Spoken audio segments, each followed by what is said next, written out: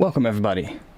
Welcome to another Friday, another live stream with Artifacts. So, no plan. I also had some issue before the stream. My MIDI controller was all reset. So my MIDI controller, I use an old Axiom 49 from M Audio, and it came with like these pre-mappings. So it has like a pre-mapped sort of like program for Ableton, and as much as some people might like that, I find it really annoying because it maps certain parameters automatically to certain things. So there's 10 sliders, or how many? Yeah, there's 10 or 9. There's 9 sliders on this MIDI controller, and those will automatically be mapped to the first 9 tracks of Ableton. And I think one of them is also tracked to, also automatically mapped to the master track, and then they will be mapped to the volume. So what happened is my MIDI controller reset itself. Because what I did is I actually went into the MIDI controller and I changed the program. So I basically just removed the mappings, and it had reset itself. So I was preparing for the stream, and suddenly I noticed while the intro music was playing that the master track was set to minus 15 decibels. I was already thinking, why do I have to turn my headphones up so loud for the intro music to be at a normal level? And I was also looking at my streaming software like, why is it coming in so quiet? And I had literally just done another Windows update because Windows forced me to do another update. So I thought, oh no, is it that again? Not again, you know, not again the Windows update that throws the audio settings off. But apparently it was my MIDI controller. So during the intro, I just quickly removed the mapping and I fixed it. So we should be ready to go. Now, there might be some issues during the stream because I have been tweaking my stream. You might already notice that the chat now has a nice lime green color. But I also did some more things, so let's just switch. I did that. I kind of like it. And that is working, it seems. So, welcome. Let me open a drink. Morning, yeah, kinda. Yeah, I kinda like it. Got a view like this as well if I want to show something in the browser. It's kinda cool. One for the webcam. Or one without the webcam, I should say. I still want to do more to it. I kind of want to do, like right now I just made a quick one, but I kind of want to add some like really subtle like animation or something, like some, I don't know, maybe a slight gradient border around the webcam that just spins around or something really slowly, just to give it some more, you know, a little bit more interesting look.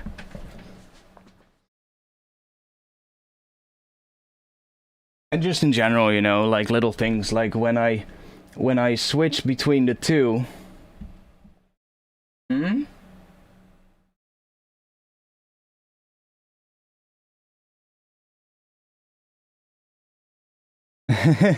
Yeah. I need a stream deck so I can launch everything with just buttons. I need to become the next TC. Get him to build me a nice new thing for me.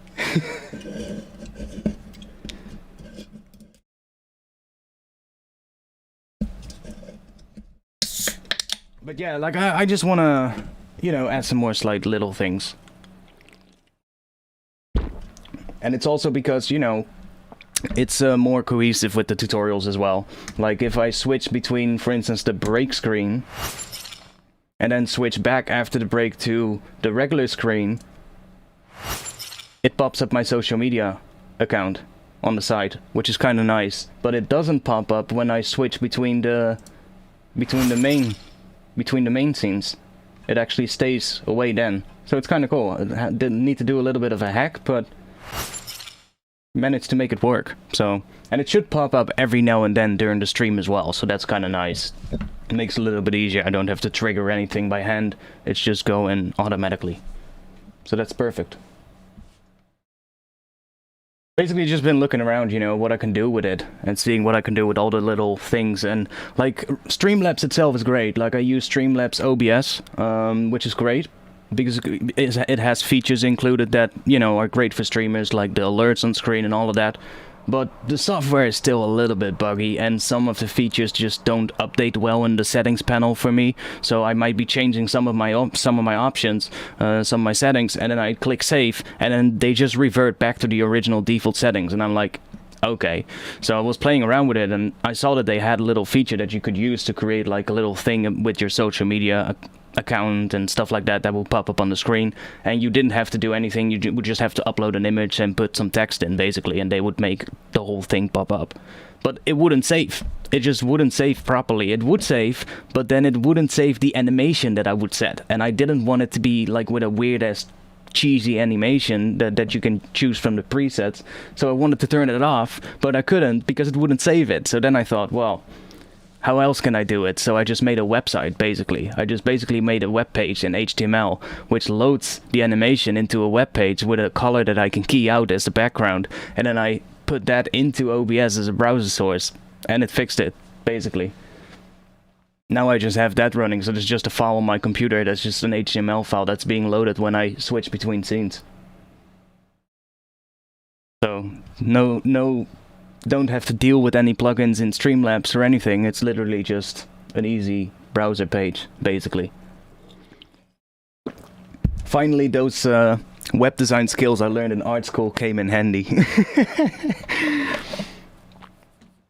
Yeah, but now I saw it because I did that, and I also had to, because I wanted to make it pop up like every, I think I set it to every 30 minutes that it pops up, and I was like, how am I gonna do that? So I was like, okay, let's see. I was like, wait, what if I just insert a JavaScript script that refreshes that page, basically, every X amount of seconds? And I did that. Bit of CSS to hide some stuff like the scroll bars and stuff that pop up when you reload, stuff like that. And it just worked. So, a little bit of JavaScript, a little bit of HTML and CSS, and that just... I figured out that actually worked, and it actually is able to parse like JavaScript and HTML5 stuff and stuff like that. So you can even like input stuff like video players, like complete video players that you're able to interact with in your streaming software itself. Like, it's pretty crazy. So in theory, you could basically write any type of streaming plugin that you need for OBS or Streamlabs OBS and just input it through like an HTML file. If you've got like the skills to write like that kind of stuff. Like, I'm not a good JavaScript guy though, so I had to, you know, browse around a little bit on the internet and see like, what's a good code to reload a page, you know, stuff like that. But I get it done eventually, you know. But it's nice, you know, it's nice.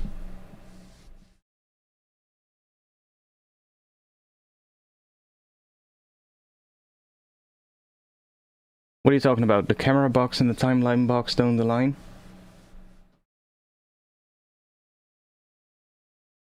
What are you talking about?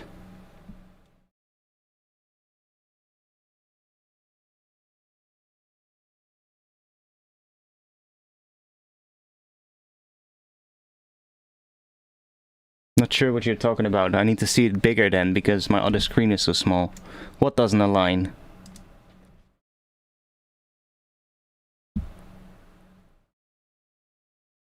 What doesn't align? There's a border between it. That's true. And this cuts off here, but that's due to, yeah, I mean, I have to change the CSS maybe to change the, you know, the spacing between the thing here. I also changed the CSS from this completely because I wanted to change the font, I wanted to change the spacing of the letters and the spacing of the lines, so I played around a lot with this as well. And like all the names are in like the same color of the rest of the stream, which is nice. Come on, go to my other one.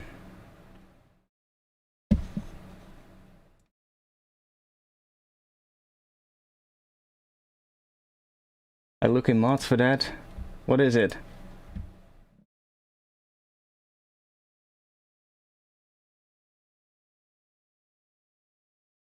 Ah, you mean that tiny little difference? Well, screw that. I can't be asked right now. I might fix it later. That's like a really small thing, but yeah. It's hard to see, you know, in the streaming software. It's really fucking hard to see. I have to basically make screenshots of like full screen Ableton and put that into Photoshop as a background, do it there, and then import it into my streaming software. But if like the overlay is one like 1 pixel off or something, then it completely screws it up again. So it's like really annoying. And like in the streaming software, there's no way to like make the preview of the stream go full screen, so I can see it properly, you know? So it basically scales that preview window down as well. So you're kind of like, you know, it's gonna sacrifice pixels, right? So if it's 1 pixel off, for instance, I'm not gonna see that in the preview because it's just squashing it down. It's so annoying. But yeah, I get what you mean now. It's a really small one. I'm fine with that one though. I'm fine with that one. It's not that big of a deal.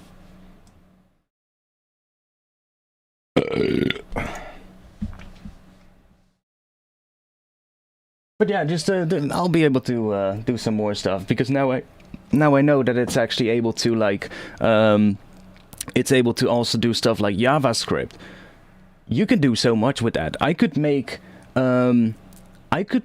custom stream alerts that pop up on the stream. So for instance, I could make an alert that when somebody becomes a subscriber on my Patreon, and then his name pops up with an animation that is all Patreon themed and stuff like that. I can make, I don't know, I can even make my camera change color if I want. You can do anything, basically. It's just, you have to set stuff up, but you can actually write overlays that are basically a web page with HTML in it and JavaScript, and with that code you can make your overlay react to, for instance, people donating or people subscribing or anything like that. It's like, you could go really deep into that, but it's just like, you know, most people just use Streamlabs or something like that, and they just, you know, use the plugins that are for it, but basically you can write them yourself. Yeah, basically, yeah. Indeed, you could do that, yeah. You could create an RSS feed of it most likely as well and just feed that into something.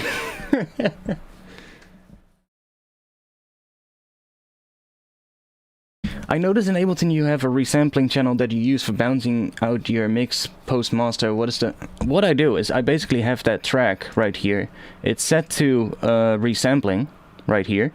So the input of the track is set to resampling, and then the output is set to external out, and then to the output that is going directly to your speakers. That way, this track is not running through the master track. So if you're doing mastering on this track, for instance, you don't want this track, when you play it back, to basically go through the mastering again. So that is also how you can really easily, for instance, reference other tracks with your track. You can make a group here, like I have a group with 2 audio tracks, and actually I should do it like this, so it's external out on the group and then these go into the group itself. So what you then can do is you can then basically put something on this track, and you can solo this track to hear your reference, and if you do this, you'll hear your own track. But there is going to be, you know, because the reference track is going to be mastered, and you have your track running through your own mastering chain, or maybe just a limiter to just boost the level up, and so that you can compare it to another track. But that way you can load your track into Ableton without it running through the master track. Just make sure you set that to an external output. And that way it's really nice. And I do the same for the resampling thing, so when I resample it, I can then just solo this track if I want to hear it, and then just go back. And that's why also these tracks are all bypassed. I just use the solo button when I need to hear it. And for this group, yeah, I just like having a couple ones, because most of the time I want more than one reference track, you know, so I just have a group for that. But then it isn't running through Sonarworks, right? No, it isn't, but if you want that, you can just put Sonarworks on the group.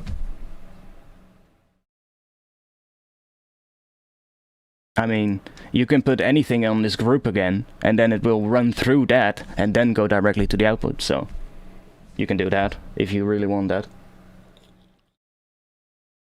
Most of the time when I'm referencing things, I don't always use use Sonarworks though. Like, I actually saw Sonarworks is releasing a new thing. It's not Sonarworks anymore. I think it's something else. Wait, let me search. Sonarworks. They were doing a new thing.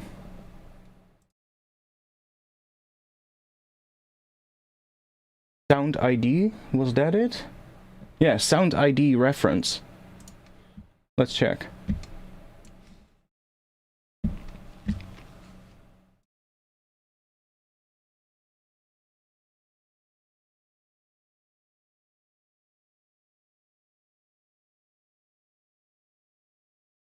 No, this is actually the new Sonarworks. Sound ID reference software calibrates your speakers and studio headphones. It's basically the new Sonarworks.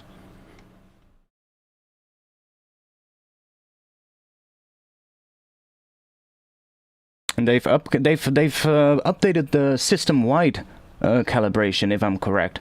So it should be working a lot better now. That's at least what I was seeing from it. That the system-wide thing is now completely upgraded, and it should work a lot better than what it did before. I always use the software plugin because the system-wide thing just didn't work properly, especially because I'm also using Voicemeter, which is another sort of like thing that's in between all of that, right? So the system-wide thing was kind of just screwing up with that, so I'm really curious to find out if it actually works now for me. Oh, that looks dope though.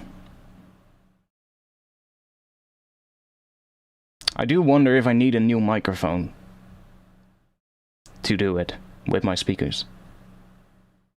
I hope I can still use the other microphone that I have.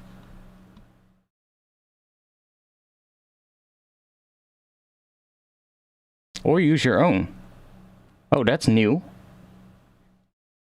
That's new. I think in the past you had to use one of their microphones, right? You think the chat preview hung up? Really? Is it that time again? No, it's not. I see a new one popping up.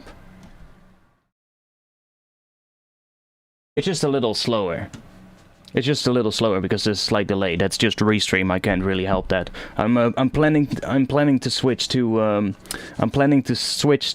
Streamlabs Prime, which is going to cost me a monthly amount of money, of course. So if you want to help and you want to help do that, then you can donate.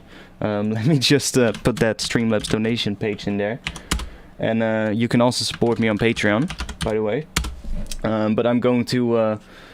I'm going to probably switch to that so I can do multi or restreaming. No, I can multi-stream to like Twitch and YouTube just using Streamlabs itself and not with Restream, because Restream does add a latency, which is a little annoying. Yeah, okay, I understand. Like, you need a measuring microphone, of course. It's like it's a. Well, no, here, look. You can use any omnidirectional condenser measurement microphone. Okay, yeah, okay, yeah.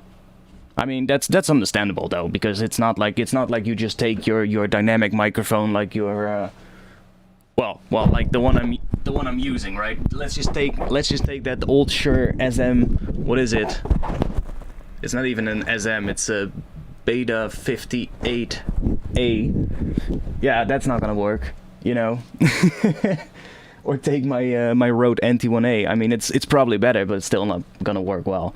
You need like proper microphones to do this stuff. But I think before you could only use their microphones. You had to buy a microphone from them, and it came with this calibration profile, and then you would be able to, you know, tell the software it's this microphone, and the software would know like, okay, I have to calibrate for that microphone as well, because of even like two microphones of the same type are not going to be exactly the same.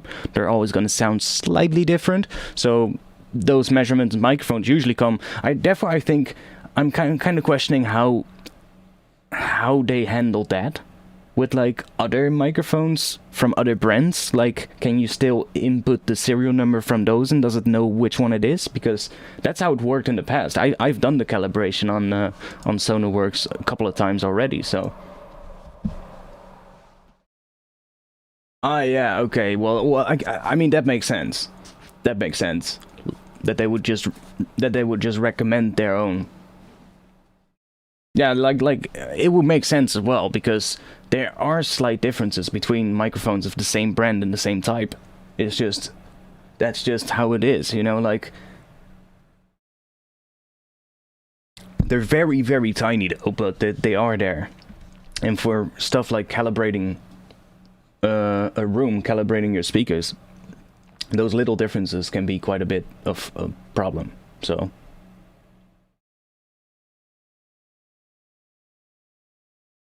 yeah, but like they should have an entire database then of all the different, you know, the different microphones and the ones that are made, and that's gonna be a huge thing.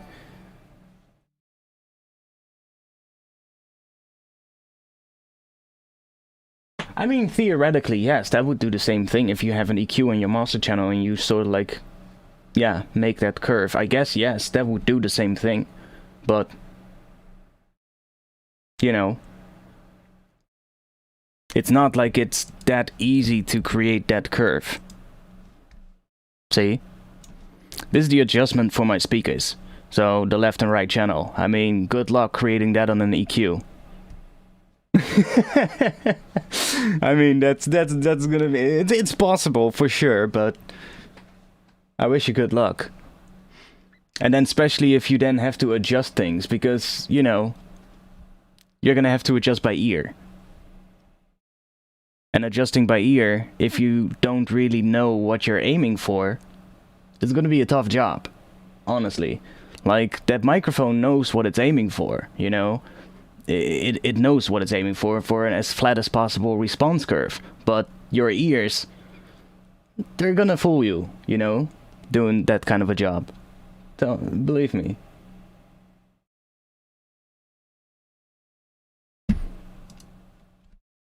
Alright, why is it on that one? I mean, I usually don't use it during the stream. I can actually, I can use it during the stream if I set up an output somewhere before Sonarworks that sends it to Voicemeeter, I think, but I haven't tested it out yet.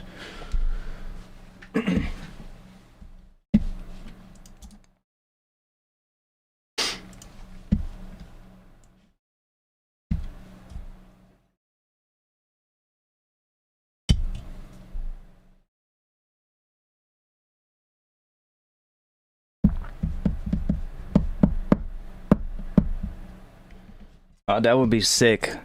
I mean, my ears aren't perfect either, so that would be absolutely sick. Yeah.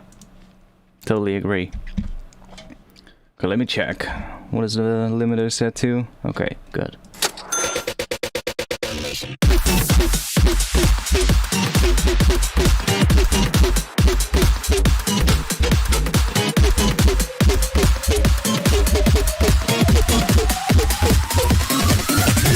We're getting a train, a small one.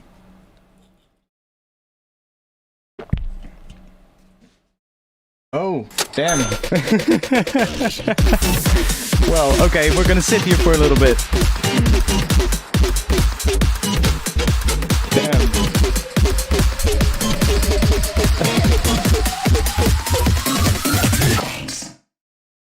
Did you guys set this up? That you timed this all right?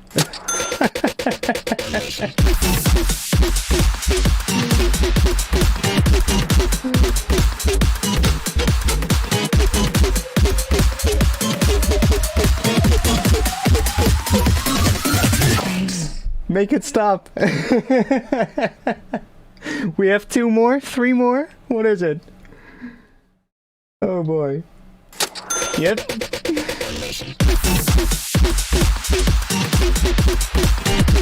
Oh man.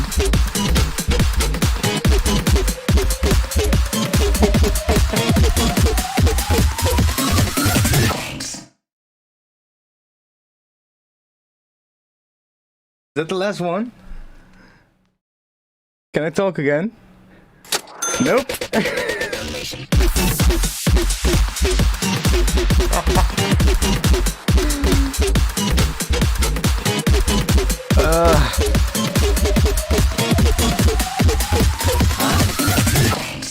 I don't know which party it's from, Thank you but I for think all your free content.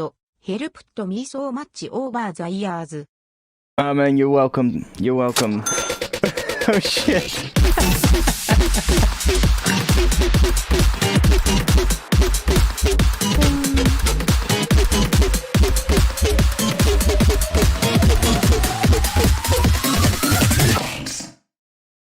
Good stuff. Keep them bangers coming. Damn, I think that was the last one.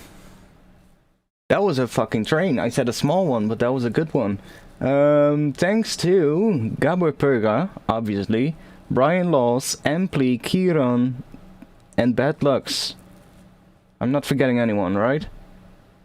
I don't think so. Thanks a lot, man. Holy shit. That was like... Yeah, that's a good one. Thanks, man.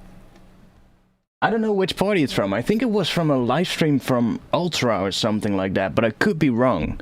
I think I once found it. I was once I was on Discord or something, and I was looking for a GIF. And I think I found it on there, and I then went to Giphy and I just found it on there, and I downloaded it and was like, oh, that's the perfect fucking donation GIF. But I think it was an Ultra party or something like that.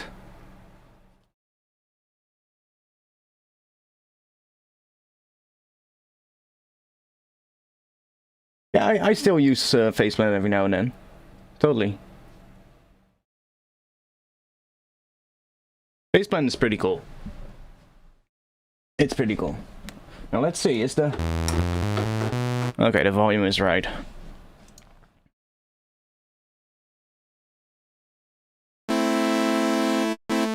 Also, I found out I really have to start going to look for a new MIDI controller now, because I have one key of C that is only able to output 100% velocity.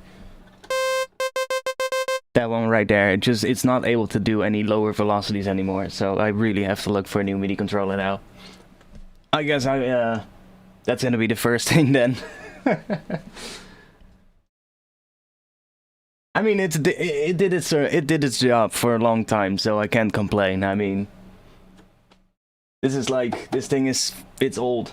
It's ancient at this point, I guess.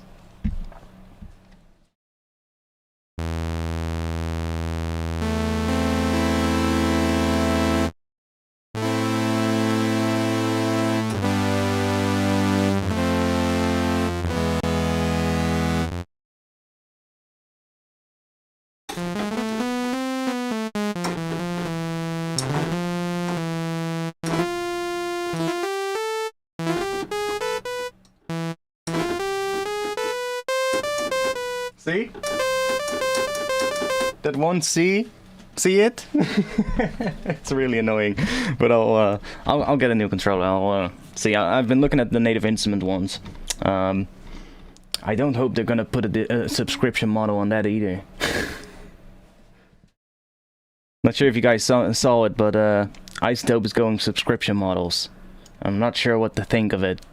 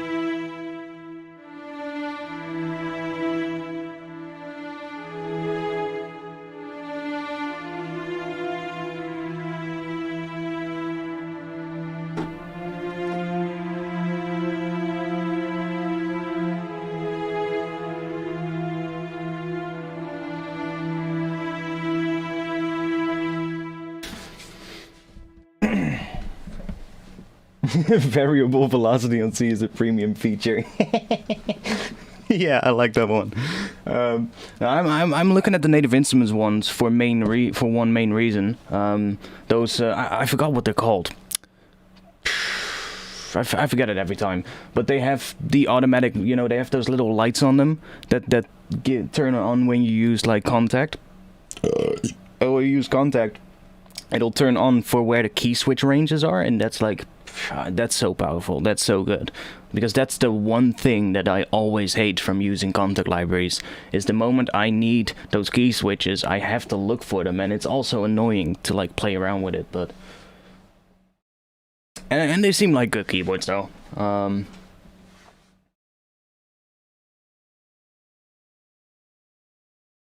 Well, they're not, from what I read, what iStope is gonna do is, they actually launched it, I think, yesterday. There's now a new Ozone available, a new Neutron and everything, and they're called Ozone Pro and Neutron Pro, and they're like a pro subscription model.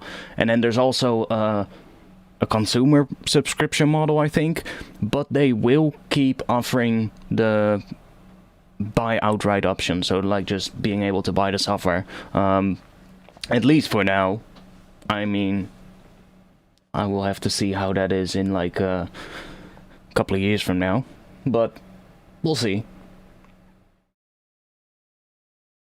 I just hope they're not gonna pull a full-on Adobe move on us, that's the main thing. We've been talking about it on the Discord server as well, and like, the whole thing that Adobe did is basically like, it's great for like people that are just hobbyists or amateurs or just want to play around with a piece of software, or people that are not usually, or like people that normally wouldn't have been able to buy it because of the high entry barrier, because of the price, right? It's good for those people. But for the actual professionals that are using your product, it's a big FU, basically, because they are going to be paying a shitload of more money than they would have paid when they would have been able to buy the software in retail price. And like, Adobe just pulled the entire buy outright thing completely from their systems and just went full subscription model, and it pissed a lot of professional people off in the creative community, for good reason. Like, I mean, and I just don't hope that they're gonna do that, That would absolutely suck.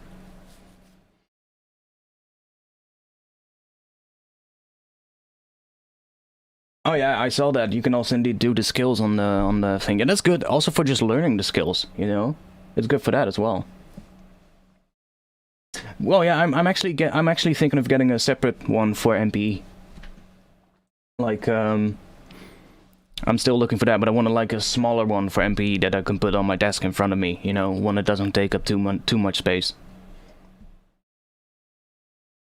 Yeah, I totally agree with that. Rent to buy is I'm fine with that. If you have to rent it for a couple of months and then, or for a year, and then it's yours, I'm fine with that. I'm also fine with paying for updates or paying for upgrades. Like if it's major version upgrades, sure, I'm up to pay for that and support the developers. But don't force a fucking monthly thing on me, I just don't like that. It's the same as like having like, having a loan and having to pay it back every month, which is also something I don't like, and I prefer to not do, because I like, I like to know how much I'm going to be spending every month. It's just, Yeah, I haven't looked too much at the Roly ones, to be quite honest, so I have to look at them. But for now, I'm basically... I kind of don't want to buy anything at the moment, because I want to go to the audio store, and the stores are still semi-closed. There's kind of opening up now again here, so I'm gonna have to look if I can make an appointment to go to the store, because you basically have to make appointments at stores right now here to be able to go there, and I'm not sure how busy it is, because the stores have been closed for a long time, so it might be quite busy at the moment. And if I'm gonna buy a new controller, I want to first feel it, I want to feel how the keys feel, I want to check it out.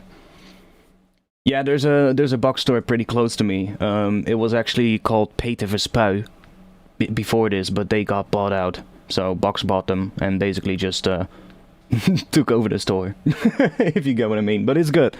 It's good. It's a bigger company and they have more like leverage and stuff. So, and they have other stores as well. So if something is not like in stock, and it's in stock in a different store of them, they can actually bring it over. That's great. And the other store that was there before, it was just like I think it was only there. I think it was only one location. But it's like, it's pretty close to me. I can just bike there, you know, so it's great. Although when I'm gonna go there for like a MIDI controller, I'm not gonna go on my bike.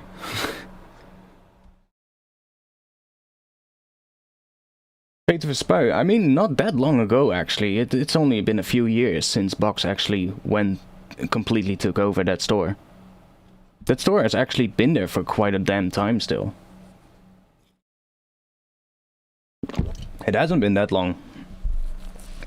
I've only been there like, I think, 2 times when it was Box. I know that it hasn't been that long ago because I've actually went there to see if I could get a job.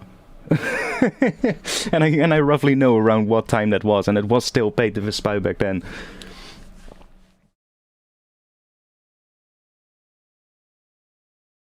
It was a nice store though. It was a good store. Always had a lot of stuff available.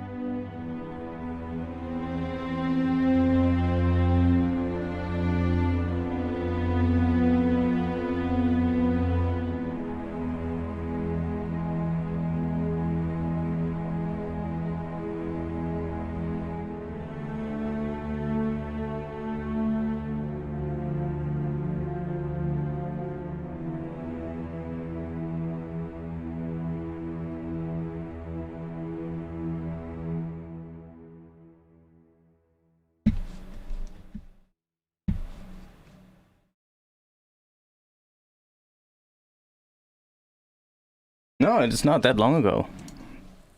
2016 seems about right, yeah. Seems about right. Can't recall it's been more than 5 years. When I went there to get a job, they actually told me that they were that it was gonna be taken over by Box. So that's why I also wasn't able to get a job there. But and I think about maybe 4 or 5 months after that they switched. So, can't really be more than 5 years.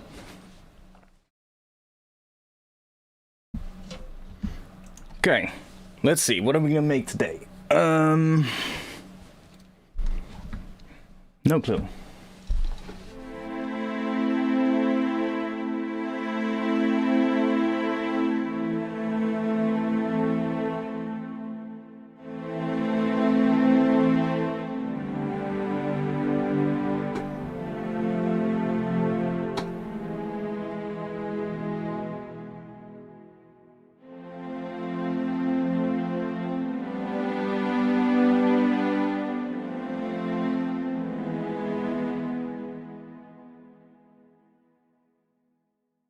I have good strings, that's not the problem, I'm just...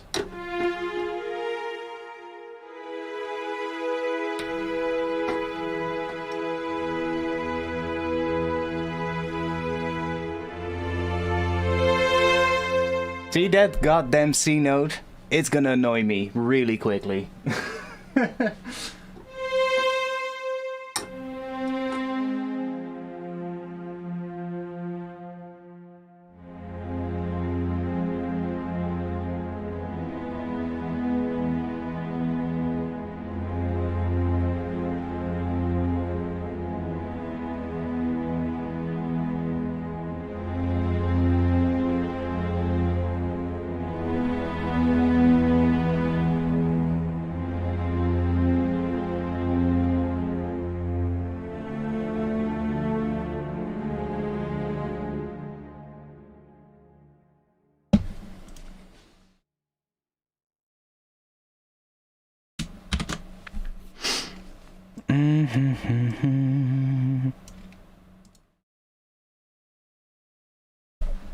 Do these still work? Ah, nice.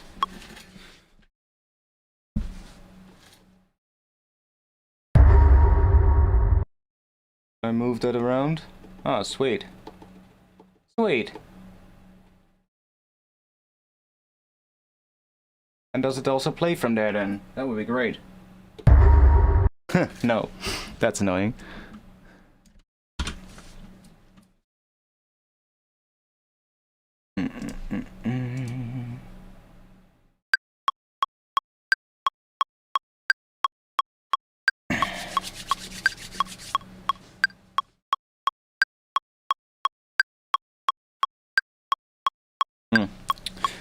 Not sure what you guys are talking about. Is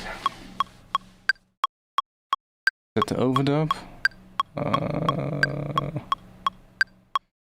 Maybe I don't want to loop it. Might be better.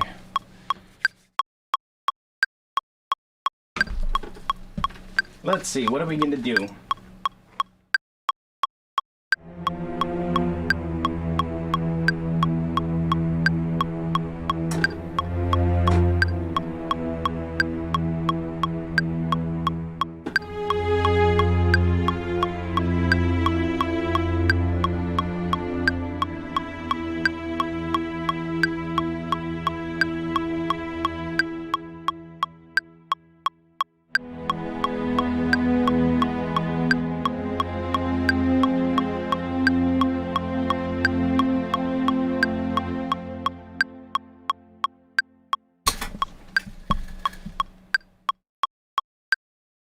What are you guys talking about?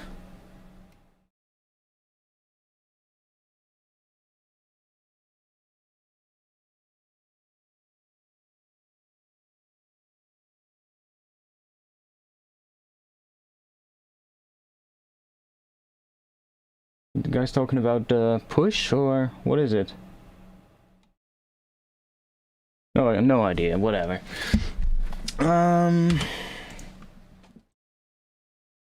I'll get back to Omnisphere later. Let's what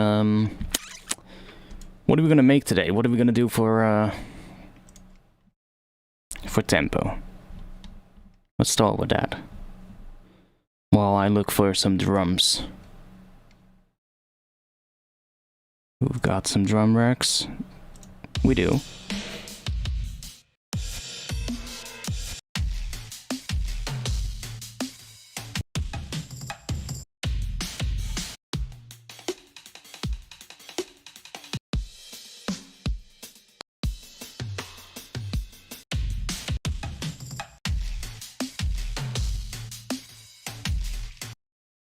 Like that one. 200 beats per minute. Go fucking speedcore.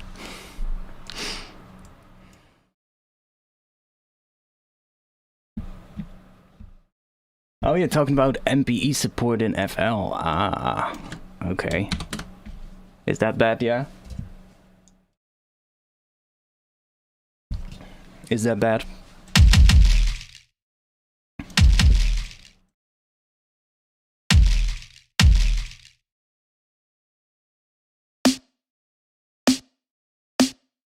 That's a bit of a anti-climax snare after that huge kick drum.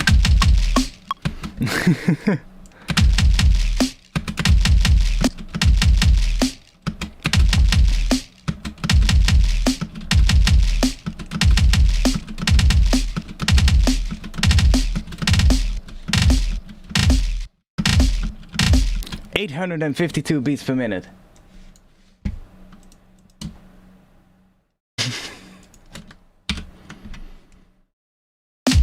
I want to know what I want to know what it sounds like. It's half time though, but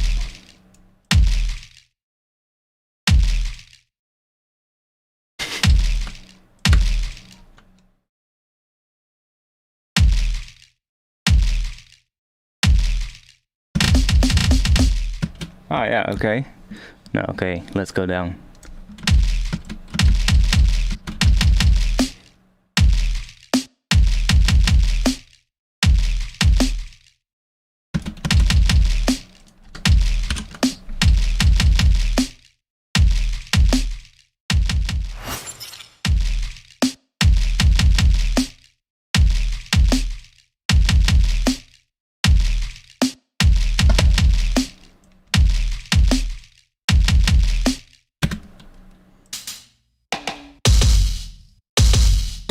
Oh, we have more things. Do we have more snares?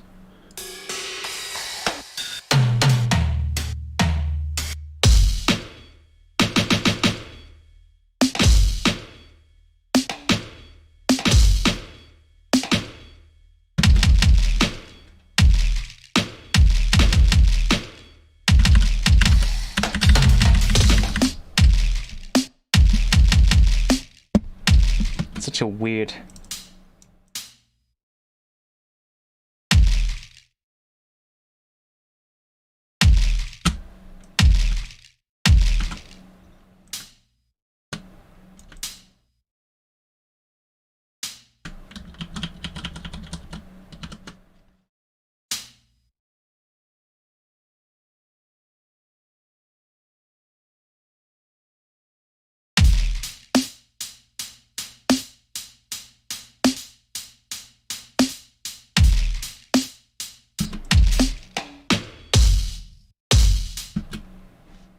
Why are they so long? Can I change that? Come on. Please give me a release. No. Why you gotta be so annoying? Ah, and it's in multi-sample mode, even better. Hey, it is mapped. Where is it mapped to? Sample attack? This one then. That's sustain. Okay, whatever. Sample cut. Ah, okay. Sample cut.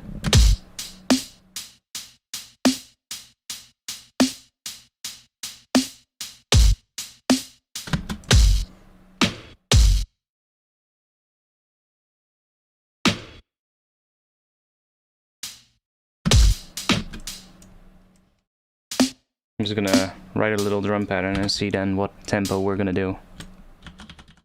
Kinda like that.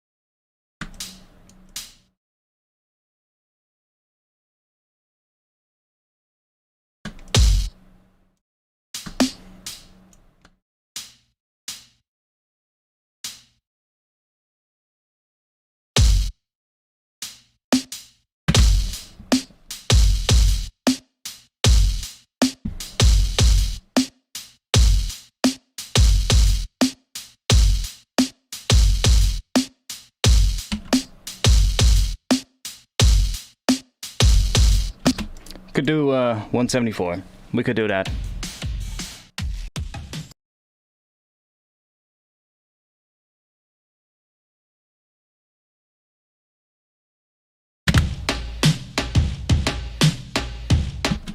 This one has more percussion sounds. That might be nice.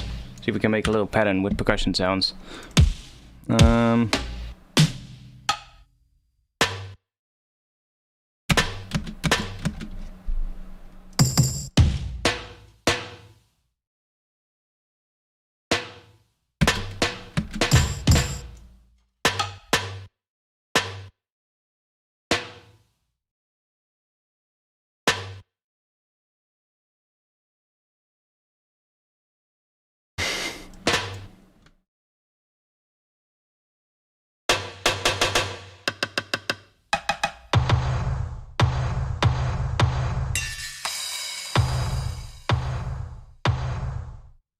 Could we do something with that one? That one is kind of cool.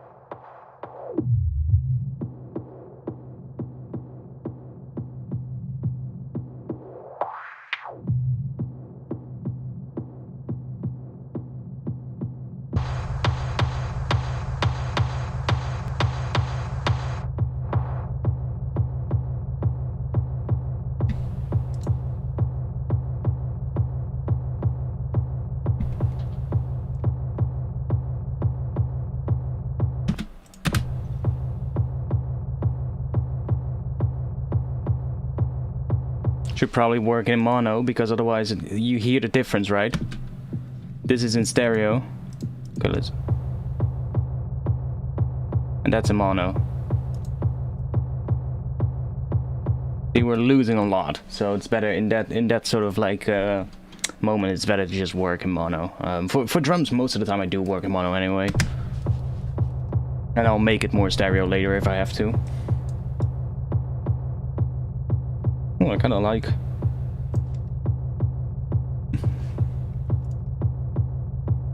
There is a frequency in there, like right around here.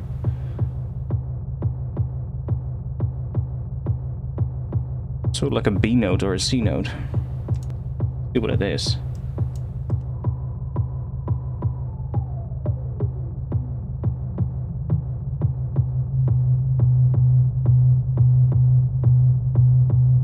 Looks about B. That is a perfect fifth above E, so we could work an E. That would be nice. See if that works.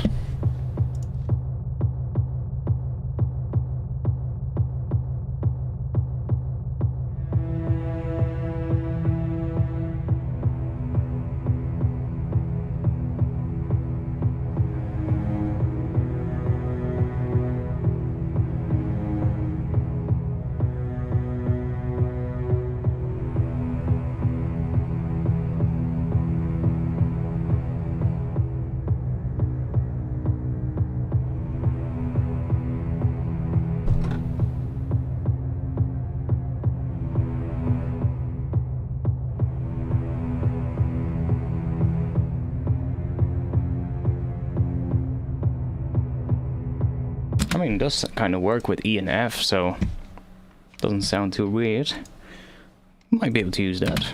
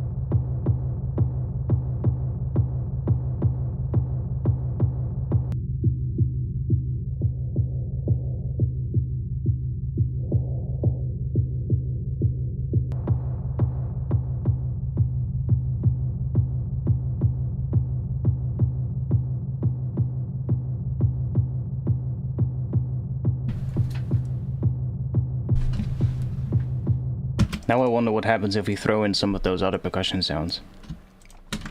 So let's say, for instance, we have this continuing, and then at the end we do something else. Because we have like...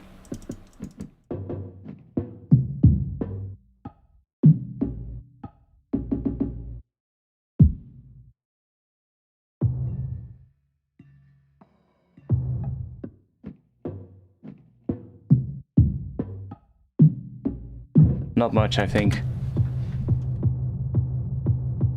That string sound is just a patch from Omnisphere.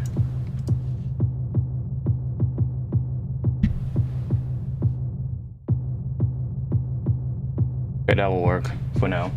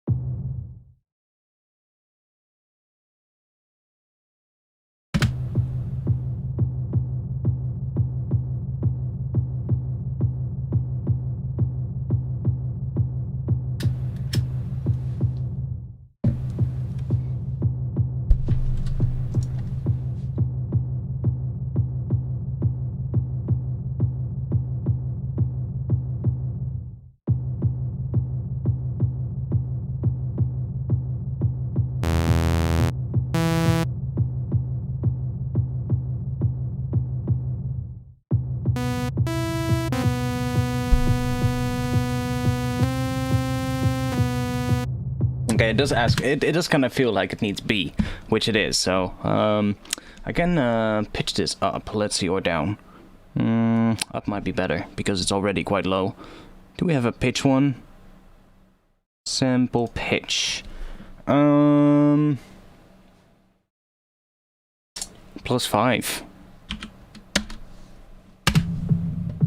Oh, that sounds weird. Let's do -7.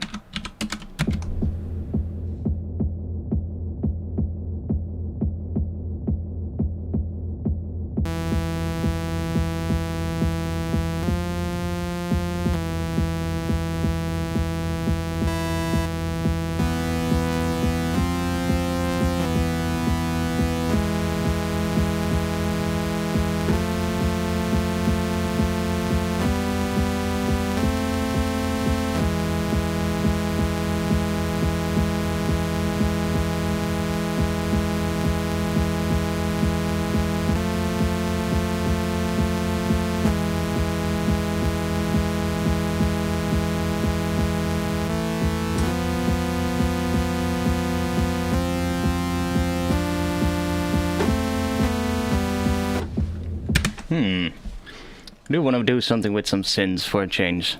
Let's see if we can do that. So yeah, this is definitely better with E though.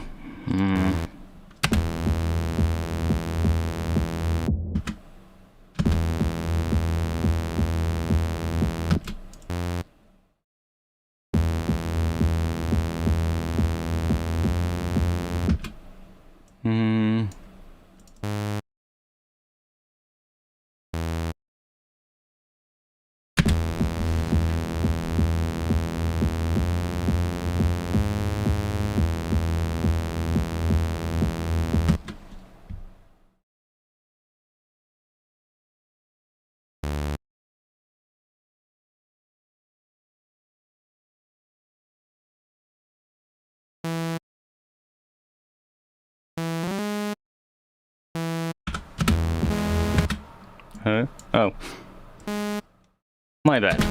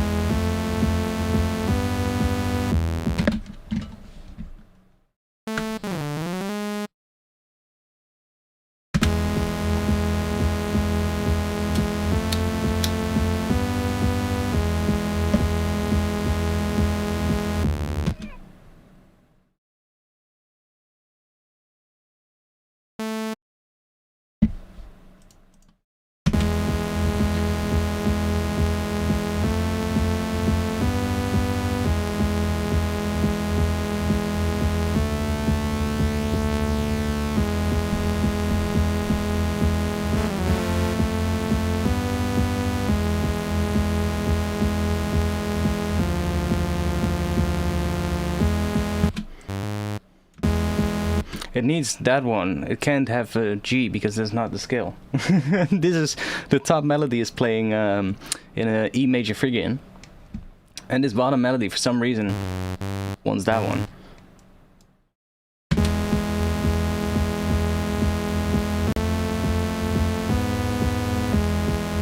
I mean, it kind of works too.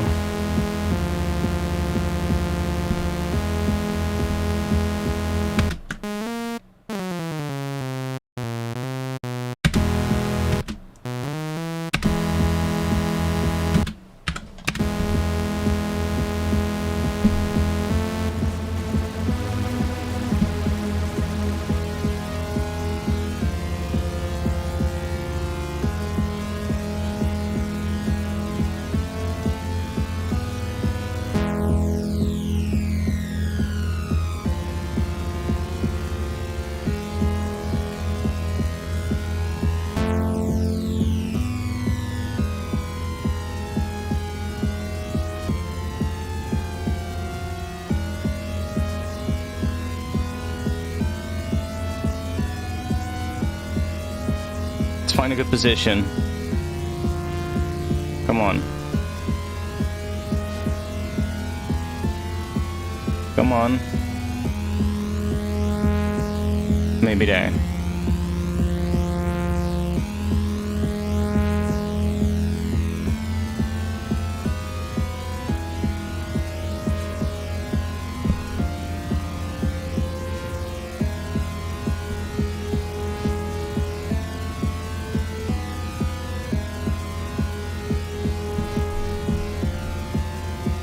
Yeah, it does. You can indeed. You can go in here. I think the super one's kind of nice, but they're kind of limited though. Like they don't really make that much of a change.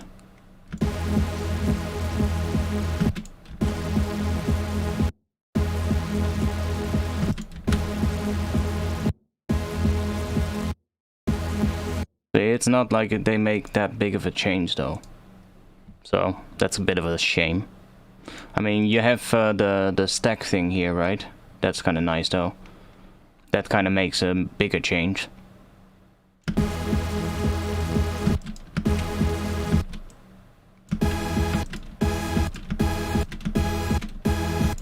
But see, like still then, those do very little.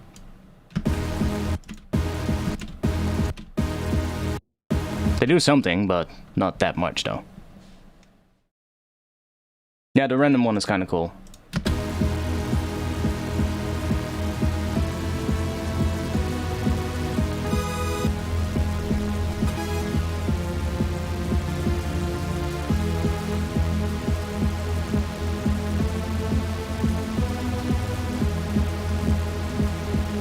I don't really use them a lot, to be honest.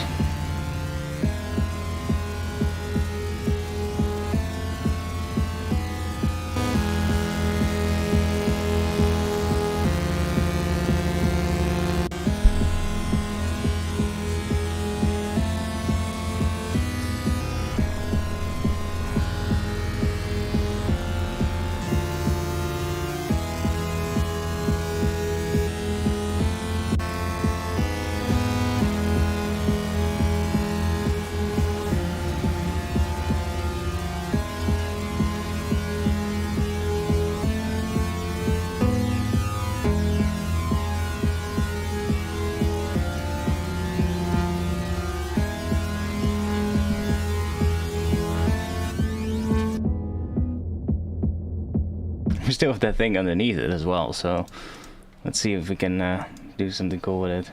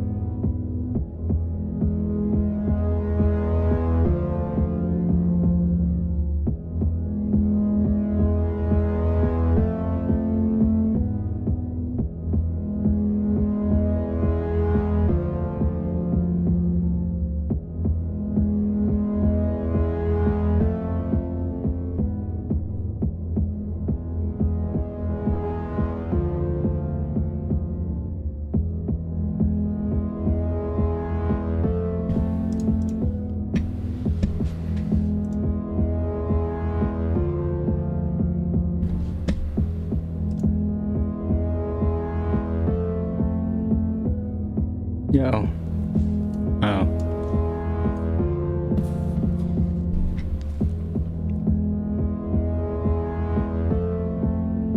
Oh, we don't need that actually.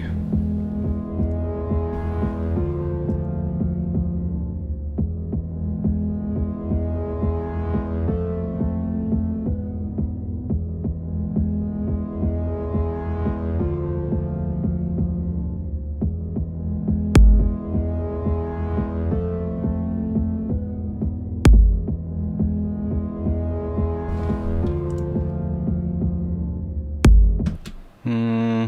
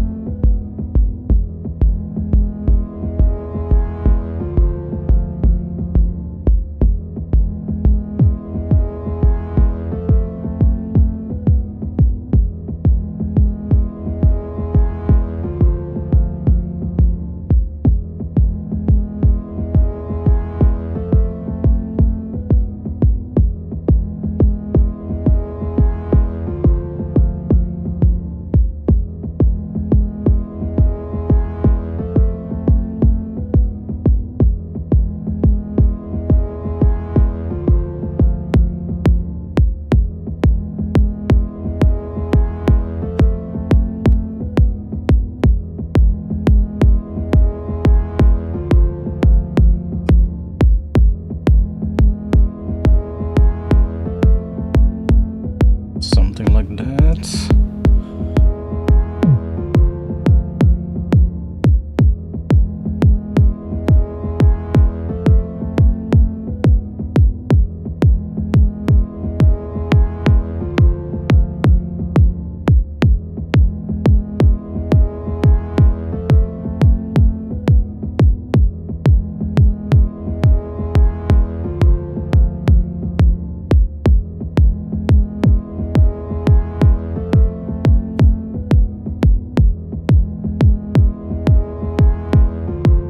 You can tweak this for hours, that's all the other thing, you know. It's just, you can keep going. Then there's this thing as well.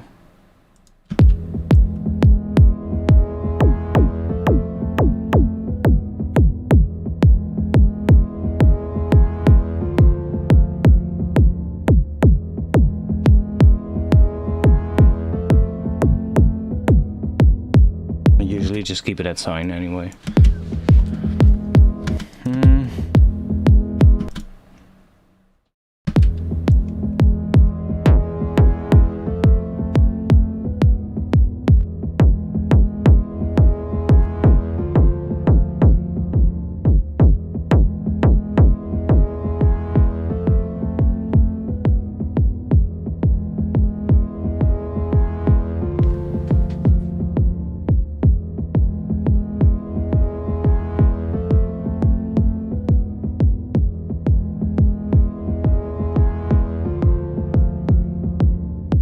But it's a really good tool though, for like making kick drums. The main advantage it has, for instance, over I guess Vital or Serum, is that this window is basically just bigger than the okay, I guess you can just scale the plugins these days. I'm not sure if this one is if you're able to do that. Serum you can scale it. Vital I'm not sure. Haven't tried it, to be honest. But I like it that the window is nice and big though. That's quite handy. And that it displays the pitches. That's quite helpful as well.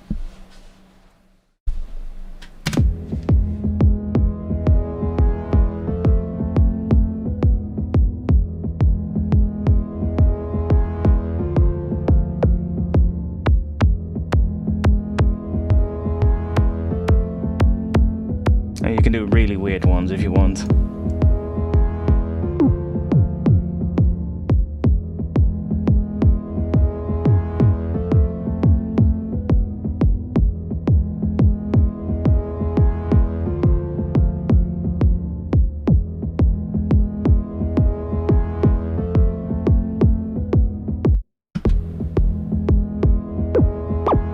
It's also weird that you can do the curves like that, so that it curves beyond this point. That's really awkward, though. I'm not entirely digging. No, I don't really know if I dig that.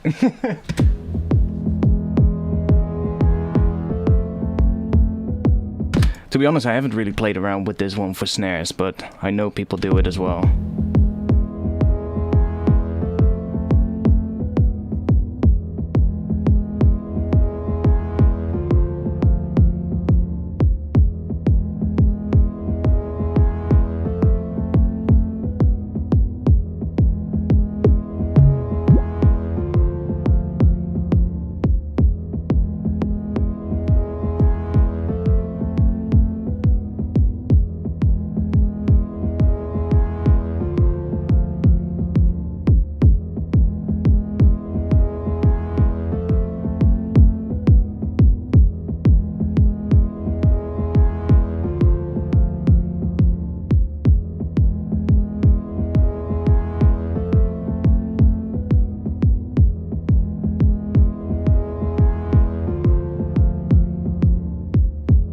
Yeah, I guess that I've also been playing around with that, like doing like really weird stuff at the transients, like you can zoom in, I think, in some way. I forgot. Oh, here at the bottom, like going in here and then like zooming in quite a bit, and then here at the transient doing something really weird, like I don't know, you know, like something boom like that.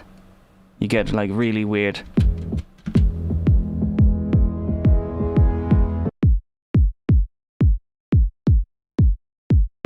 So quick though, but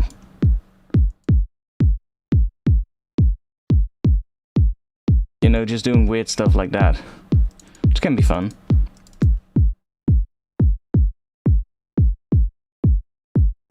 You don't really hear it a lot because I changed that as well.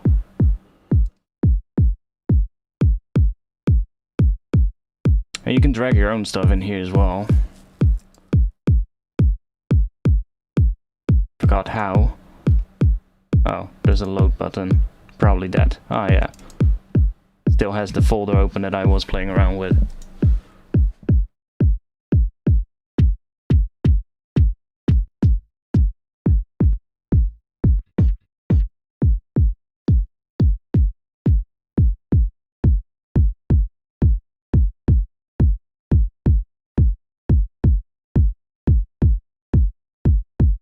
What's my kick track? This is my kick track.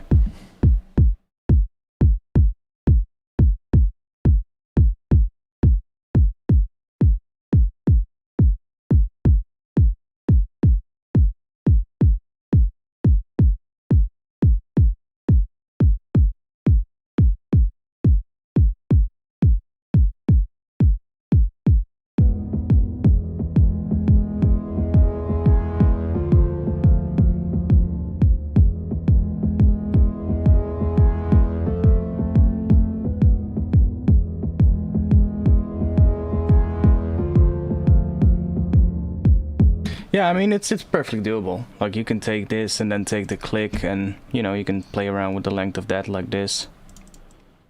You want a really short click. It's a pretty nice plugin though. I really enjoy using this for making drums.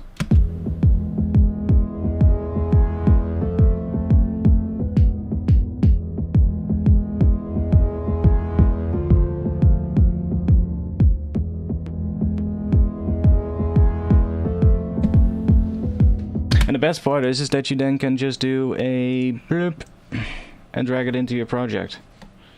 That's so easy.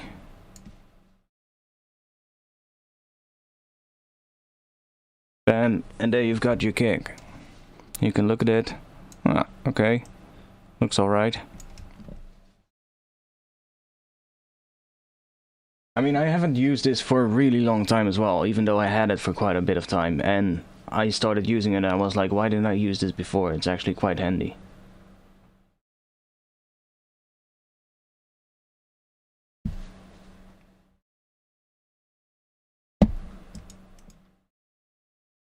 But I'll just use the MIDI for now. That's fine.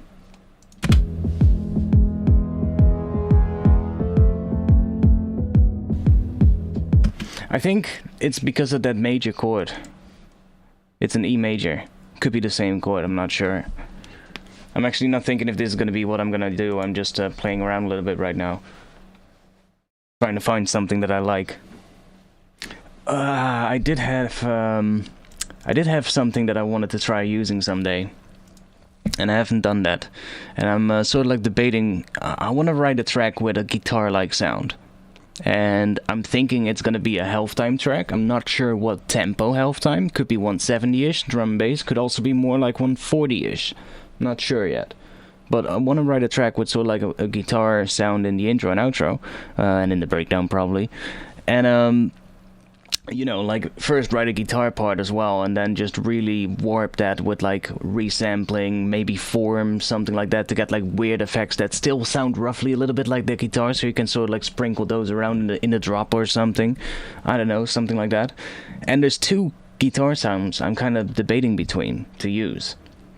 One is the flamenco guitar in Omnisphere.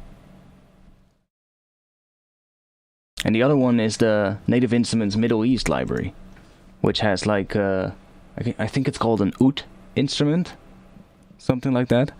No, definitely acoustic, but with a spicy sound, right?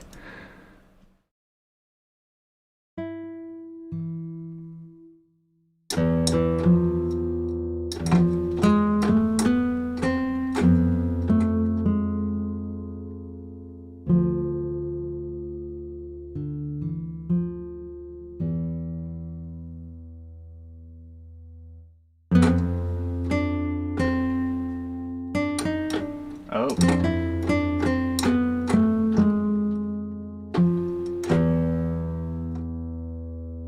I don't want to go up too high, because then we get this one. That's that C that is stuck on 100% velocity. I'm not sure why. I think it's just broken. Probably the switch underneath the key. It's a known thing that happens with these controllers, but... Yeah, definitely. The flamenco is definitely all about Phrygian. Well, there's three scales that they use a lot. There's the major scale, Phrygian, and I think it's harmonic minor that they use a lot in flamenco music. In fact, we can check, because I found something before the stream, because I was kind of thinking about this before the stream as well. And I found something. Music theory for flamenco. But it actually included a lot of this stuff. See, major scale, natural minor, and F, and the Phrygian mode is what is used a lot. And then of course harmonic minor and melodic minor tend to be used every now and then. But major Phrygian is one that's used quite a lot. And in E as well, and that's really good, because I know the E major Phrygian scale.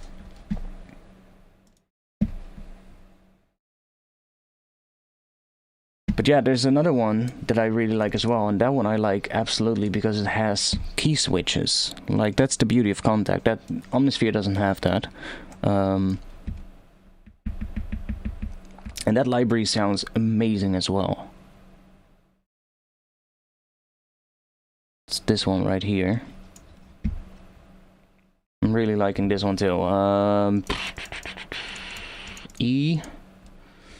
And then... yeah, that one. Apparently that's called Hijaz.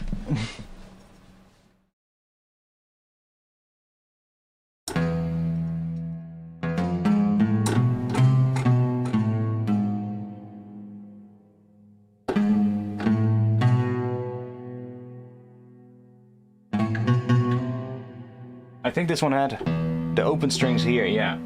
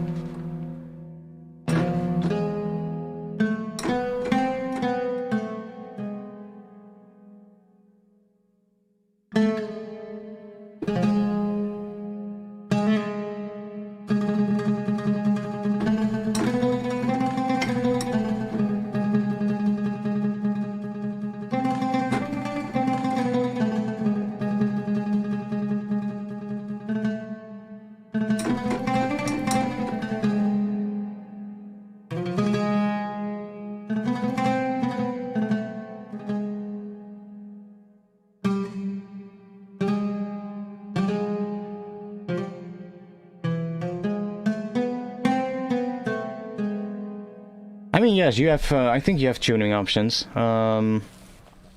Like right now, it's at the disc hill, which is not exactly. I think it's not exactly right. Not exactly. This is not what I'm looking for. There is a. I think there is a section somewhere where you can change the scale itself. The aftertouch. Aftertouch does quarter tones. So if you want to have an aftertouch, you can.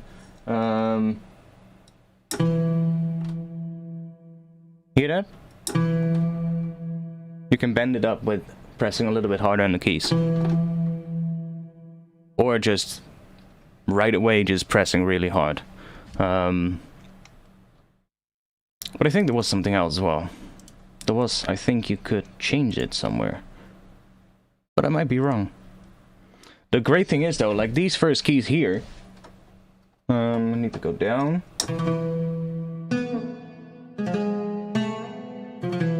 Those are actual patterns, and you can play those. You can even drag the MIDI from here into your project, and you can change the speed of the ones of the pattern here. But the great thing is, because the pattern is MIDI, you can go in here and change any of these scales and change the root note of those patterns, and it will actually change the individual notes. So that's really nice. Like, if you're not that good with playing, or you don't want to play around too long and you just want to have a little pattern,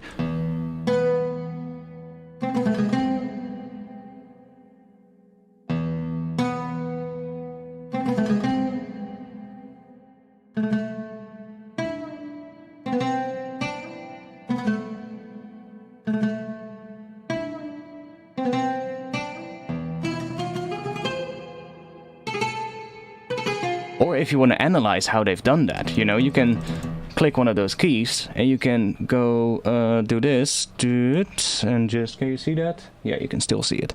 And then drag it from here, whoop, in here, and you can see exactly what they've done to create that. So we can go in here and we can see the key switches down here. And then we can see the notes here. So it's actually pretty simple, that pattern. It's just mostly done with the key switches to get the right sound.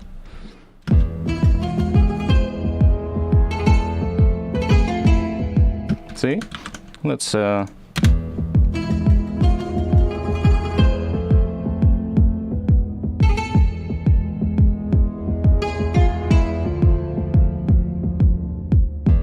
I'm debating which one to use. I think I want to use this one because it has the key switches. You get more like stuff out of it.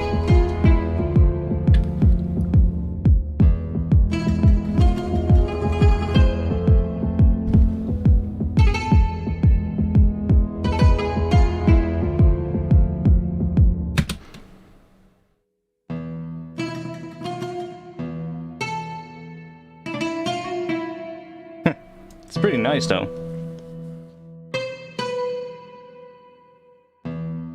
But I think in here you can change those patterns. Yes, see, you can change the patterns itself as well. You can go in here. Well, I think those are just the presets. Anyway. Well, there's quite a few in there actually. Interesting. But I usually just write my own patterns with it if I want to. But it's good for like inspiration though.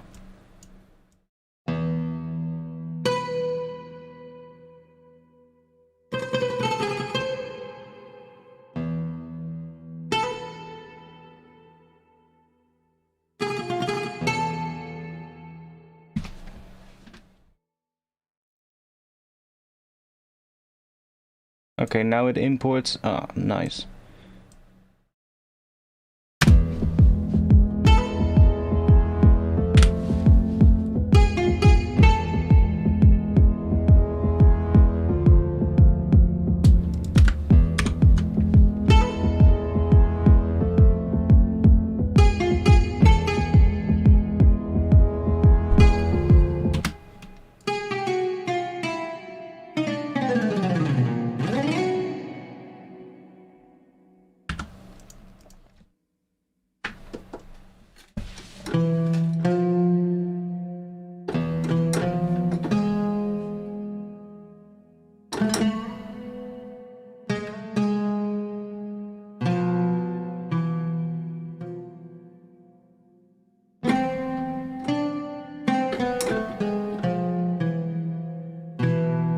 Usually I add the key switches later because it's really annoying to play with the key switches, especially because my keyboard isn't like a full range keyboard, and those key switches are pretty much all the way down there. So you need that library, and it's only one sound of the library. Can I switch it from here? No. It's only one sound because there's a whole bunch more like we can get.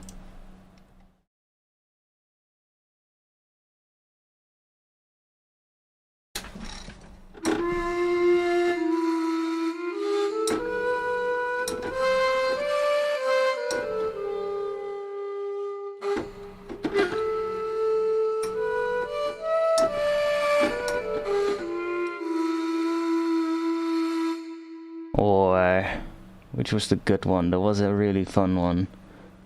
Forgot which one it was. I think it was this one. I should go to... Oh, it's already on that one.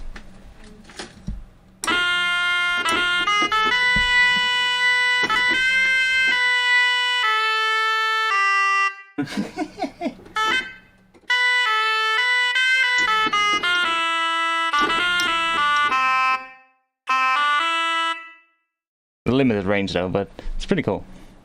Some pretty instruments, and of course this one is pretty good too. It's also a string instrument, I think, yeah.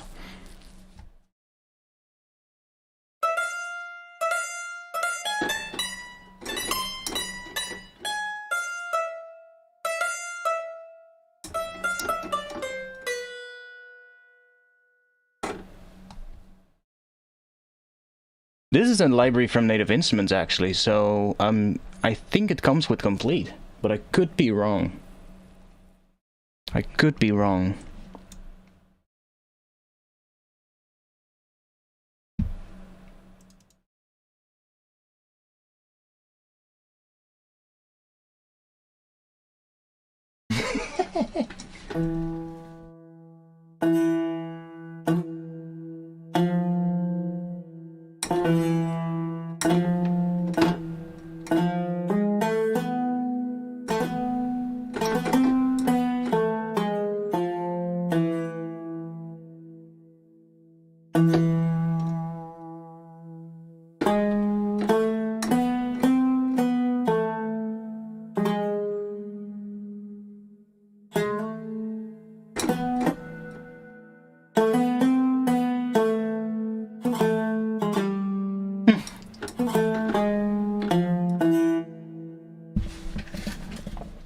I'm not sure if this one comes with complete. Not sure. Middle Eastern strings. What's that? Oh, nice.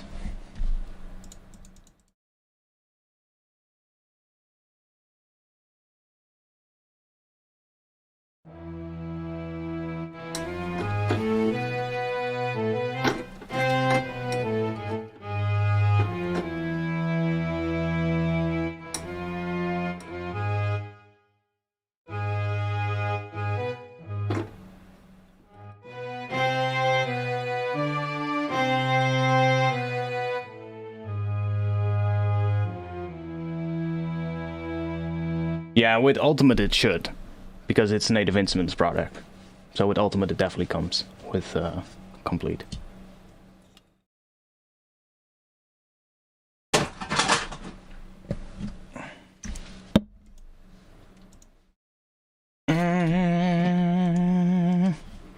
Yeah, but I kind of like that other one. You know, the that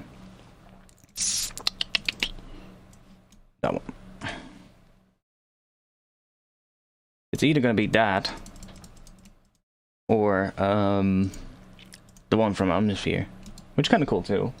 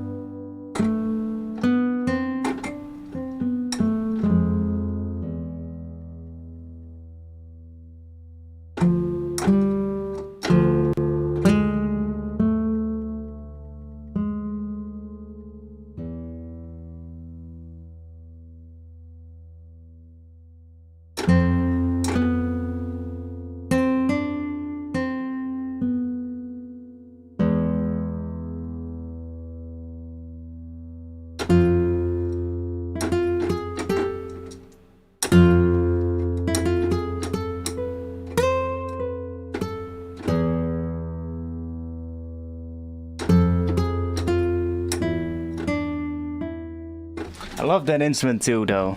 Like that flamenco guitar from Omnisphere. It's pretty nice. And it works in the same scale. Not sure about this one. It doesn't have the pitch bends on the high notes. Yeah, that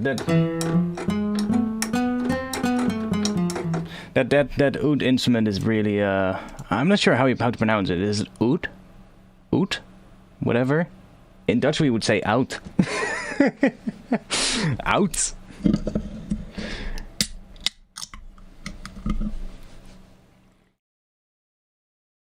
But it's a really beautiful instrument. I agree.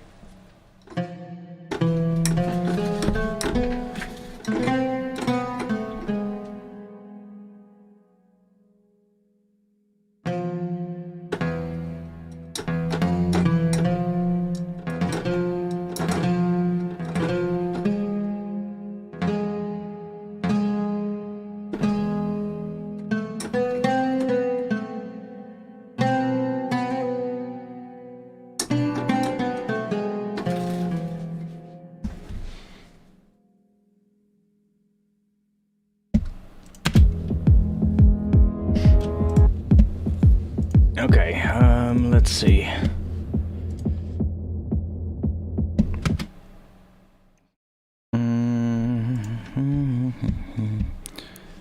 What should we make first?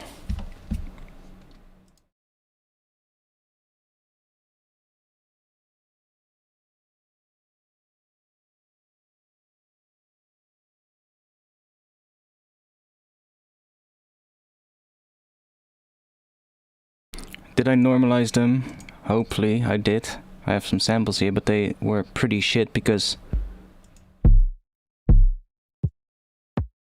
they're not clipped anymore. They were all clipping. It was like somebody uploaded samples from like a nice hip hop sample pack and shit, and all the samples were clipping. Like literally all the kick drum samples were like clipping with 25 decibels or something. I was like, okay. So I just batch normalized the entire thing and it worked. There were some dirty kicks somewhere in here.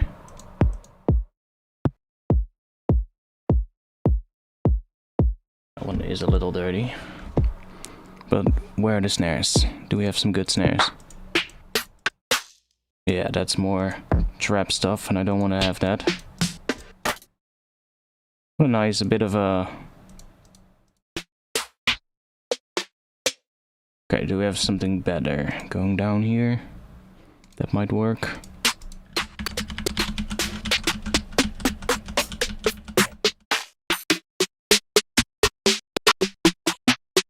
I want to make some drums first, I think.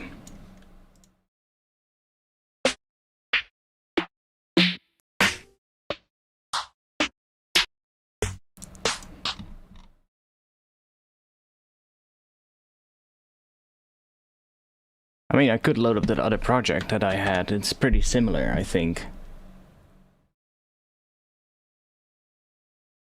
Let me check. Was it this one? I think it is this one.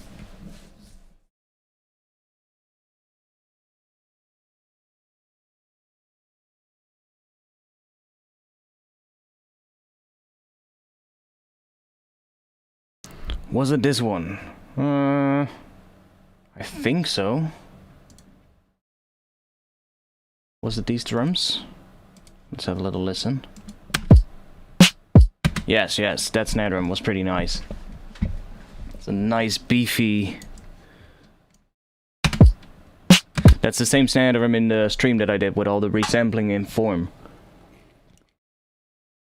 Which was kind of nice. Let's see if we can use that. I have this here. What is that? Okay, some ambience. What key was this in? Damn it. Let's not move the bass group into the drums group. What key was this in? Ah, see, it is an E as well.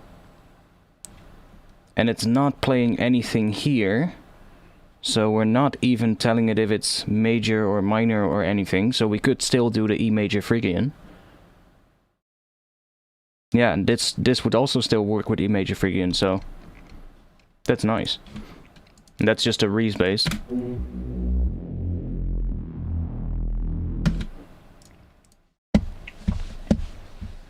Because if I'm gonna use that guitar stringed instrument, how I want to use it is basically as like probably just resample the heck out of it and then just filter the heck out of it and sort of like make it come in and with like a bunch of reverb on it and just basically take short little bits of it probably to give it that, you know, little bit of that kind of vibe, right?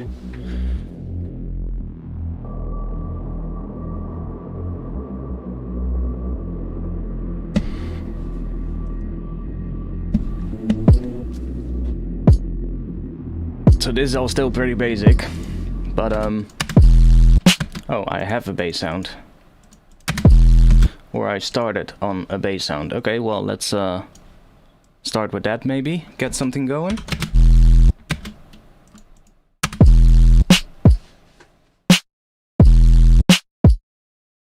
Now I have all those resampled bits as well that I have from one of the previous streams. And there's a lot of stuff in there.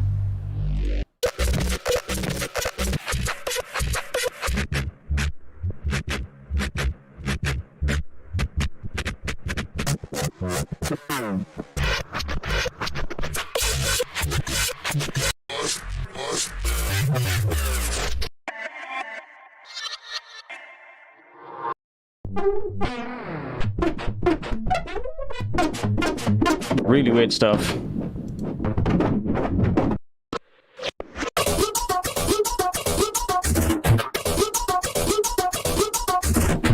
Like at this point you just have to fucking take one of those bits and just start moving them around and see what works and what doesn't, because when you hear it by itself it's just like, what the hell is going on?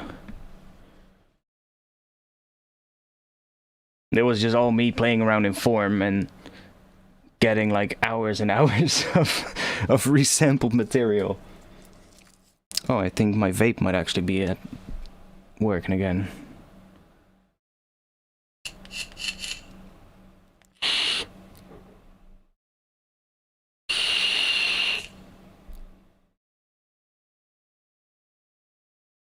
Yep.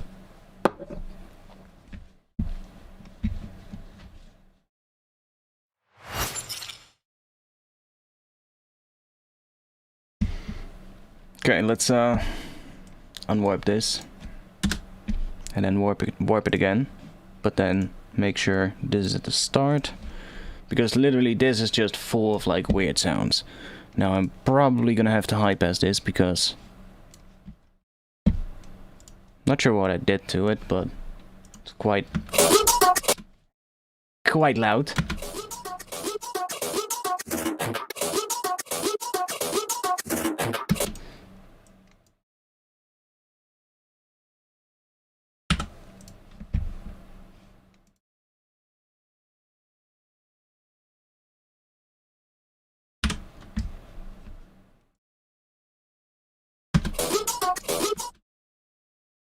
Like, there's so much in here.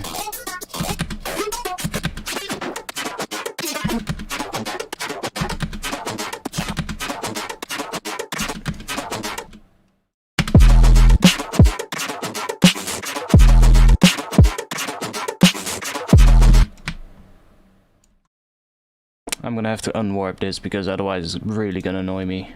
Just unwarp it so I can do that. That's way easier.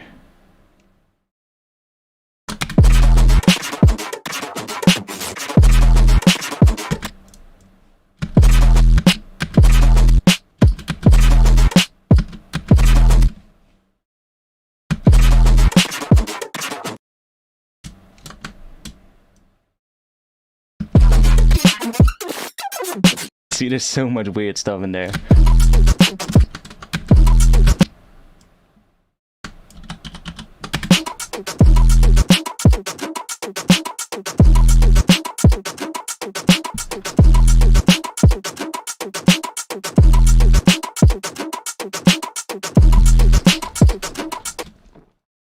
could work.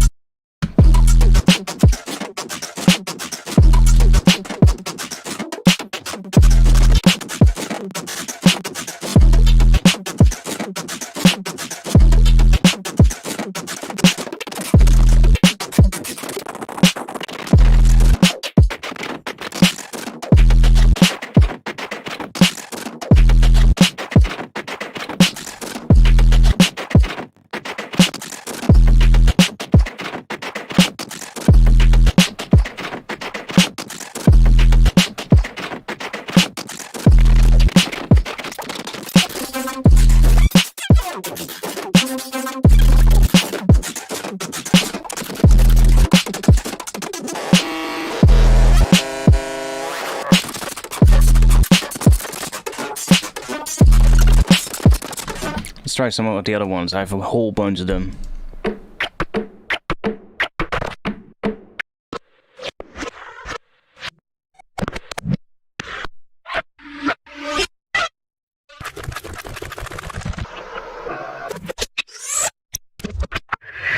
That one might be cool. It's all reversed kind of sound, so that's gonna give a completely different vibe.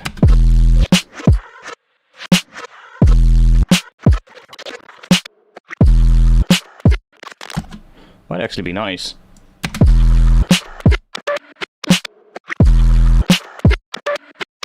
Ooh. I like that higher beep. Ooh.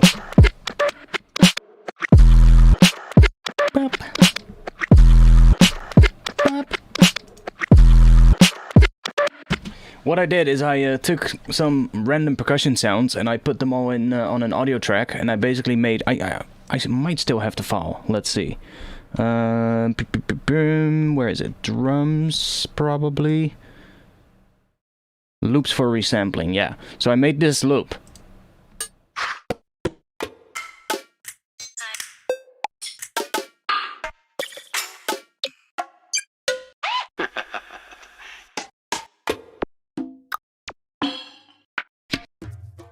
And then just that. Couple of weird random percussion sounds. And I used that and I threw it into Reactor's Form, which is a plugin or an instrument for Form from Native Instruments. Form is an instrument for Reactor. Holy shit, my bad. And with that, I then used it to it's sort of like a granular resampler or something. And with that, I used that to kind of resample the whole thing. It's kind of nice. It's kind of nice. Gives really interesting sounds.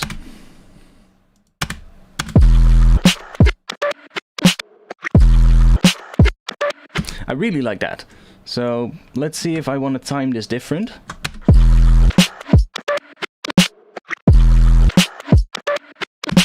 Or do I actually want to make it late? Like this one, I think, see, I'm gonna have to chop it up, because this one is gonna do this, so it's probably gonna end right here on that kick, so... See?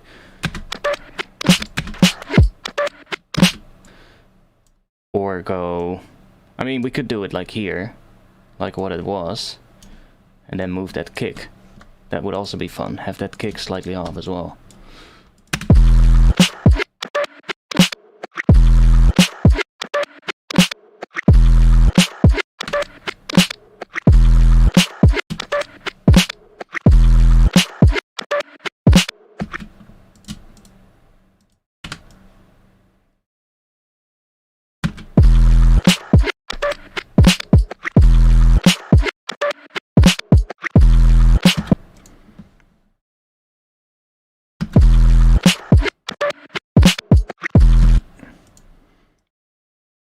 Okay, I like this one. I'm just gonna make another track so that I can move stuff to that track that I like. Well, I kind of like this entire thing, but I just want to find some other stuff as well. So...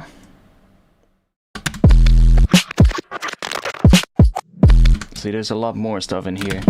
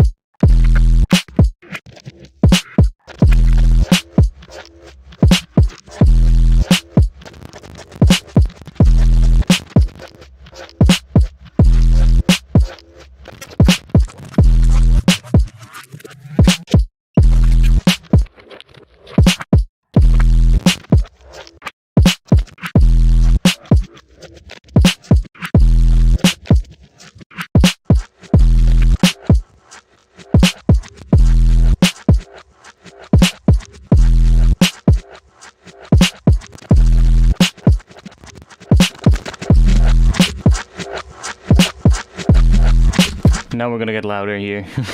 This is where it all... Yeah, that's where I went crazy with something. I'm not sure what.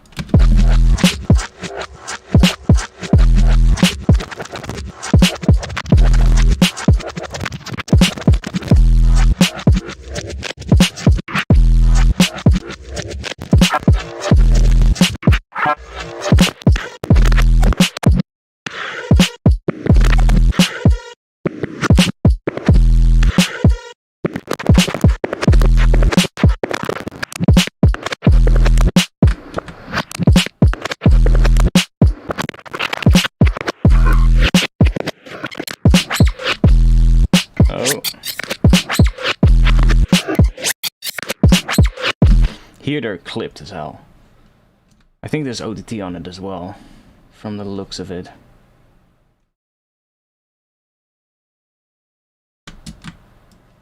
Probably crank the OTT up here.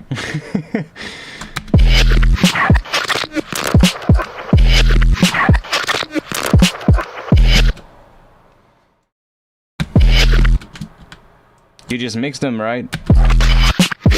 See what works and what doesn't.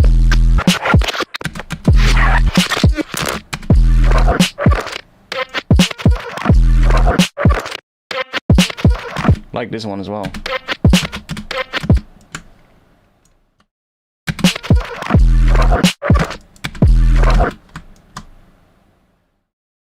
Kinda like that first part as well. Right here.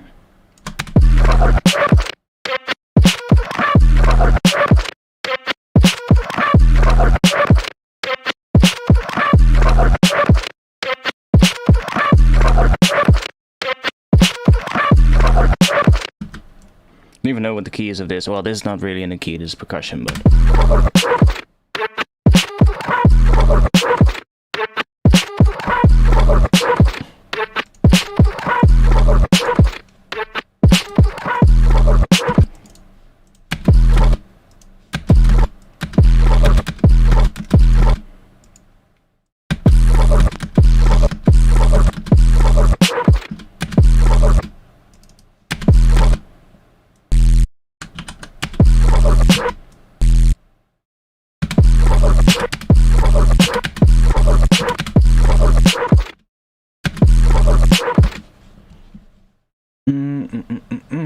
What are we gonna do here? Let's see. What's that doing? Oh, that's actually on the transpose. Good. That's what I need.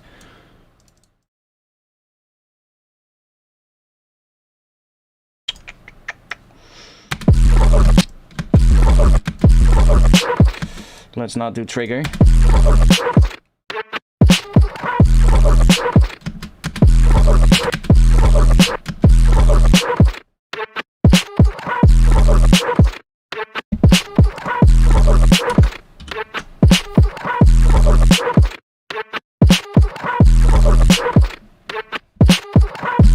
I mean, you just, yeah, well, like I said, you just gotta fucking try it out. I mean, I don't know what's gonna work either. Like, honestly, I don't know. It's at some point, I'm gonna just chop the parts that I like, and then the parts, let's say, in this one, I kinda like this first part, like right here, maybe up until here, but not, well, maybe until here, yeah. So this might be good, but then this needs to change. So I might do this, and then start finding something that I like for this section.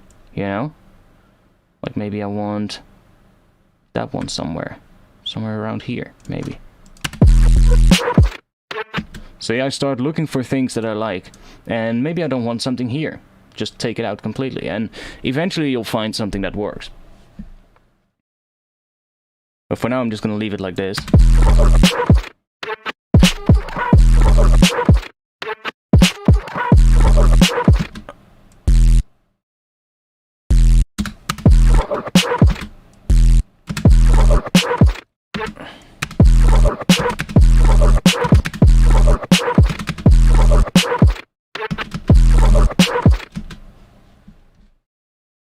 Hey medic, welcome. I missed the answer to Tian's question, but do you bounce a lot of jam sessions and then hunt for parts a lot like this? Yeah, I do a lot. I have so many of these. I actually started a new folder like, I think last week or so, maybe 2 weeks ago. So there's not much in it right now, but...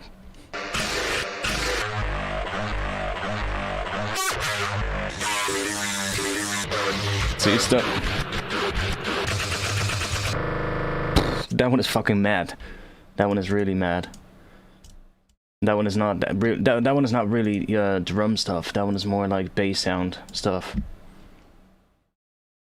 I named it Almost an Electric Guitar because that's kind of what it sounded like to me at that point.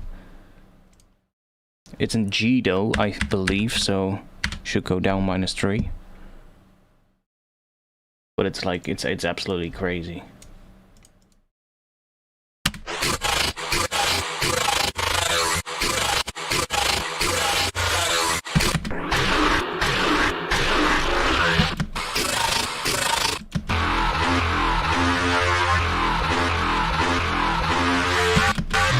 I think the pitches are all over the place.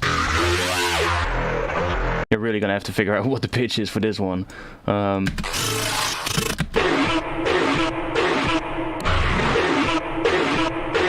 That's kind of a nice sound.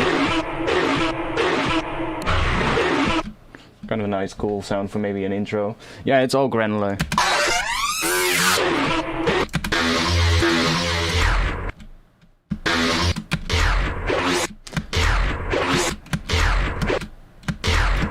Could be a nice little cut for somewhere.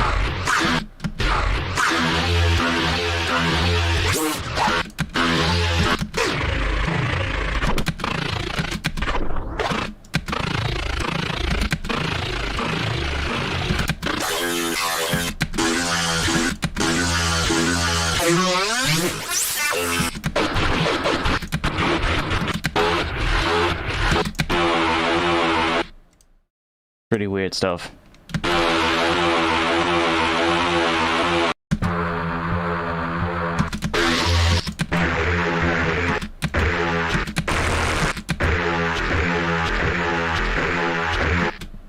Like even something like that, just put it under the drums and you're basically ready to go.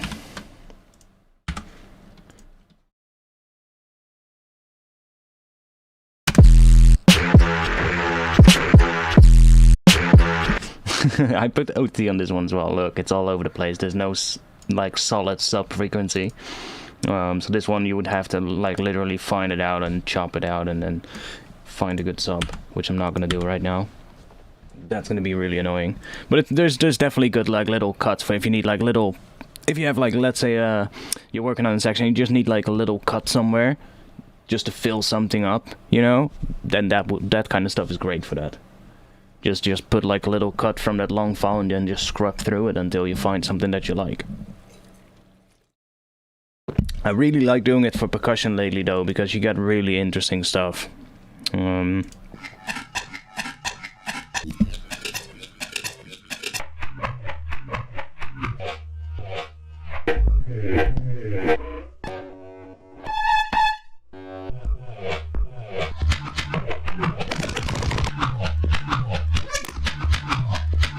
So you get kind of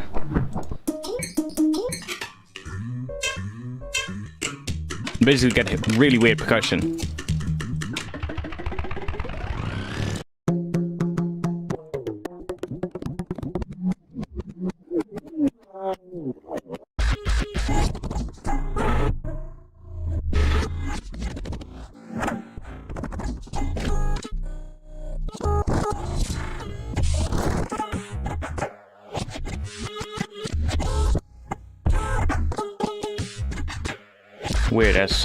Weird ass stuff.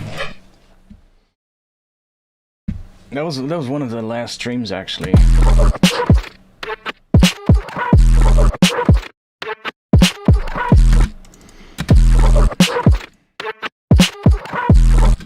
Okay, that works. Now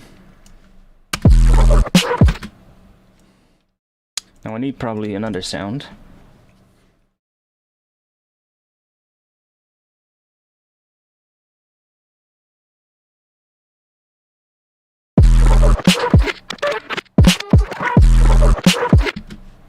Let's see if we can make these sort of like roughly the same level.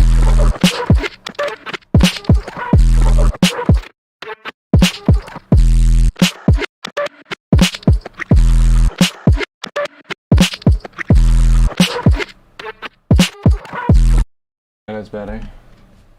I think it was just heavily limited. So if I take this one and just limit it more, then it should sound the same as this one. But which one I'm gonna use? I kind of like this one with that. That kind of works, and then this one is not necessarily needed. Like this part, I probably want to change.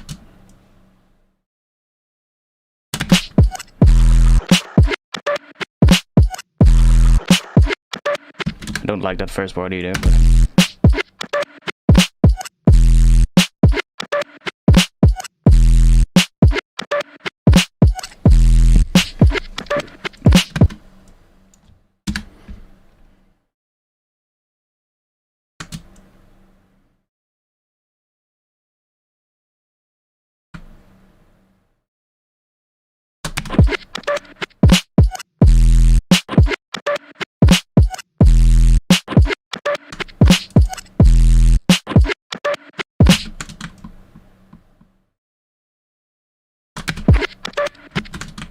too similar.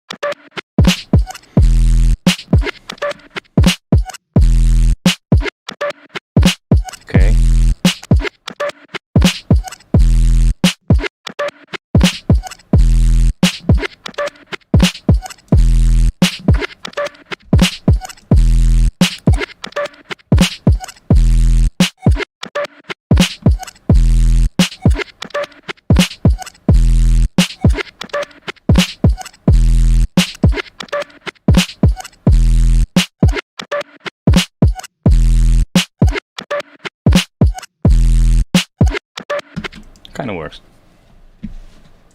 What's happening on Discord?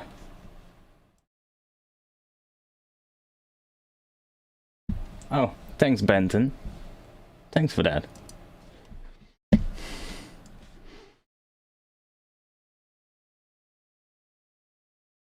Yeah, I kind of like this though, this section.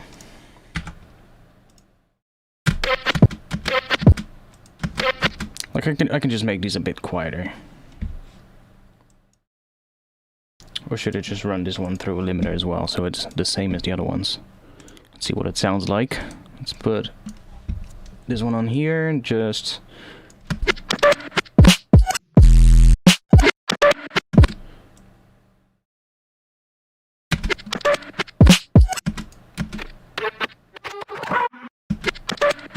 Now they sound a lot more similar.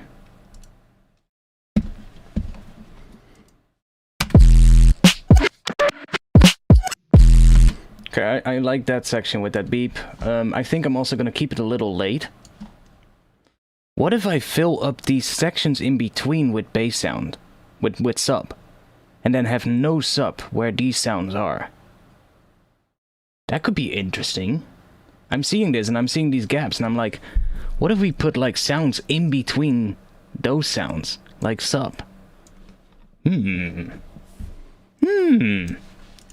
We make a good, nice sub. I think I want to have a different one from this, or should I use the same one as this one? I mean, we can use this one. Just bounce a long note from this one in E. Like that.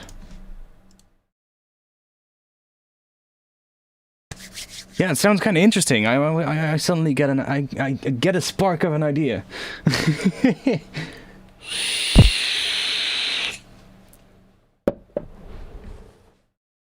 Make a new audio track. Put this one on here. Then mute this so that we have this. And I can pitch it around as well. Yo. What happened? Oh.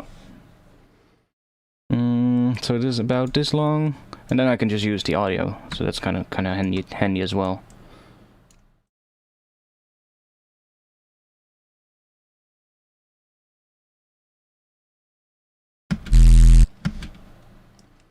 Okay, I'm gonna have to look at that bottom one. So let's do this for now. And let's move this one up. And let's move the bass up as well, so I can see them compared to each other. Let's turn these off as well, so they're not distracting me.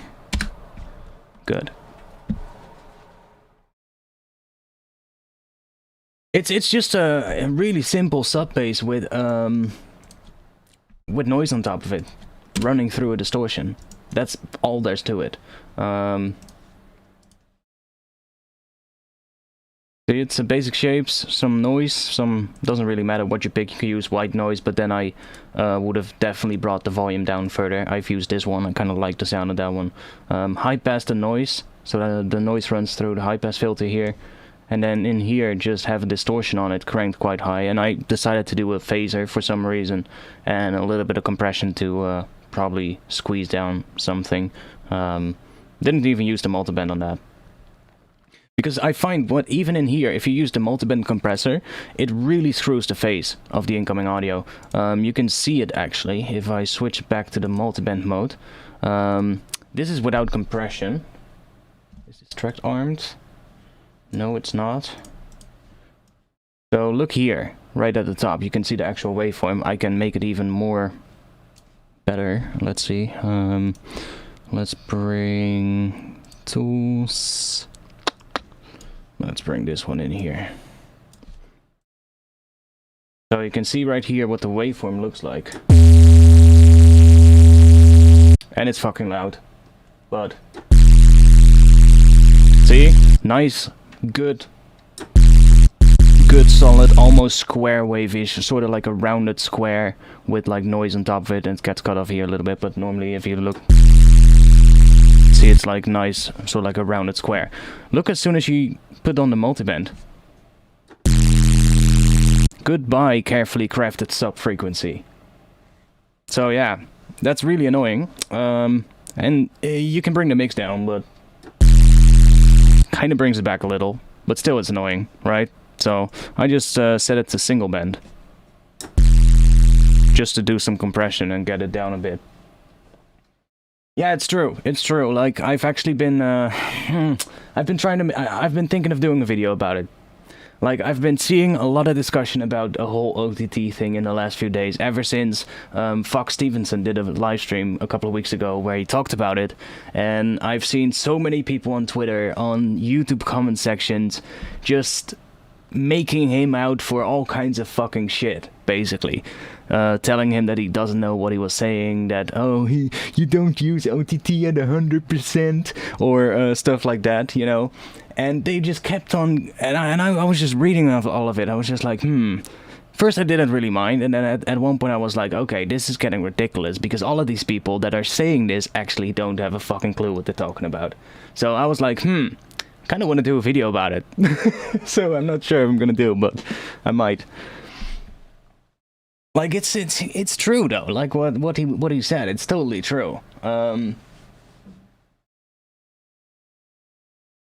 Like, I said it in a couple of previous streams as well. I think a couple of weeks ago it was a stream, maybe even last week, I showed it as well, like what it does to drum loops. Like how it completely changes the shape of your drum transients, for instance, if you put OTT on it. And so many people keep doing it. And like, I get it as a sound design tool. That's when you will see me using it. Like if I'm, you know, let's say I'm designing just heavy sounds and I want just heavy distortion, I'm just cranking everything up and I'm not really caring too much about writing a track and getting a solid sub bass from it, because I can always add the sub bass later, you know, when I'm writing a track. Then I would use it. I mean, it's great for that, and it's a good quick tool, but honestly, if I'm doing mixing stuff, you won't see me using OTT. I would much rather grab you know, maybe Pro Q3 or and do some, you know, dynamic EQ, for instance, or simply grab a multiband compressor and just tell the multiband compressor what you want it to do. And honestly, I have learned a lot about multiband compression in the last few weeks, because I didn't really use it a lot for a long time, but ever since I really started noticing how much OTT and like other like frequency splitting things, like a lot of plugins, even Trash, for instance, like Isotope Trash, it also does multiband stuff, right? As soon as you do that, same thing happens. Like I can go to my distortion. Let's see, distortion, isotope Trash. Let's put it on here. Not gonna do any distortion. Let's see what happens in multiband mode. Let's switch to multiband mode. Let's see what our beautiful rounded square wave looks like now. Again, shape has changed quite a bit. It's not as bad as with the other one, but it's really, you know, it has changed the shape again quite a bit. And we're losing power in the sub because of it, because, you know, the more this line stays in a straight line here near the top and near the bottom here, the more powerful that sub frequency is. So that's why it's such an annoying tool, like any like multiband thing, unless it's linear phase. And Pro MB you can set the linear phase, so that's a good thing, but even that comes with its own issues. You know, you get like more latency and stuff like that, so it's quite annoying. But you just have to be really careful about what you're doing when you do anything like multiband. Yeah, true, or just make sure, like, if you want to keep that sub frequency a little bit more under control, just remove this band here. And only have like a high and a low band. It's still a little weird, but it's better. But see, we're losing something in that sort of like what we made, so it's kind of annoying. That looks just much better. Like that is just way better if you have that as a sub frequency.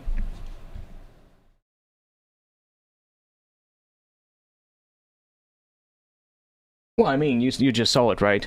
Even if we completely remove the low-end crossover, it still affects...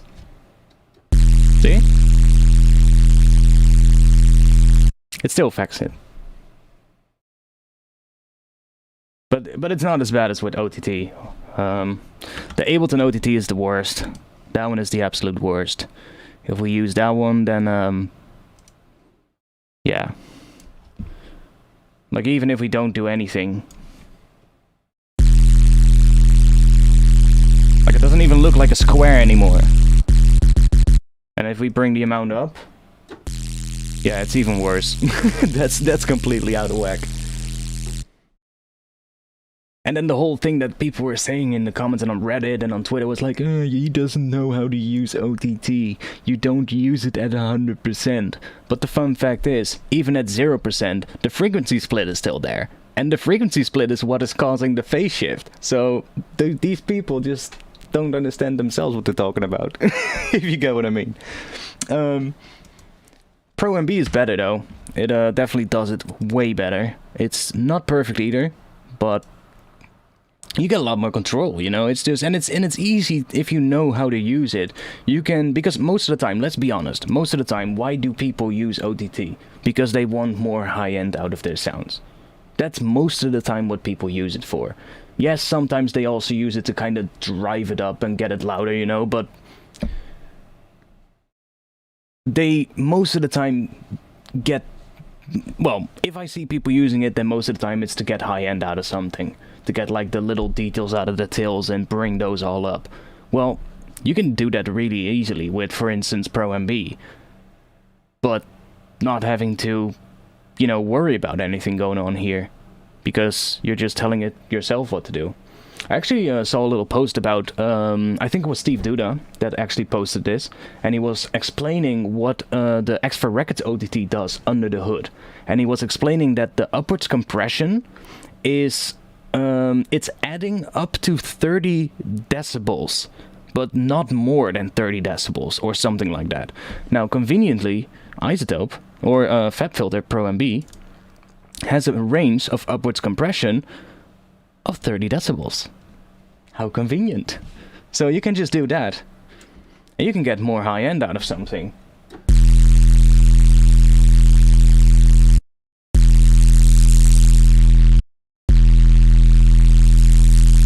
See?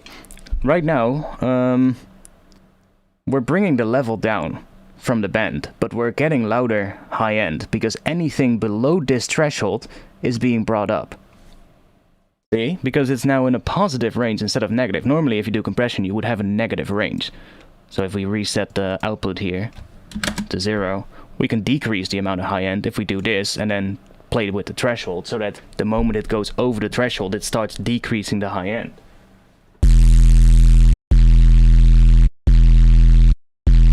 See, that's what you would normally get. But if you want to do the opposite with Pro MB, you have a positive range to do upwards compression. So if you just do that is basically what most people use OTT for, to get that high-end noise up, to bring that noise floor up, and those artifacts that are happening there because of the heavy distortion that they're doing, or the heavy filtering and all the other effects. That's what most people use it for. And if you just do it with like this, look at how clean that shape stays. No warped sub fundamental frequency, it's just perfect. So, yeah. Yeah, you can do that as well. But that's theoretically the same thing as what I'm doing right now. It's just that you're doing it in the opposite direction, but you're kind of achieving roughly the same thing. What you're doing with one, you're bringing the loudest peaks down and then bringing everything up. And with this variation, you're taking the quietest things, bringing those up, and then bringing the volume back down, basically. So you achieve the same thing. You get the quietest thing and the loudest thing, and you bring those closer together. Doesn't really matter whether you bring the loudest one down or the quietest one up. Doesn't really matter. You're bringing them closer together, and then you set the level to be what it was before, basically. So it's basically the exact same thing. You could probably achieve it with a regular compressor as well. With like if your multi-band compressor doesn't have upwards compression, you can do it with a negative, with just regular compression. It's just how you set the compressor up. But yeah, multi-band compression is so fucking powerful. If you know how to use it well, you can get a lot out of sounds. Like, we can crank this knee all the way down.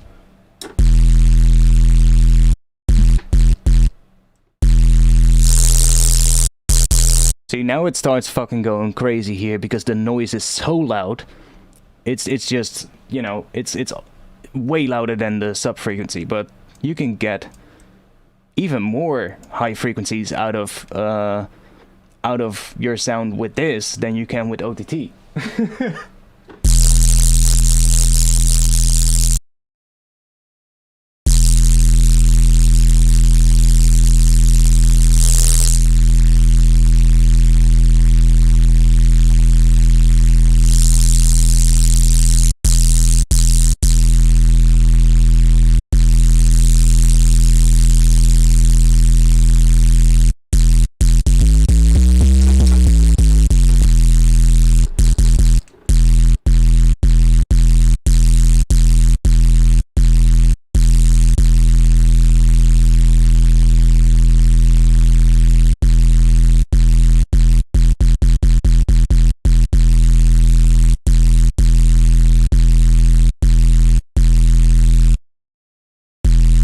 And you just get way more control, because you also have control over the crossover points of the bands, which you don't get with the OTT. Well, at least not the one by Extra Records. In the Ableton one you do. Noise floor is the only reason to do one or the other. Yeah, kinda. But the noise floor is kinda what people are usually bringing up with OTT, right? That's usually what is brought up. It's that upwards compression in the high end that the OTT is so well known for. So, like, there is also compression downwards going on, but it's not even that aggressive. Like, the compression happening on the high frequencies downwards is not that aggressive at all. Same for the mid-range and the low end. The low end is the heaviest, because it really squashes the low end in sort of like a, basically a sausage, but it also throws off the face, so then what is that worth? And then the mid-range is, I think, the least compressed, if I'm correctly remembering this from what I read. And then the high-end is compressed just a slight amount. It's not even that aggressive. But that upwards compression, that is the one that's super aggressive. And that's also why it brings all that noise up and all those higher frequencies.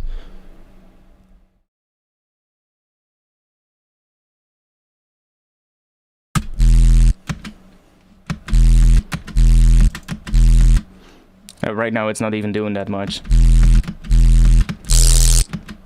Then it's doing a lot. But yeah, you can hear, it's just, you get so much high end out of it if you want. I don't need it because this one is already pretty good, but...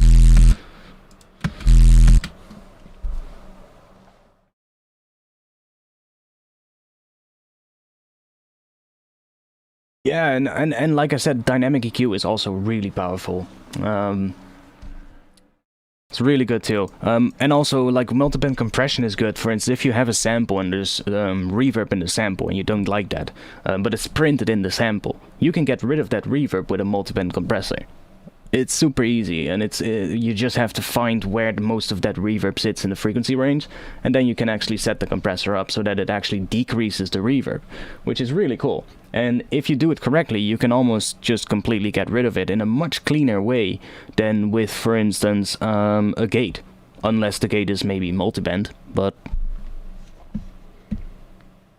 I'm on Ableton 11, yes, and I need to fucking piss like crazy. Music to listen to while I'm gone. Sure, that's the one you always hear, but it's fine. I'll be back in a couple of seconds anyway.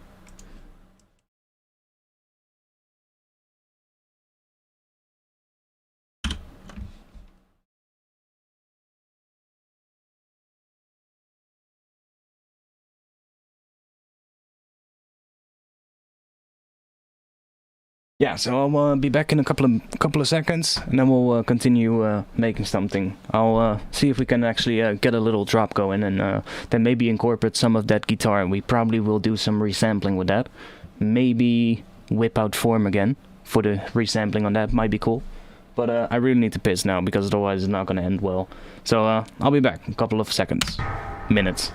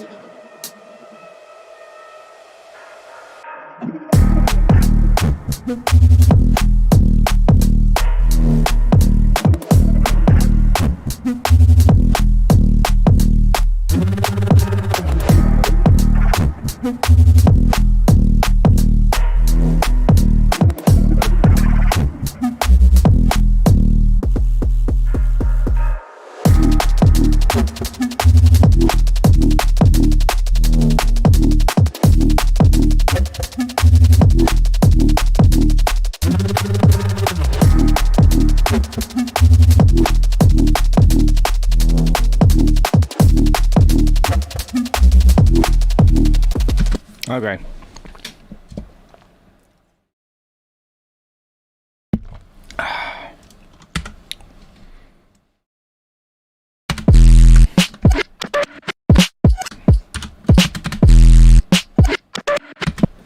Okay, let's see. We were gonna put bass in between these things. Let's see.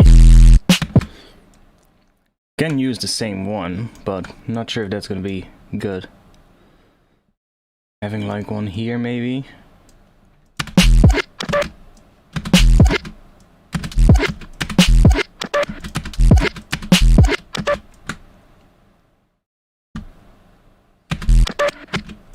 And then one short one here. It's gonna be bigger. It's gonna have to be like that.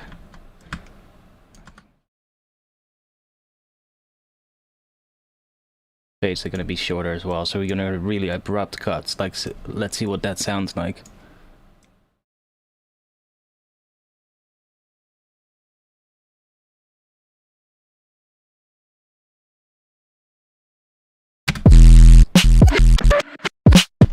And we're gonna have to pitch them around as well, but we can do that afterwards. Definitely one here.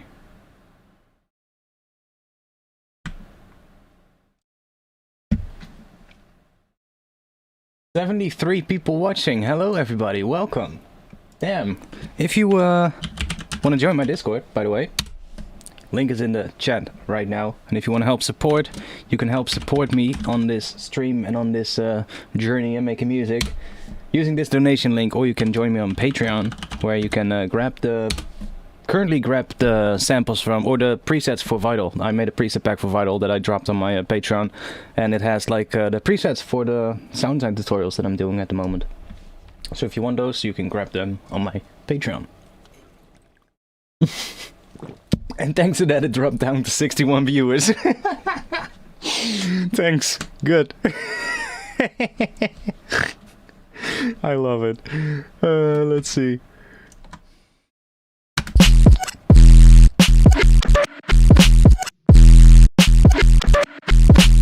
I think it's actually gonna work.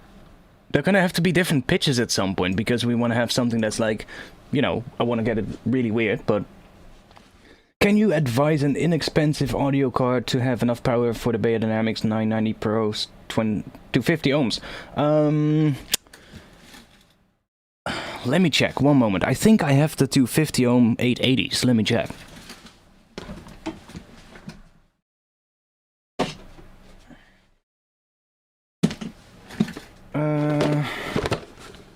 Does it say on the fucking box? Yeah, I have the 250s as well. So, I have the 880s though. I have the 880s, I have 250 ones, 250 ohms, and I'm using the Focusrite Scarlett 2i4. And that's actually a first generation's Focusrite Scarlett. And my headphone volume at the moment is at about 11 o'clock. So, on the knob. So I'm not even halfway on the knob up. So...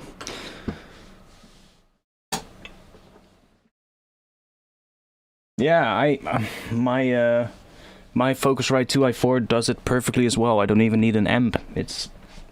I actually, when I bought these, I was a little bit skeptical as well, because on the website of Focusrite, I think the headphone impedance, or the output of the headphone, is labeled as like 10 ohms or something like that. And it's like, okay. But then I basically just sent Focusrite an email, and I was like, yo, I want to get some new headphones. I want to get the Beta-Dynamic ones, and they're 250 ohms, but I'm kind of confused because your website says this about the headphone output. So what's up with that? And they were like, oh, you can use the 250 ohms just fine, and it's gonna work fine. And I'm like, okay, let's check it out. Let's do it. And it worked perfectly fine. So you don't really need an amp for those ones, unless you go maybe, I don't know, it does depend on the interface, I guess, but I would say most interfaces these days are gonna be good enough for a 250 ohm headphones. Like my previous ones, the AKGs, those were 60 ohms, if I remember correctly. 60 or 80, one of the two. I don't think it says it on the headphones itself. Oh, lower even. 55 ohms, so these were 55. And I used these with the Focusrite as well, so when I was switching to these, which were like 250, I was like, not sure if that's gonna work.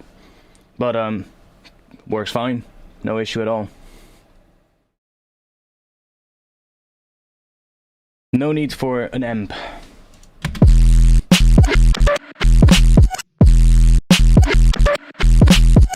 I kind of like it. This one should maybe go +1. But or maybe up like an octave or something and unwarp it.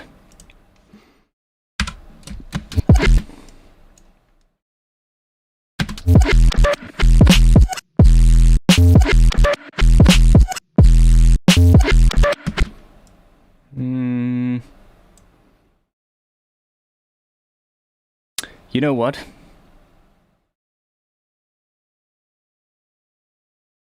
I don't have to do it like this. I can just do it with MIDI.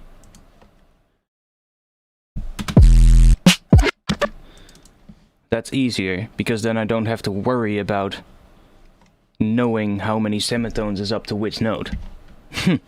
I can just make the notes the length, as long as I set up my attack and release times correctly. Yeah, so I have this one pretty short, that one pretty short, that one we can get nice, clean. Make sure where the note, you basically just put it where you want it to stop, so. And then it's also easier to add groove to it, in my opinion.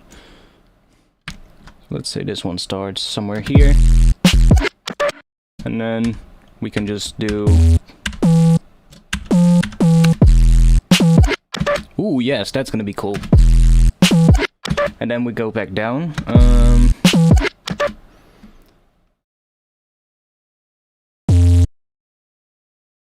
This one is gonna be right here till there.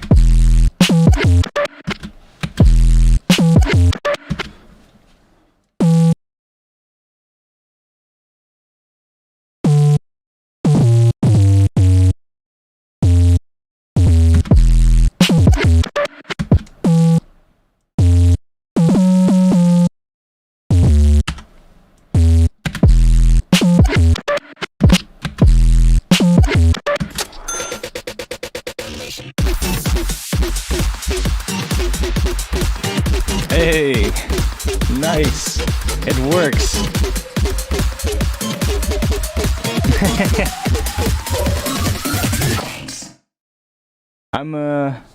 I'm just assuming that's the same Gabor from the donations in Hungarian forints. Is that correct? I tried connecting my Streamlabs to my Patreon, and apparently it works. Thanks a lot for that. Welcome to the Patreon squad.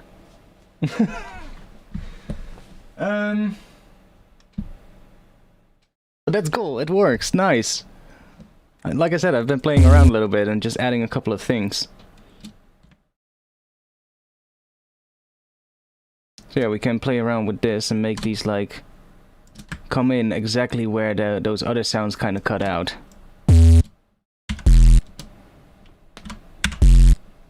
Ah, nice.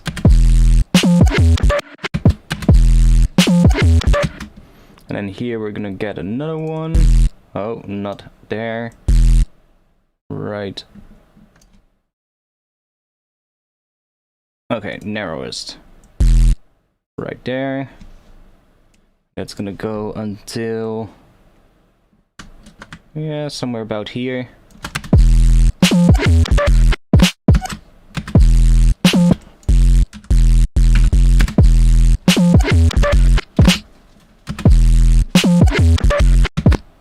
Dun, dun.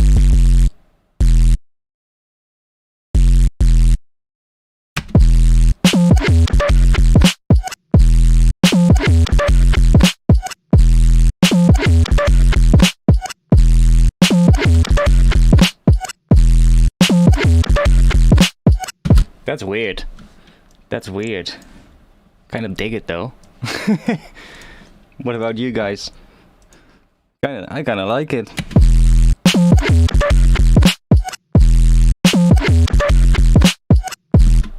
And then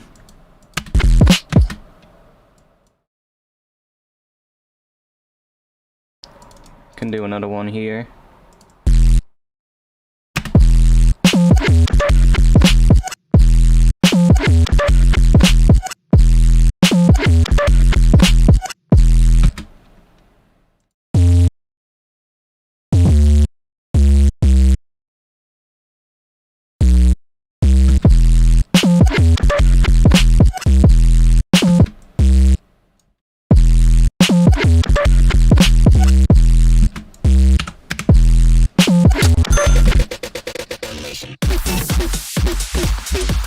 Wait.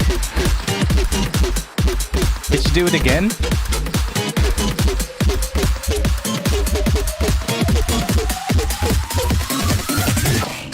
Okay, let me check. What are you doing? Did you just sub to me twice on Patreon? Or is the notification thing broken? Oh, I'm not sure why we're getting 2 notifications, but something is not exactly right yet, I think. That's an odd one. Well, thanks again. Need some Foreign Beggars lyrics. Yeah, too bad that they're didn't they quit? Or weren't they gonna quit? Split up or something like that?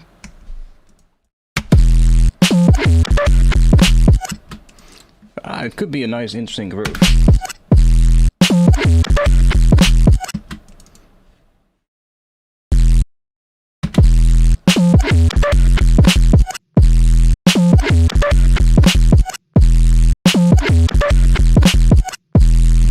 Interesting.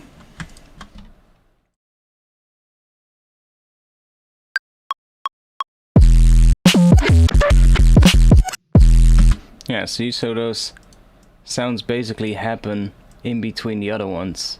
Yeah, see, so we get that. They can be even closer together, so we're really just sort of like where this one starts, it should start where this one ends, basically. So they're like completely. This one is alright. Maybe even bring this up a little bit further in here until here maybe, and then make the other one, ooh, maybe even put something in between here. No, that's gonna be a single cycle of the sine wave, not even. Like here it's alright, it actually stops perfect. That's good. I like it. This one could start earlier, right around here. Yeah, I know, man. It's really sad. True. Like, I love their stuff, man. I was a huge fan of their stuff, actually. I'm not a when I say fan, I don't mean like I'm an actual like big ass fan like some people are, but like I like their music a lot. I listened to so many of their tracks that they made in over the years, and like as well, like I love it when like hip hop artists embrace electronic genres, you know. It's like it happens more these days because electronic music has matured a lot, and it's kind of proven itself, if you get what I mean. But back when I started out, it was like drum and bass. Very rarely would you actually hear tracks with original like vocals on it. Sometimes an MC that was known for like MCing on drum and bass parties that would do it, but most of the time it was all sampled. It was all sample-based vocals that were just sampled from hip-hop tracks or stuff like that. And I always ask myself, like, why don't these two sort of like styles, you know, embrace each other more? But now we see it a lot more, and I think they definitely helped with that as well, for sure. Yeah, I totally love that mixture of hip hop and drum and bass, or hip hop and dubstep. Any bass heavy genre is great for it, in my opinion.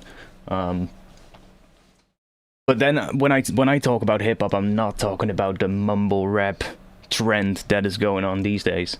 I'm talking about the boom bap old school hip hop, you know. Doesn't matter if it's East Coast, West Coast, or if you're coming from Europe or from the UK, but just, you know, the old school stuff with the old school sound. That's what I love. And I love, like, you know, UK stuff as well. Like, the UK sound is so powerful to me as well. Like, it's been, for me at least, when I grew up, something that I listened to a lot. Stuff like Burial, you know, Scream Banga, stuff like that. I used to listen to so much of that when I was growing up.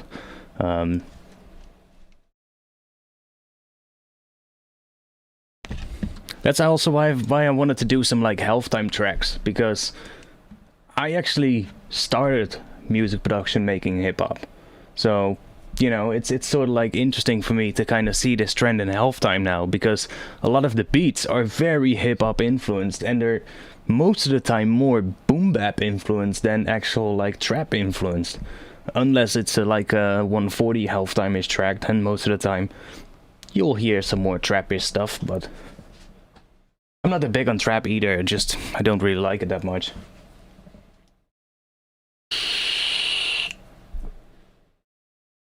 Yes, totally, man. UK has been... There's actually a really good documentary about UK music.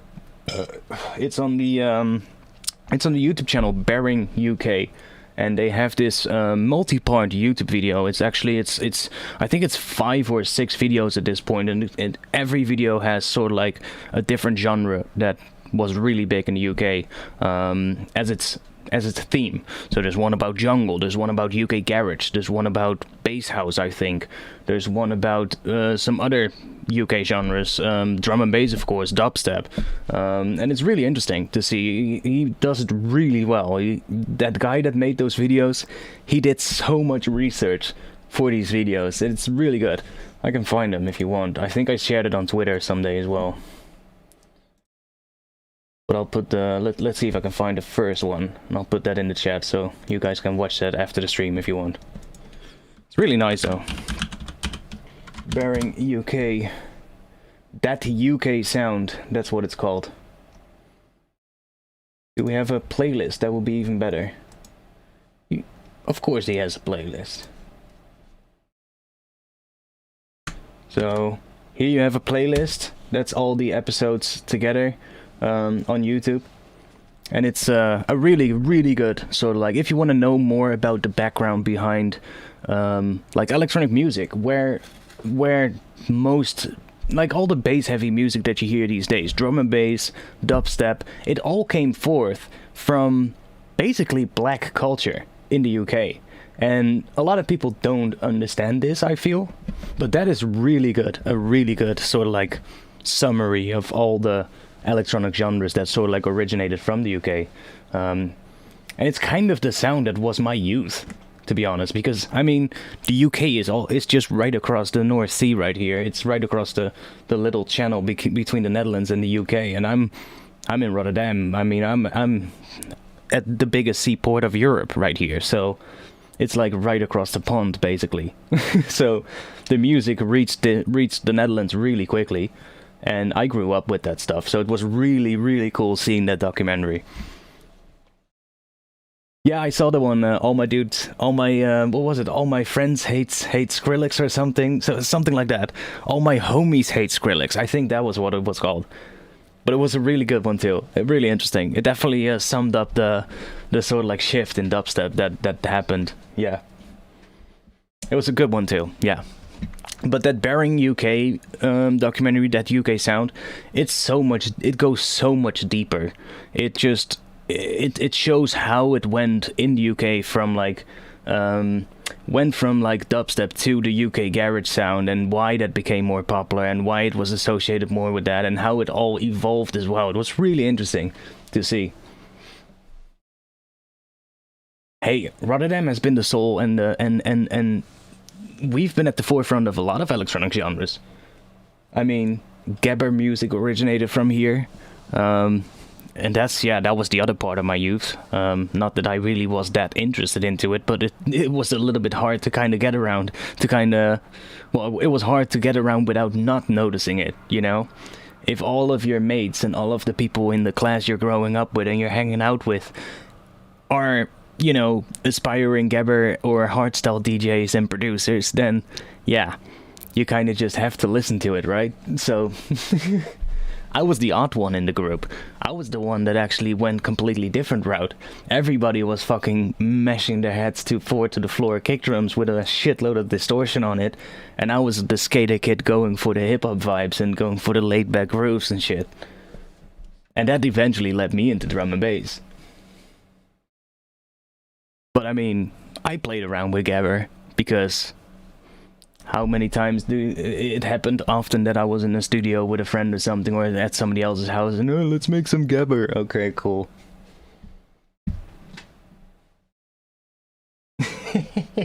But don't ask me.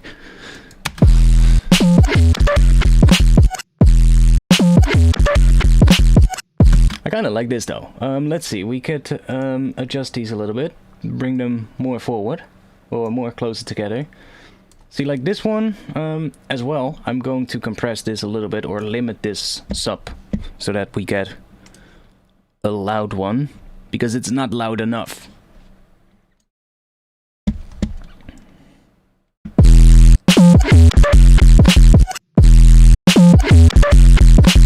That should be better.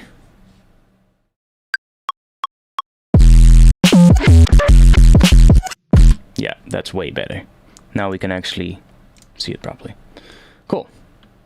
See, like this note, I would want this one to come in a little bit earlier as well, I think. And I can sidechain it as well.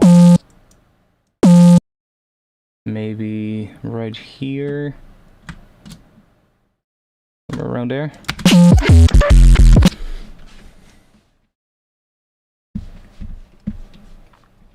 Crossbreed. I'm not big on crossbreed at all, to be honest. Like, what even is crossbreed? Give me an artist name or something, I might know it, but... Oh, wrong one. That one. Switching to that view for a little bit. Like, I've heard the name crossbreed quite a bit, but... I'm not sure that I really know that well what it actually is. Like, it's some form of hybrid drum and bass between another genre, that's what I know, but...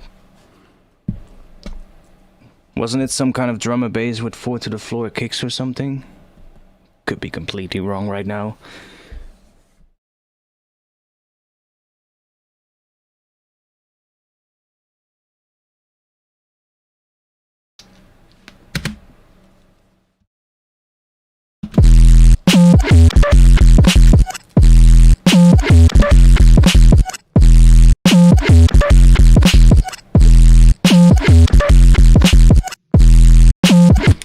Hey, don't blame me, mate. Listen to what I'm trying to make.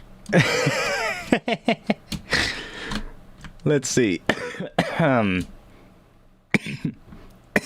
Fuck. You made me laugh, and that's not good.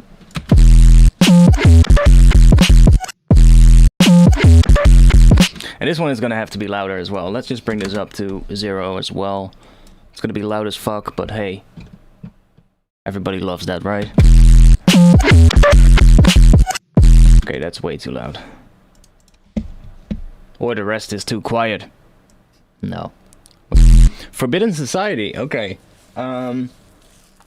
So what about stuff like Gengar and Ruin? Isn't that also crossbreed then?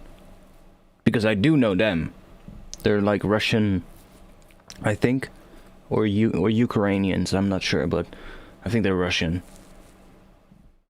Okay, yeah, then it's definitely also crossbreed, because they really are that hardcore hardstyle mixture with drum and bass, yeah. Yeah, so you mean like with these kind of drums, let's see, I think I even have a couple of... Oh, here, I even have...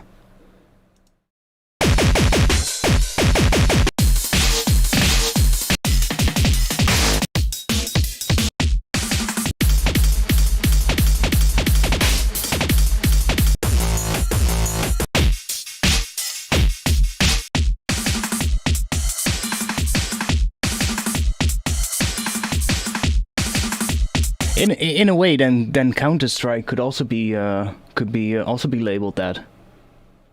Counter-Strike has had a bunch of tunes with that kind of a sound, and I guess Limewax did the same thing at some point too. Like Counter-Strike and Limewax, I've seen those guys so many times here in Rotterdam back in the day. So, like, I knew them quite well at that point. Like, not personally, but they probably have seen my face so often that when they, at that point, they probably forgotten by now, but at that point when they performed at the Waterfront Club here in Rotterdam, like probably 1 or 2 times a month, I think they remembered my face. I was like on the front lines every fucking show, so yeah. Fucking DJ Thrasher, holy shit. Fucking bumped into the dude almost every night on that show, and like literally bumping into him. Like he would always come around the corner like a madman, just running around the place because he was running the parties. Like he was running the parties while also being a DJ. So it was like always insanely busy for him, and we would be running around the place, and I would be just bouncing around to the music, and then you bounce around the corner trying to go to the toilet, and like for some reason every night Thrasher would literally bump into me, and it would happen so often that at one point he would just say, "Yo, you again?" I think we even drank a beer at some point, I'm not sure, but it was really cool. It happened like a couple of months in a row, and it was like, what the fuck, why? This is so random. Good old days. Back when you could get so close to the DJs that, you know, you could just party with them basically. Yeah, Limewax was the main one, man. He would play pretty much every edition of the show there. It was really cool.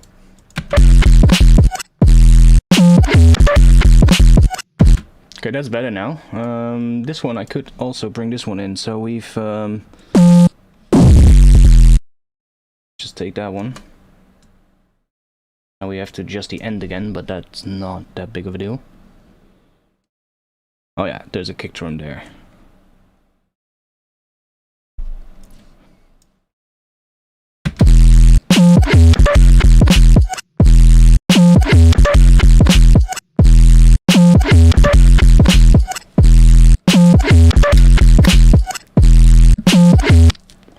Okay, that's cool. Let's get rid of this.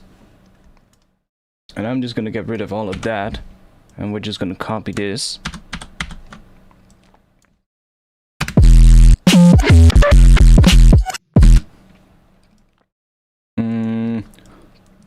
Bam bam. Okay, that's cool. And then let's do...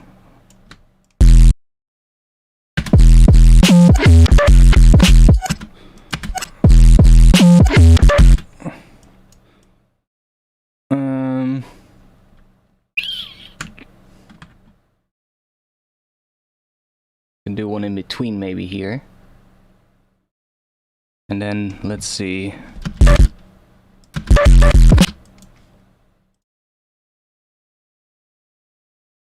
Gonna go up in pitch, maybe? Or down. Maybe a different sound. Like we can just scrub through here and find something, because it's filled with other sounds.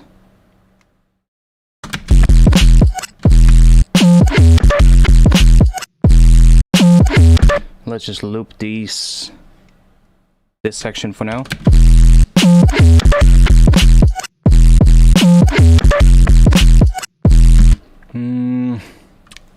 I think I want to do something else here. Let's see.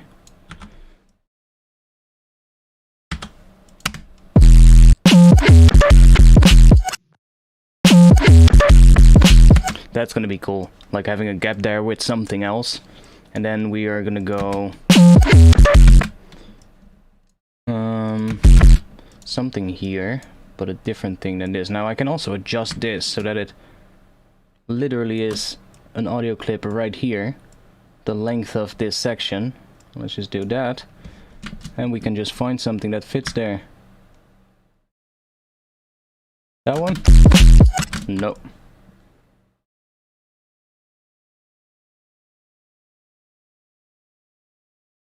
I'm gonna go to the section where there's a lot more stuff happening.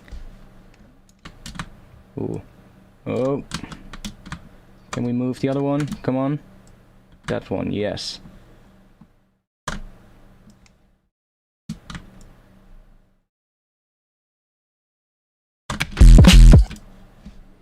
Might be easier to do this. Yeah, see? No! Don't do that, please. Oh, fuck. That's so annoying. Okay, there we go. We're getting there. We're getting there. Are we there? Yes, nice.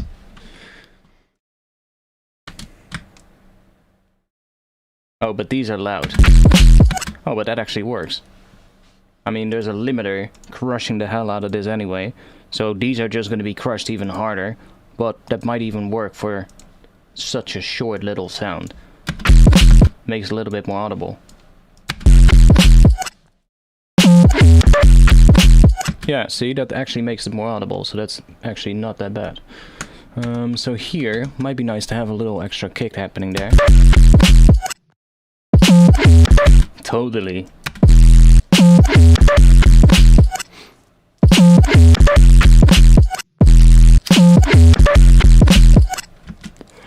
Okay, let's see. And then here, we're not gonna go up that high.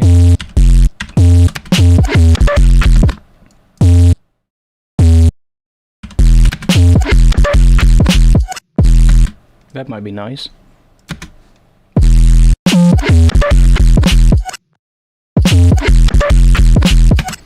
And then something different for this one for sure.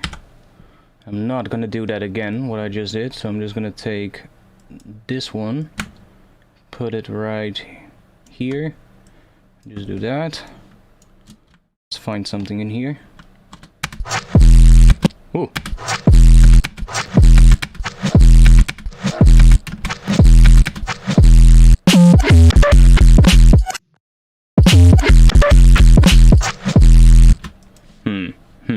Sounded better when I heard it for the first time.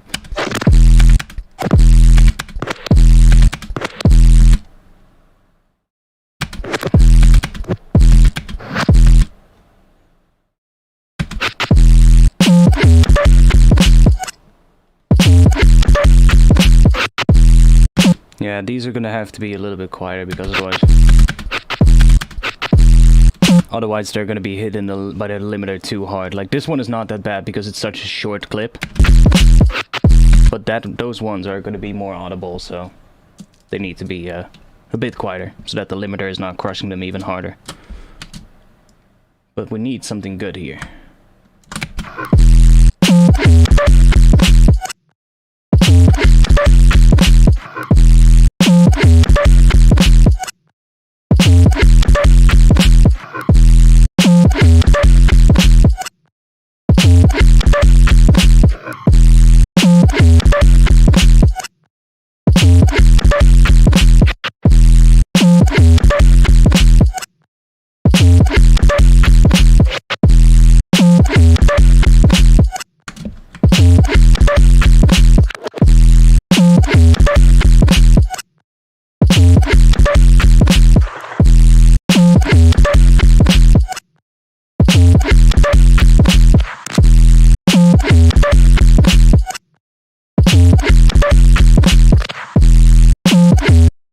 That's interesting. That could be a layer on a snare somewhere. A really weird snare layer. Get rid of these. Let's get rid of this as well. Because, I mean, this is also more percussion sound, so I should probably place this in the drums group, but I kind of want to keep it here so it's easier to see it with the bass. Which I can probably bring up as well. But let's bring this one, let's put that in the percussion group here, or in the drums group. Because I think it could be a nice layer on a snare somewhere. Maybe on that last snare drum here, for instance. Let's just put this one back. No, don't do that. Okay, let's do that. And then just go and search something else for here. Maybe even one of these. Oh, that's weird.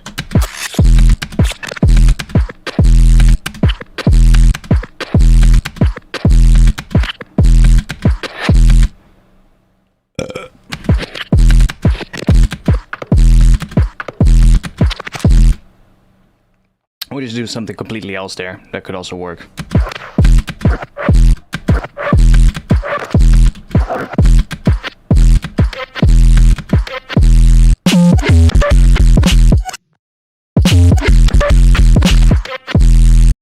See, it actually worked on that snare drum. It's a little quiet because there's no limiter on it, but could be a layer. Let's see.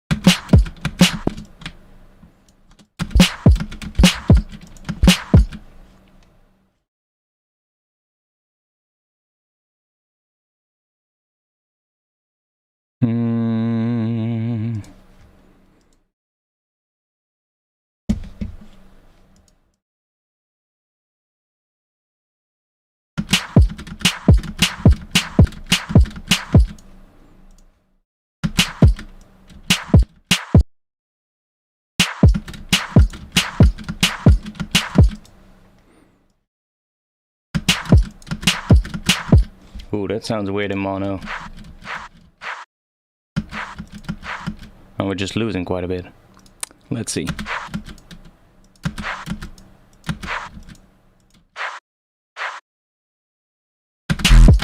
Which one do I like more? That one? Or this one? That one, I think. It's just gonna be an extra layer that we can bring in. Not sure if we want to have it on every snare though. Probably not. Maybe only the last one.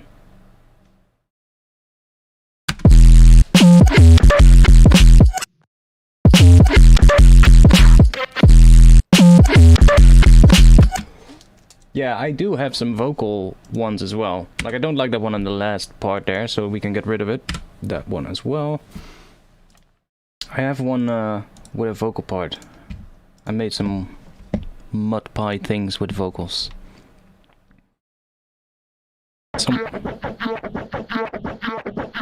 Kevin Fire, Kevin Fire, Kevin Fire, survived the Kevin Fire, Kevin Fire, Kevin Fire, survived. That one is kind of cool. It's long as fuck.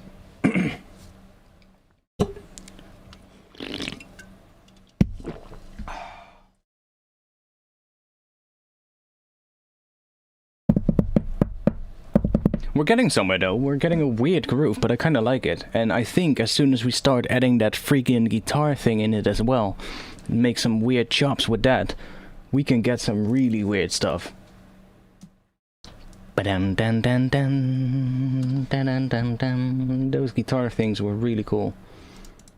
Let's bring something in here for now. It's loading, so we have to wait anyway. See, either that one or the one in contact. That oud instrument is also really good. Yo, come on. It's loading that one long audio file. It's really annoying. There we go. See, because it's warping it and it's so long, it takes a really long time and it freezes for a little bit. But I think, yeah, I'm not sure which one I want to use, but both are going to be good.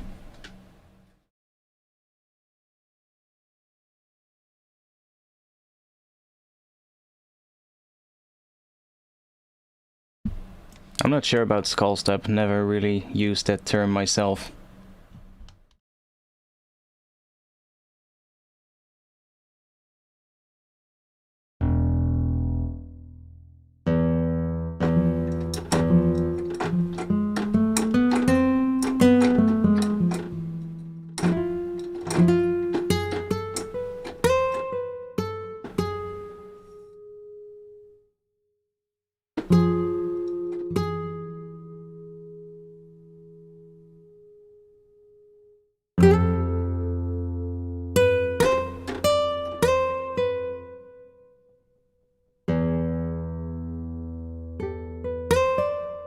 Yeah, I love that sound of that instrument, so I might actually use it. We'll write some stuff on top of something later. Let's see if we can find a vocal thing from here. Like this one has all kinds of weird vocal things in it. So if we want to have a vocal chop right here, then we might be able to find something in this one. Heavy fire. Heavy fire. That already kind of worked. And I can warp it so that this stays in time, because it's obviously done with form, which is also in time. So I can just now drag this around Heavy fire. to find a different variation. Heavy fire. Heavy fire. Survive the heavy fire. Heavy fire. Heavy fire. Those are Heavy fire. still sounding the same. Heavy fire. Heavy fire. Heavy fire.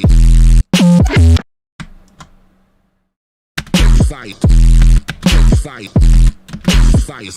Heavy fires. Heavy fires. Pop the crack. Pop the crack. Pop the crack. Heavy fires.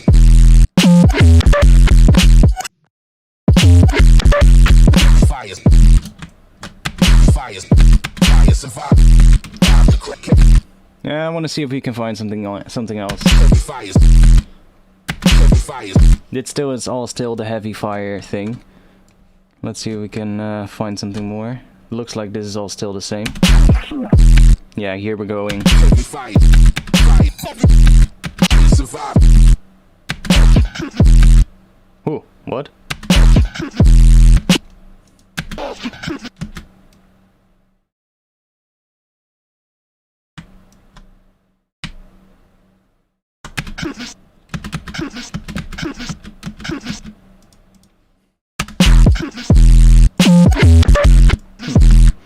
Maybe.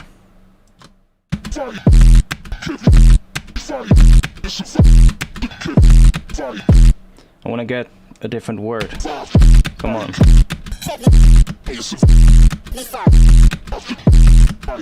Still that same word, so... Heavy. Heavy. Heavy.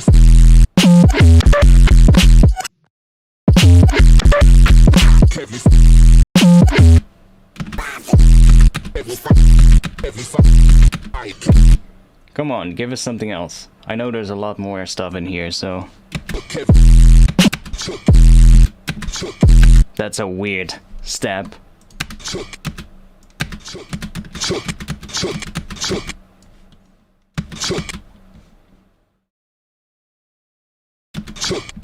That's a weird step. It's still the same. How far did I go with that? Come on. Oh, here it's changing for sure. Oh, it looks like it's changing at least. Right there. Oh.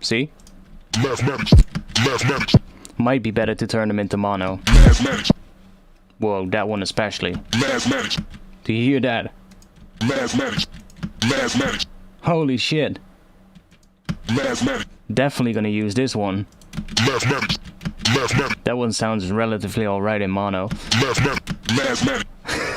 What? Mathematics. In mono it just turns up an octave almost. Mathematics.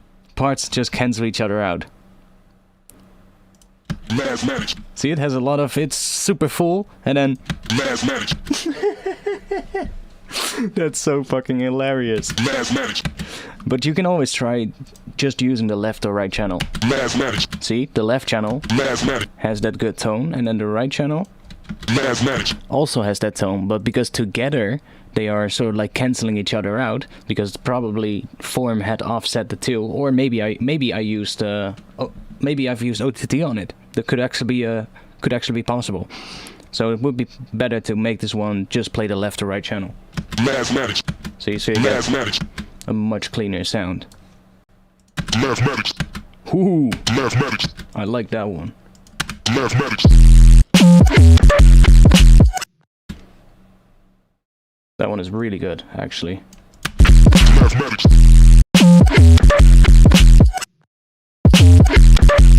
Mathematics.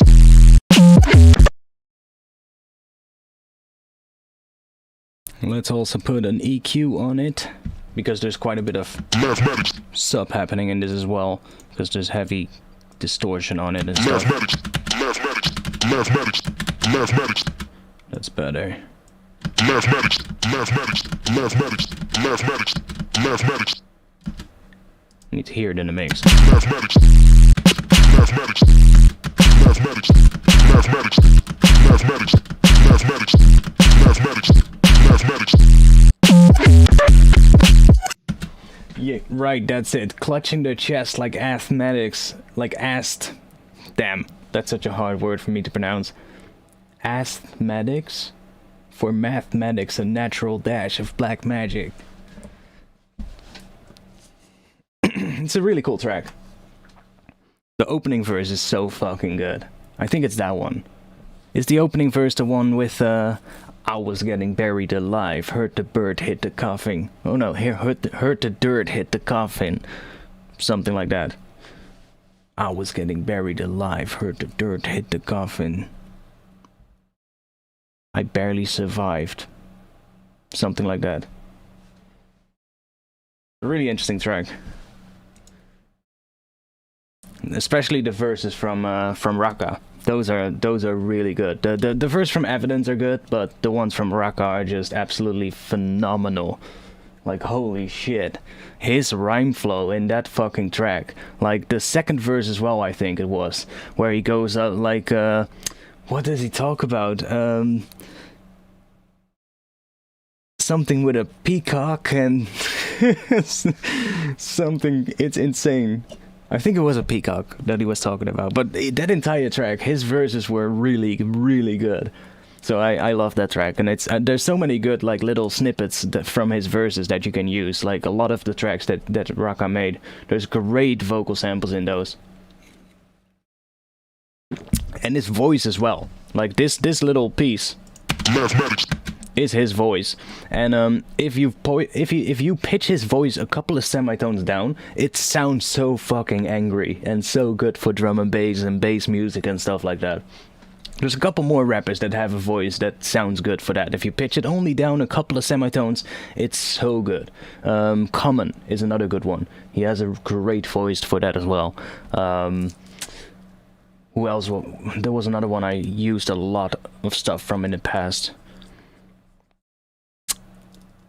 Forgot his name. Not sure. But Common is another good one. He also has a voice like that. Mathematics. Mathematics. Mathematics.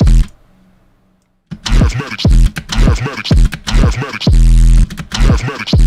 Mathematics. Mathematics. Now I know this might not be the best idea here, actually. Mathematics. It's also going to increase the noise floor. What we could do, we could try the opposite here. Let's do default. I forgot how to do it though. But you can, like I said earlier, if you have a file that has a lot of noise in it or room sound or anything. This one has a bit of, I want to see if we can clean it up. I know you can use multiband compression to do that. Okay. What is happening? Why is that so high up? Yo. What is going on here? What?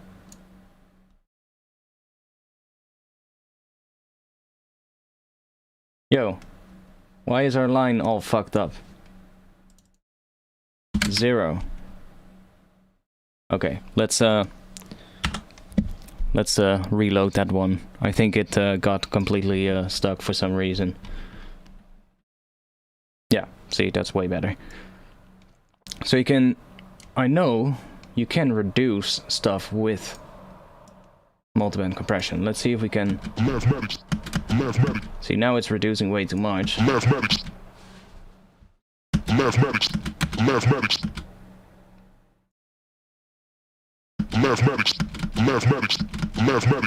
I would have to do it in a different way first, because so that I can really hear it. Let's I was doing it on a thing earlier that just had a whole bunch of reverb, and oh wait, I can see how to do it. Let's see. The multiband dynamics has a preset called reduce ambience, if I'm correct. Yes. So quick attack. Release, yeah, slow in the mids here, and then that, okay. That's the timing, and then this. Okay, so they're telling everything below a certain threshold to go down, I guess.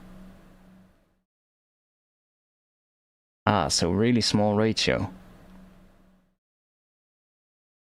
Kind of makes sense. Can we do that in here? No. How did I do it earlier? I know I did it earlier. Oh, that was it. Set it to expand mode. But then with a negative range. See? You're completely getting rid of the noise in between. And then the ratio is how much of that, how aggressive it is. See, up until that is just getting rid of almost all the high end. And of course the timing is gonna make a huge difference.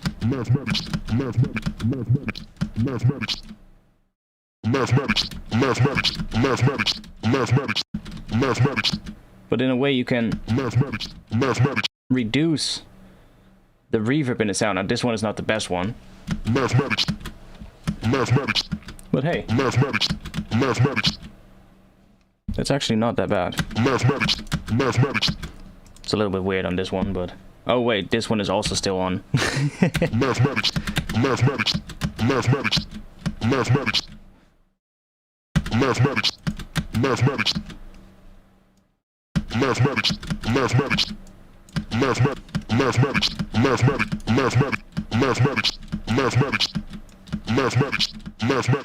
Oh, there we go. See? Now it cleans up the low end a lot. It's a little bit too aggressive, but...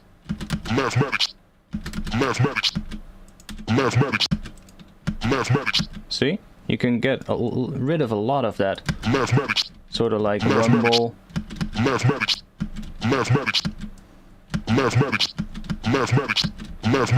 It's quite handy, actually.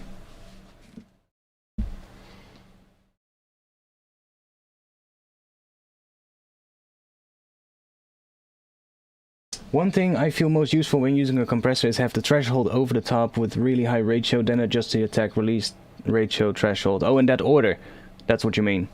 Yeah, that makes sense. But I usually just play around with it until I find something that I like. But I was just not sure how to do it again, and I was just like, let's see. But that's actually really, really helpful in a way. Like, ever since I started learning more about multiband compression, I started realizing why I don't need OTT at all, in a way. Yeah, okay, that makes sense. Mathematics.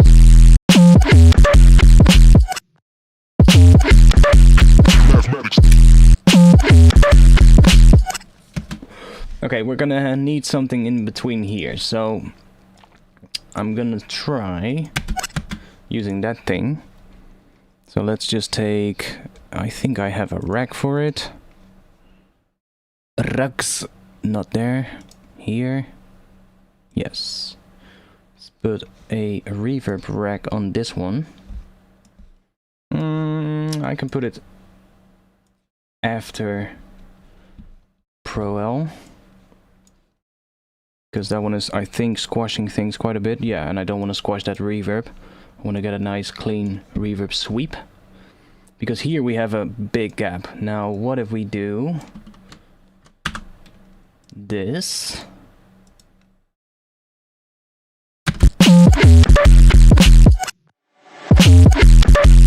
Mathematics.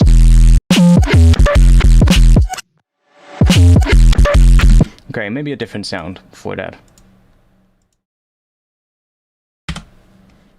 I can try it also on the snare drum.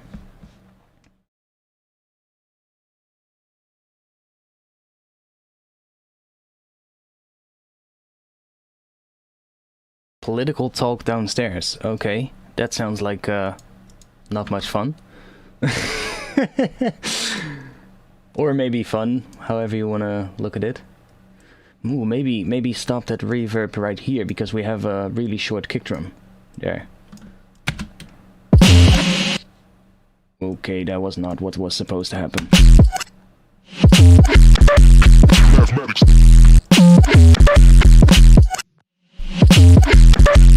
Mathematics. Yeah, we're getting weird. I'm putting, like, if I record this, you can see what we're doing. The idea was that I suddenly got, what if I had this weird groove, this weird sample from the resample session, you know, the one weird session where I sat for almost 6 hours resampling stuff with form. Which means I also have almost 6 hours of resampled audio to go through with all kinds of weird as fucking sounds. And I thought, there's all these gaps in there, in between those sounds. What if I put sub bass in those gaps? And I did that. And now we have this. Oh. That was an anticlimax.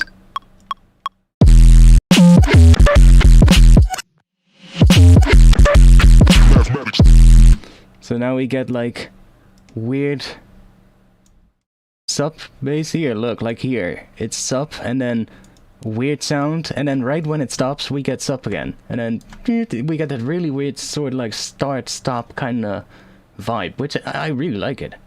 Ooh, this one could start earlier. Which one is that? Which one is that? Is that this one? No, it's that one.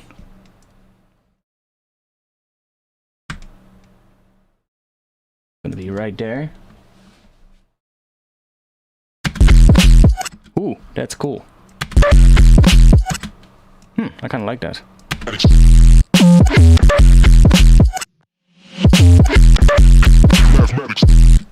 And then here, yeah, here it's good.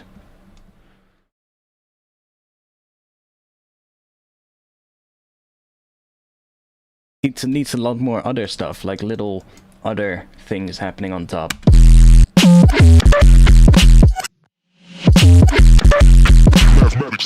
But we're getting somewhere. Slowly, but surely. Now we can copy this to the next section. We can just, let's just also copy the drums. Mathematics.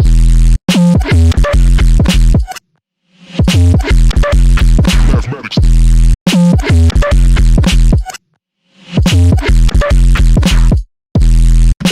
And we need something else happening here as well, like this. That last thing, I don't like it. So, let's get rid of this.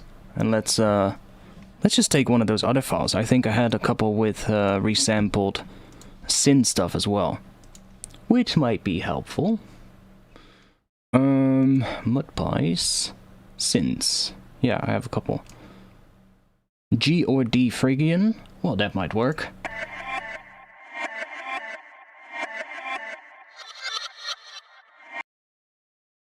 Let's try you out. So, G or D Phrygian. Well, we can try. We can try going down 3 semitones. Usually like it more when I pitch stuff down than when I pitch it up. So. Hey, fuck DJs. That's your job as a DJ. Come on. Come on. Do your job. Do it. A little bit of effort, mate.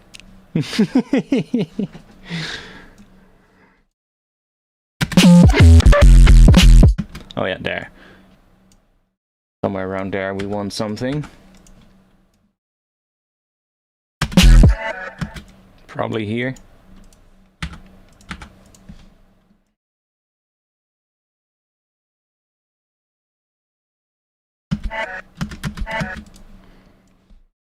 Let's see what weirdness we can find. Whoa. See, that's that annoying thing where it sometimes doesn't want to move forward. Really annoying. This one is better.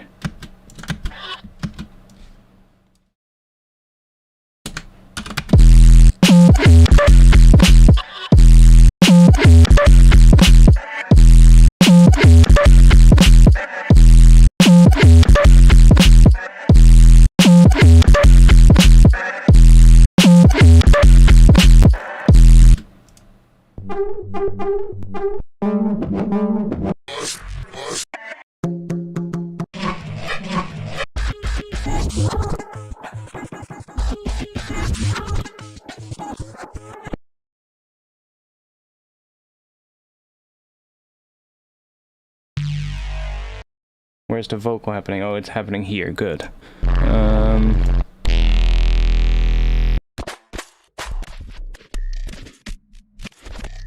Ooh, that's weird.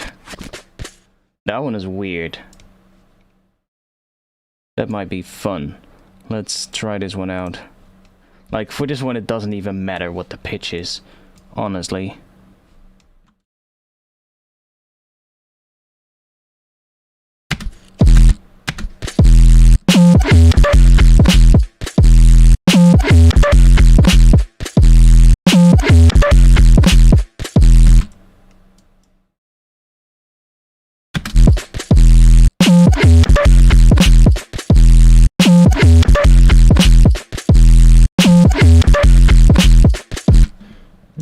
We can do better. We can do better.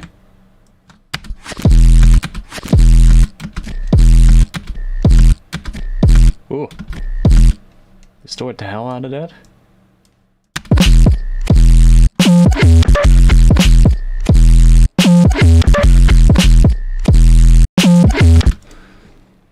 Let's see, let's see.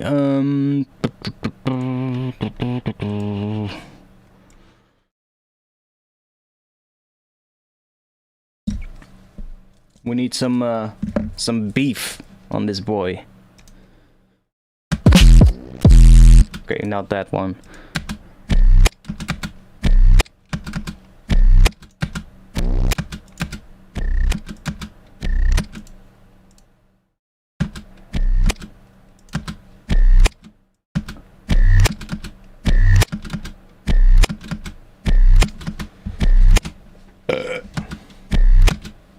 To syncopated is a phrase I not understand. Yeah, exactly.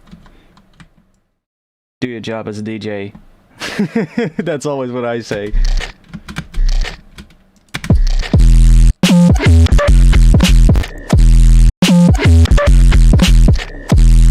Like, are these are completely out of phase. Look at that. If I sum this to mono, we're gonna get almost silence. I'm guaranteeing you. Or we're losing at least a sub.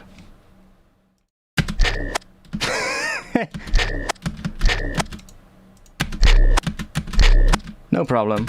We can pick the left or right side. And fix it.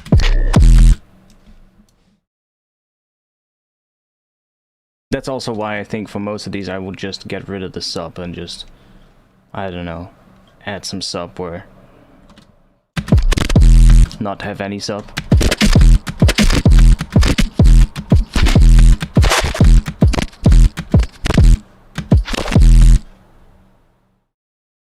We want something weird.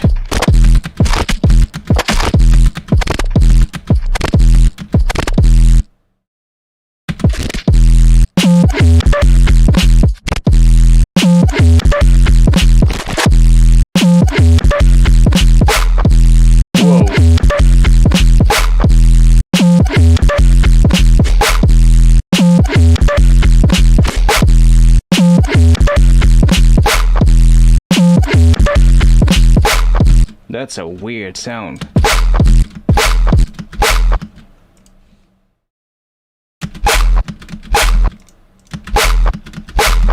That's a really weird sound.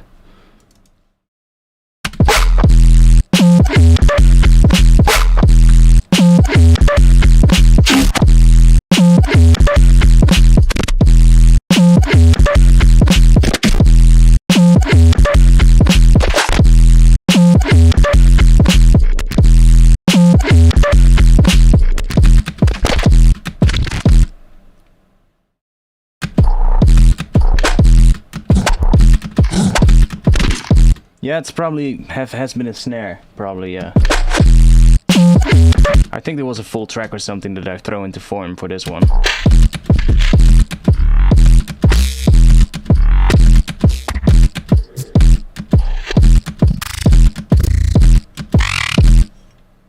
You got so much weird things.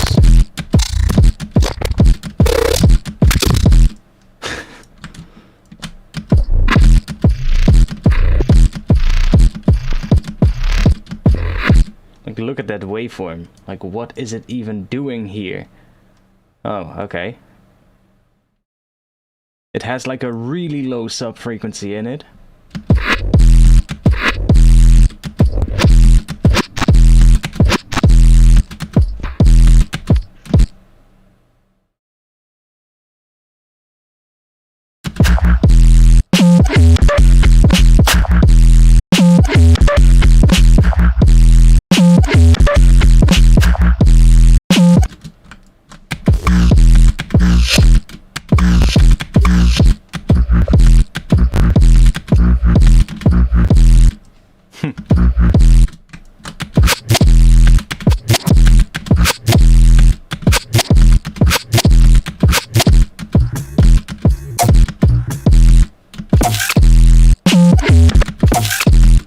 Weird.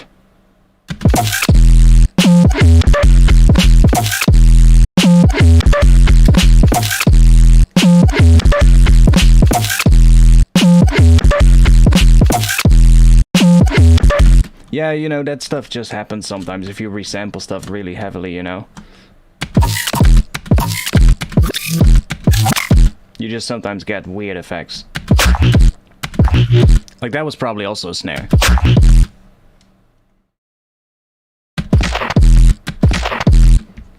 Okay, I'm gonna put another one in here.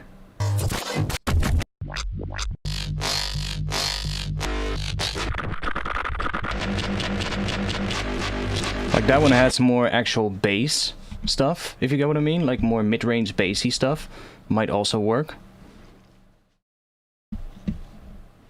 It's a long file. This one definitely has ODT on it. Look, completely destroyed the sub frequency, so this one would need a separate sub. That's one thing, that's for sure. Yep, this one is also like out of phase. It's probably the OTT stuff as well, combined with form. But it's not that big of a deal, you know, if you're resampling stuff and just making like mid-range and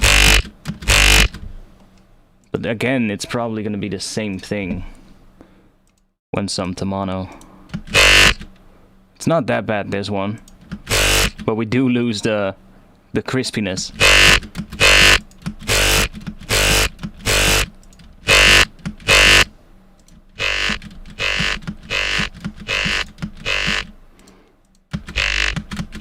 But that's when you just pick one of the two channels. See? And that works.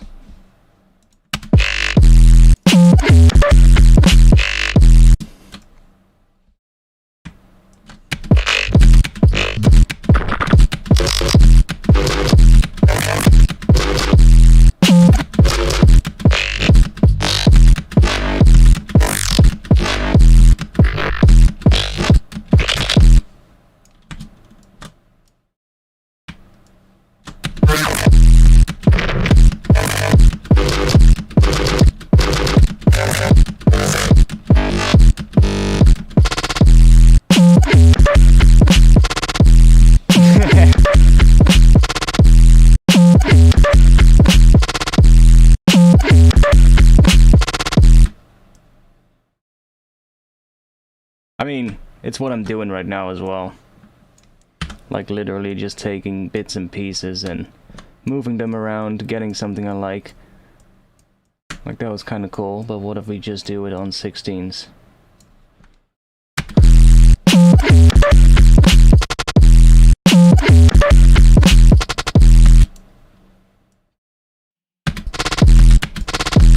It's nicer like this, but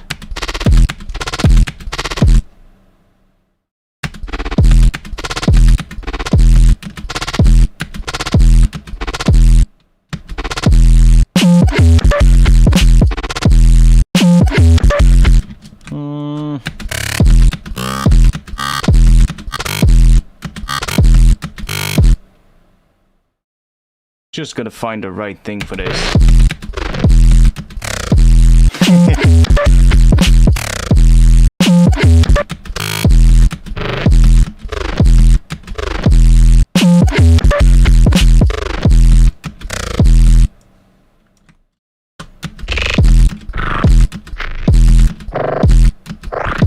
Like, look at here, the left and right channel. It's just like, what?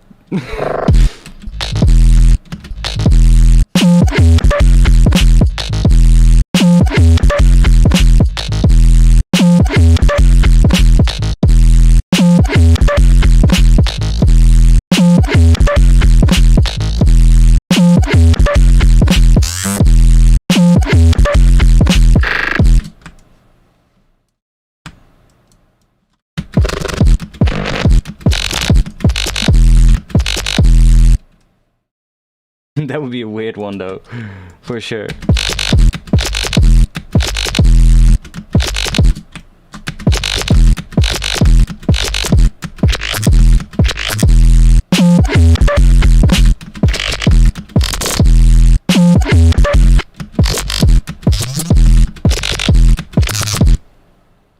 Can we get some cool sounds, please? Maybe I need to pick a different file.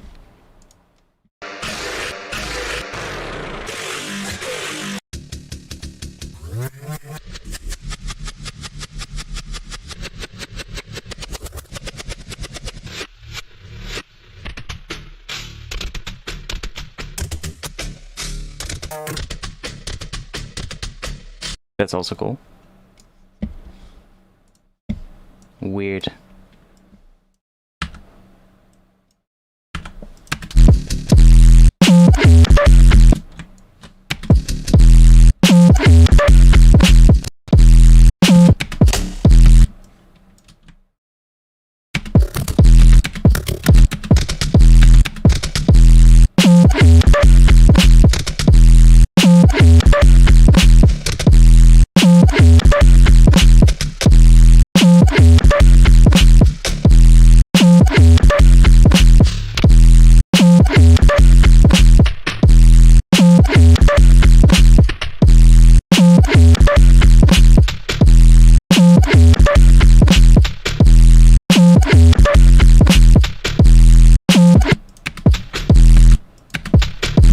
See, this one we're not losing that much, I think.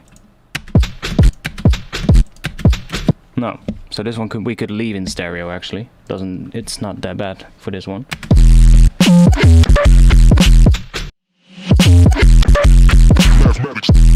That was actually not bad.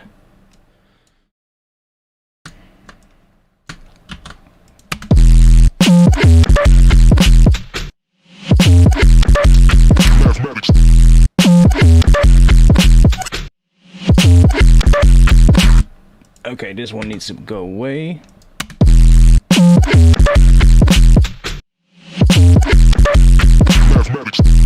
And then this one here, we're gonna change something. I think I want to do, let's try...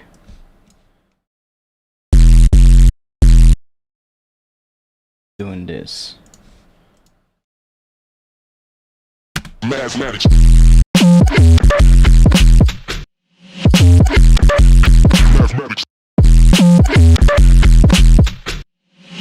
And then something else here. Maybe a faster bit. Okay, that's enough.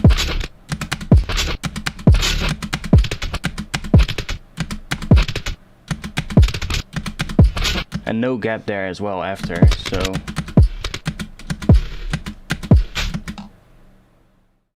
What else do we have?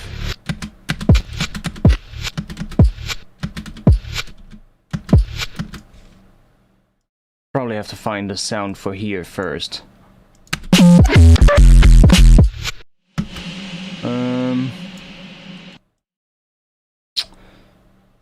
I mean, I can put it on this one first, just to see if I can find which note we're gonna use.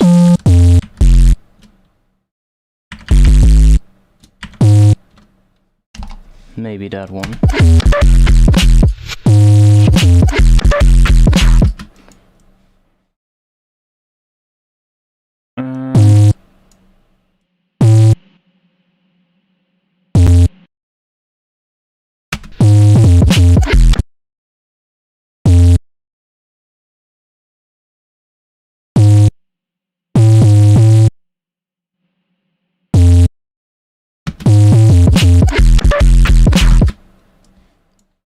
Mathematics.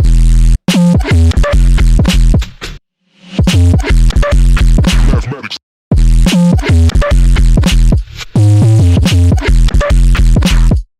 Hey, that could actually work. Yeah. Need something else here, though.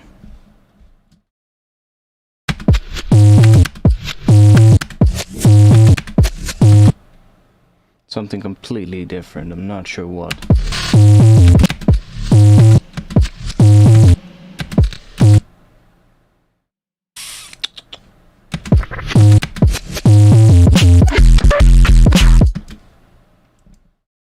And probably something at the end that's different from the entire thing here. Mathematics. Mathematics.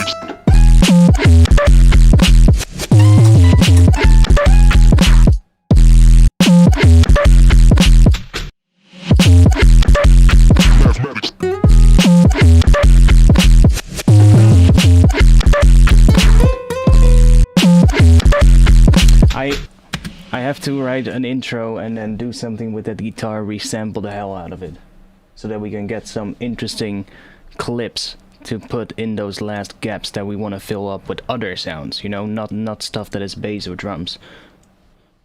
So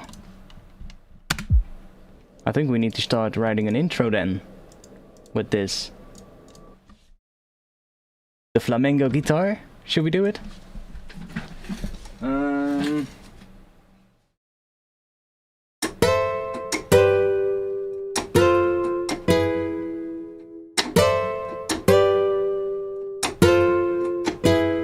Dun-dun-dun-dun-dun.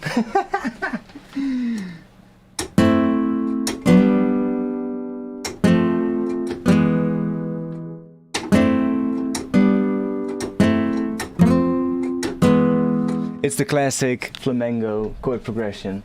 A minor to G major to F major to E major. It's E major Phrygian, and it's the classic chord progression for flamenco.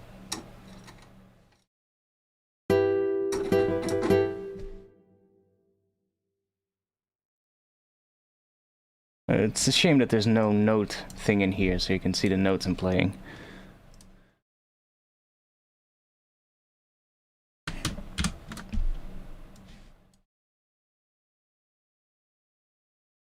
Ole! I mean, it's A minor.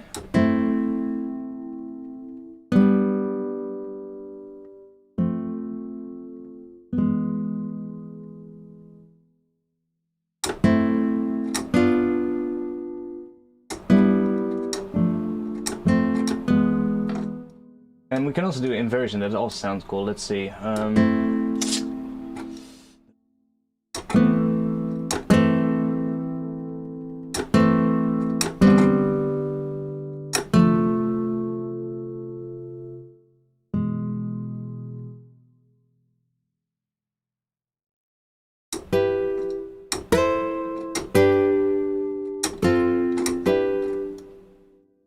Yeah, okay, so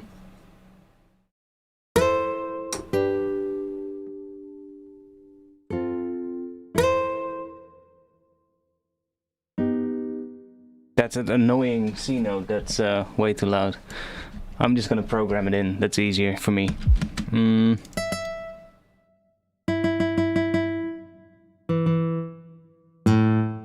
Dun, dun. Let's try out something with that, see if we can do something with that.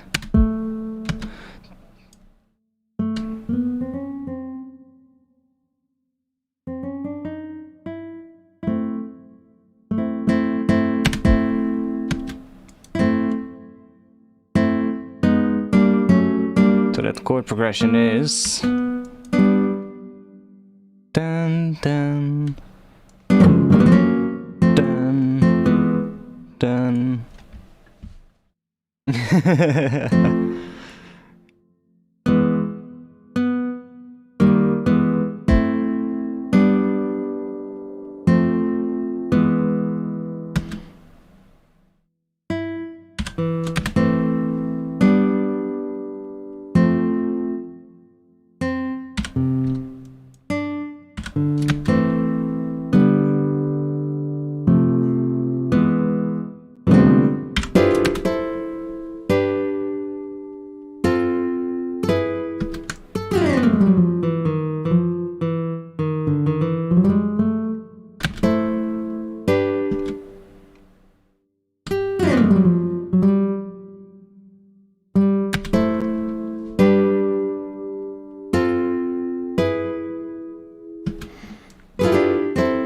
Okay, so that's basically the chord progression.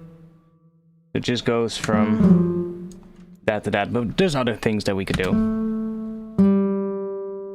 Ba-da-dum, da-da-dum.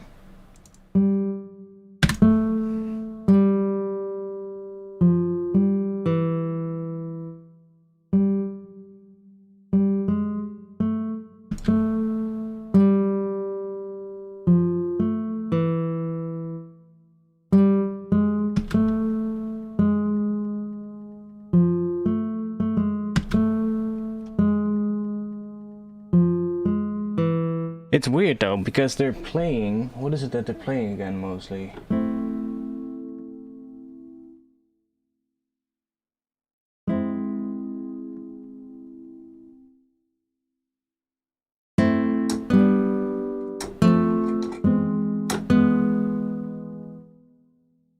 It's weird though.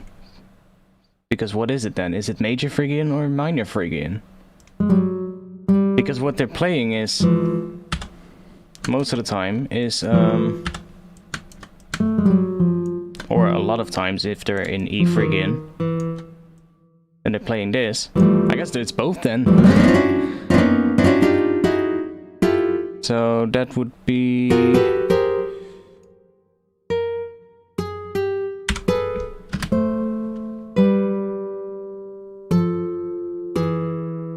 Yeah, that's definitely the sound. And then this would mean it's minor Phrygian, but this one would then mean it's major Phrygian. Interesting.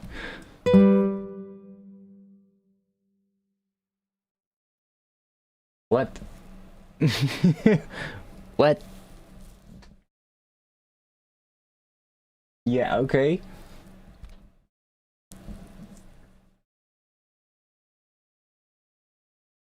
D sharp, F sharp.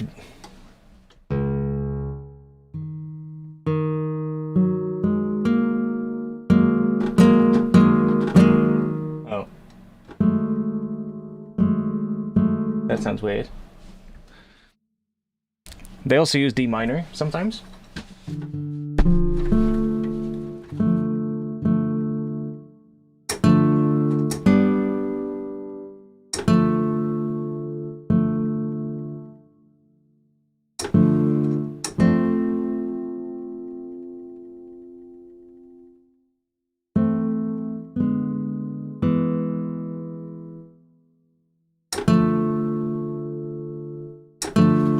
Oh, that's also nice. D minor.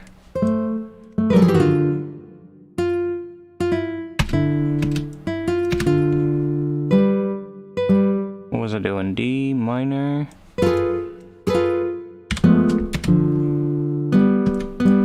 To F major. Yeah. To... Okay, so we get...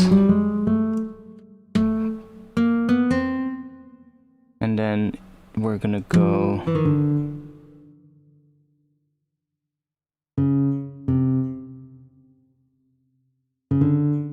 What did I play again?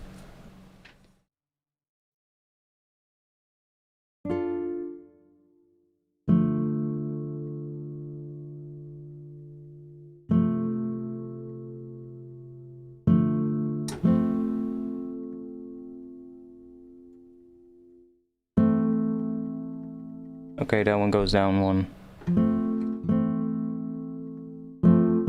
Ah, okay.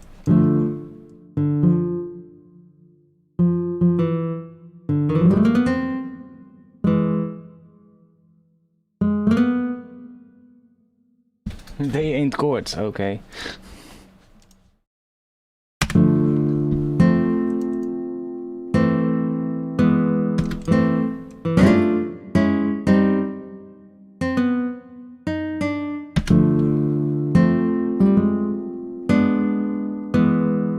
Ah, that one.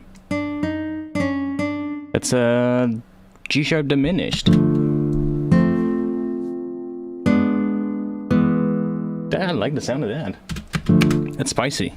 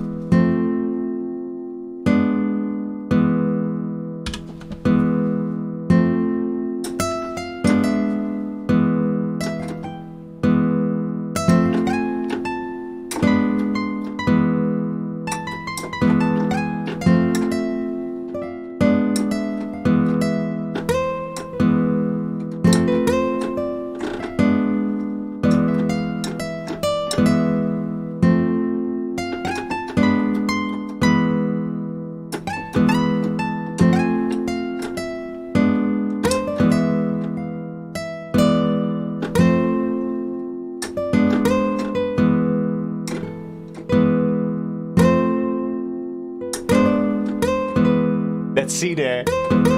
That's that one C that just keeps playing the full velocity.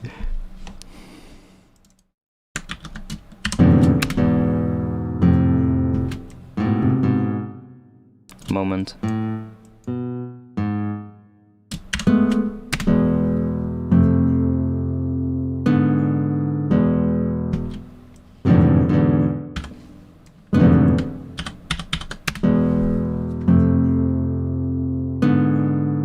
Sí, señor. Dun, dun, dun. Gonna do that. Dun.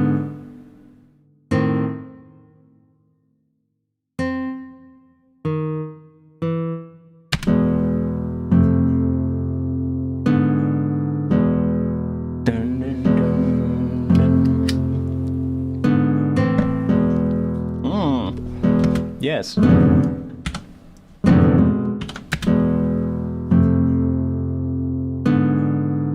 Yeah, I'm making it so low so that I can play on top of it. But I first need to get the chords right.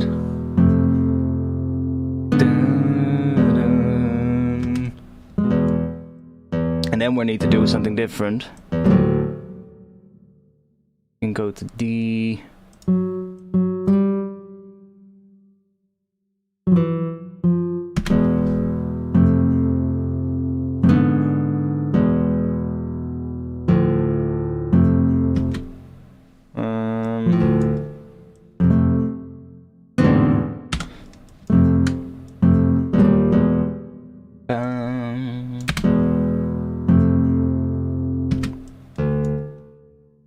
Okay.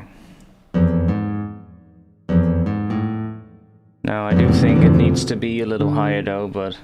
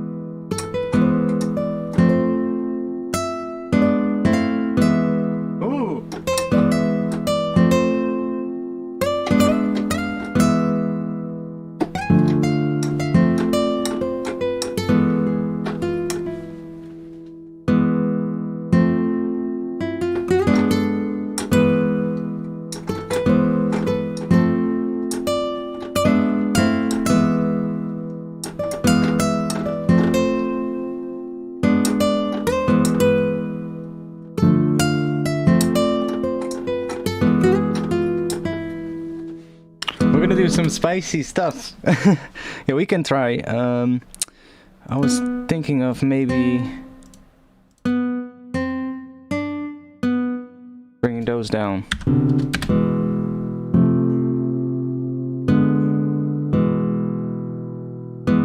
Kind of works.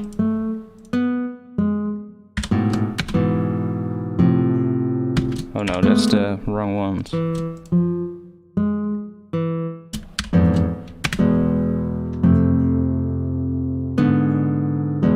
I kind of like that sound though. Oh.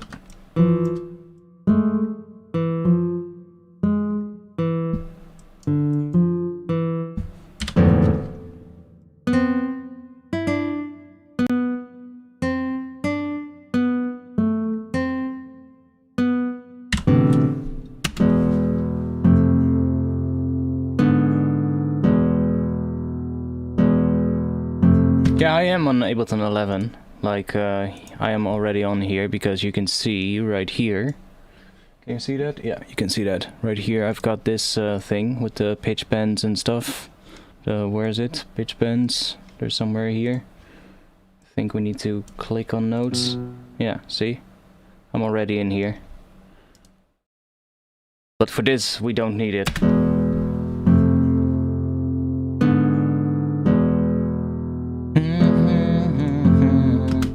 And what I'll probably do as well for this, to be quite honest, is just have this patch play this one, guitar B. Not sure if that's a different, or maybe even this one.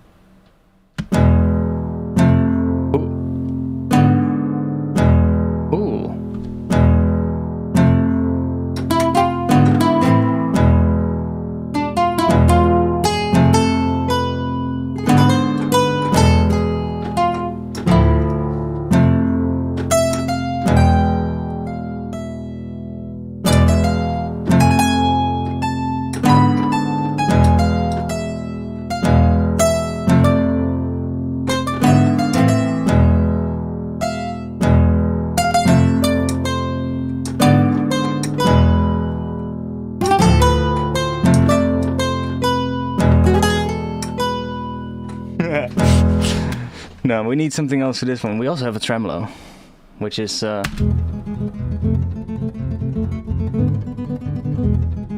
it's probably going to be sound better on the higher.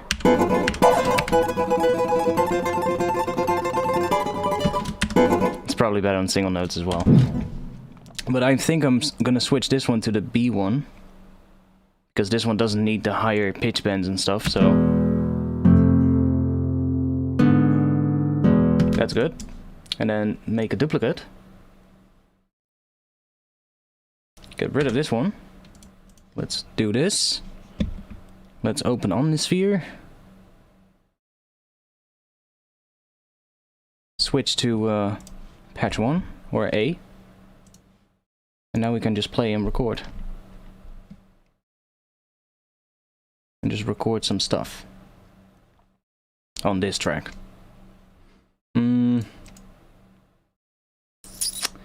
You can do, or can you?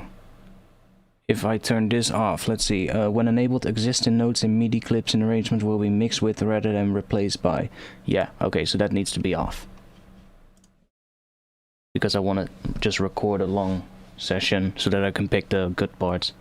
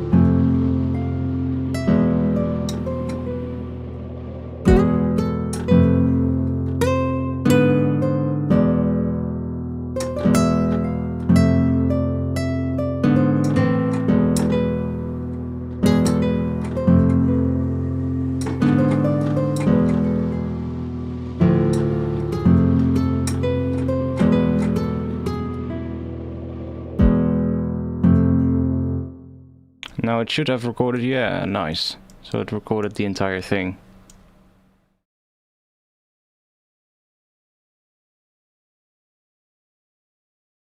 So what if I take this? And what if I resample that?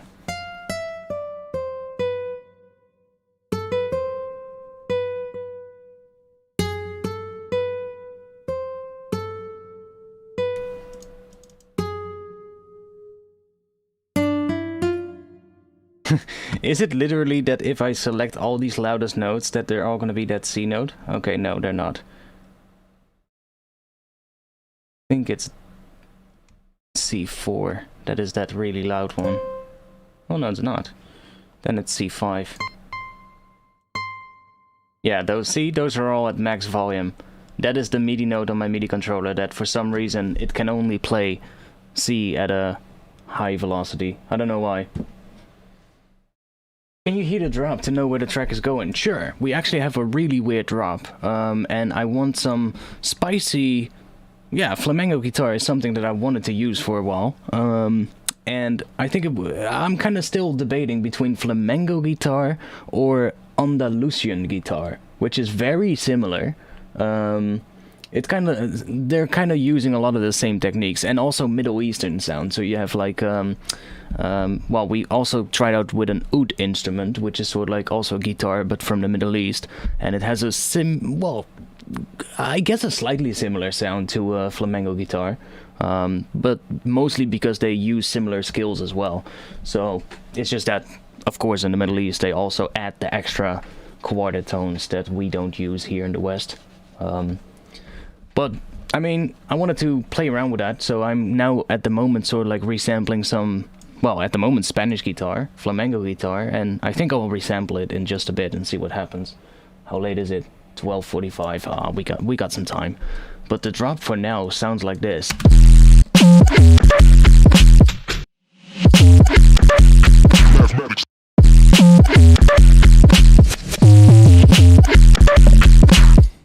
So that's what we have for now. Interesting, weird ass glitchy start stop kind of drop. I don't know how to describe it.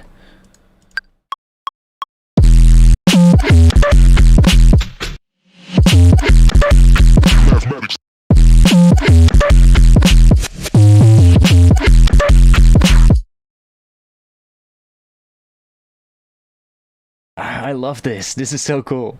With this and then whip, whip, whip. I love it. That's great. That was a good idea to try and do that. It's gonna do, but it's gonna take so long to do the entire drop like this. But I guess it's gonna be worth it because it does give a really weird vibe to the track. It does kind of work. It just need more extra stuff on top of it, you know? And that's why we need some resampled guitar, I think.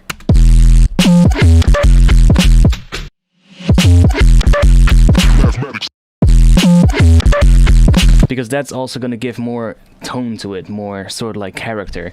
Because the notes of the bass are already following that same scale. See, I have somewhere... Where is it? E, E, F, okay, that's all staying on the just simple stuff, but I think there was also here at the end, I'm doing that G sharp to A, which is that major Phrygian sound, which gives us that sound of the flamenco guitar. So it's not really that noticeable because it's a fucking distorted noise bass, but I think it'll work. Resampling that guitar and putting bits and pieces here and there.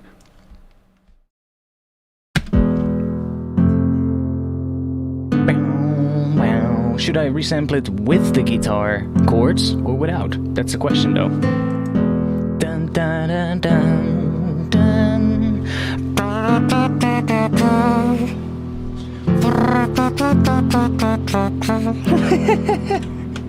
Should I add trumpet? Should we go all out?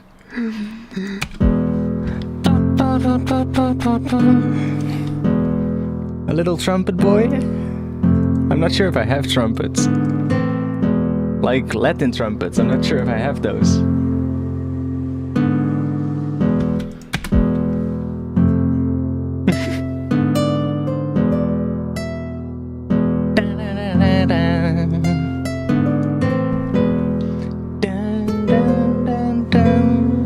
I'm not sure if I have them. Like, we can make beatbox trumpets, but that's not really gonna work well. Do I have session horns, or what is it called? Yes.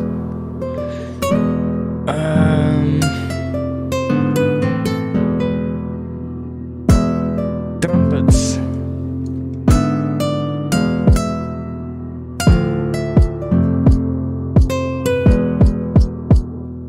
Mathematics.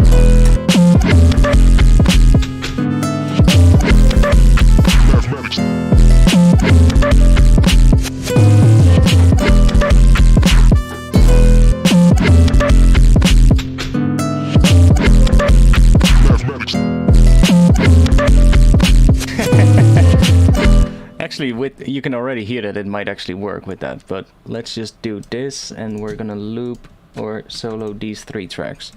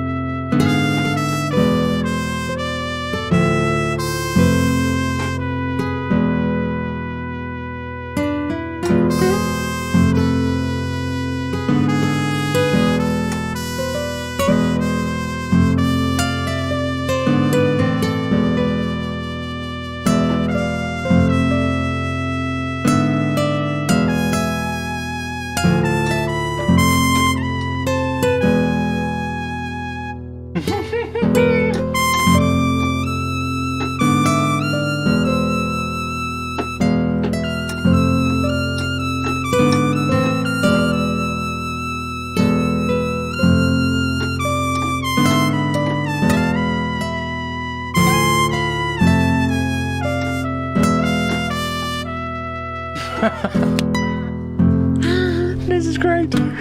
I love it. I want to hear the other trumpet. Maybe that one is better. I want a trumpet ensemble. Do we have that? Maybe I need to go in here. Key switch. That might be the best one. Yuki, save alert. Good one. Let's do... Oh, we got... Oh, mate, we're gonna go crazy now. Do we have Cuban baritone? Oh boy. We've got the double trumpet. Do you see it there?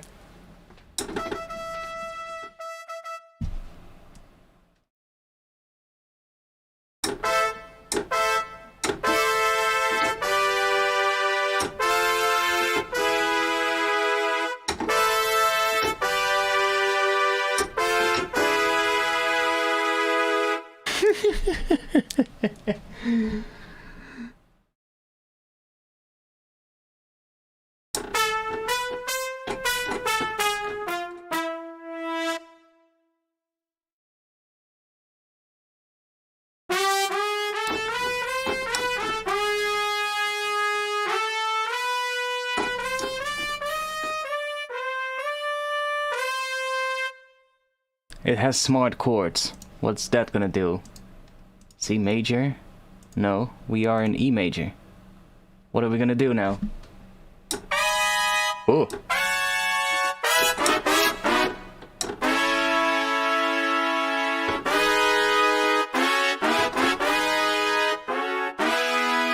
I'm pressing a C, but I'm getting an E. Okay, I guess that's why.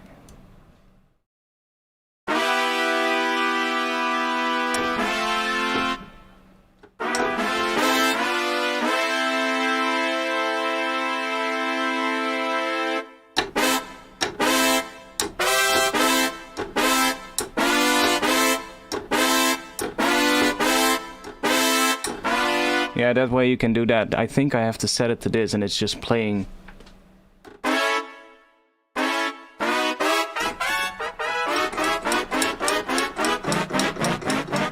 It's just playing all kinds of different chords. Depending on the note that I'm playing. Don't really like that though. We also have Grace vibrato.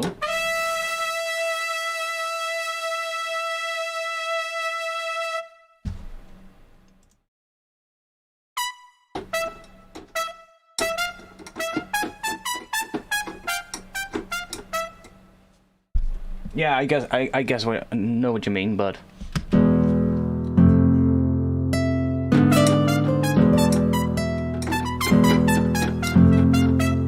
they're so short. I guess it makes sense because it's staccato.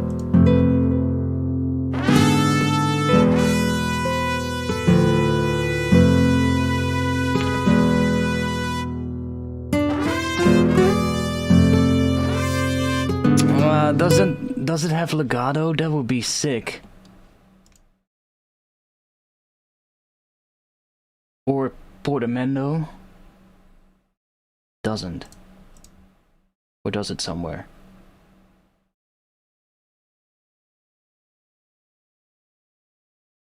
Nope. Doesn't look like it.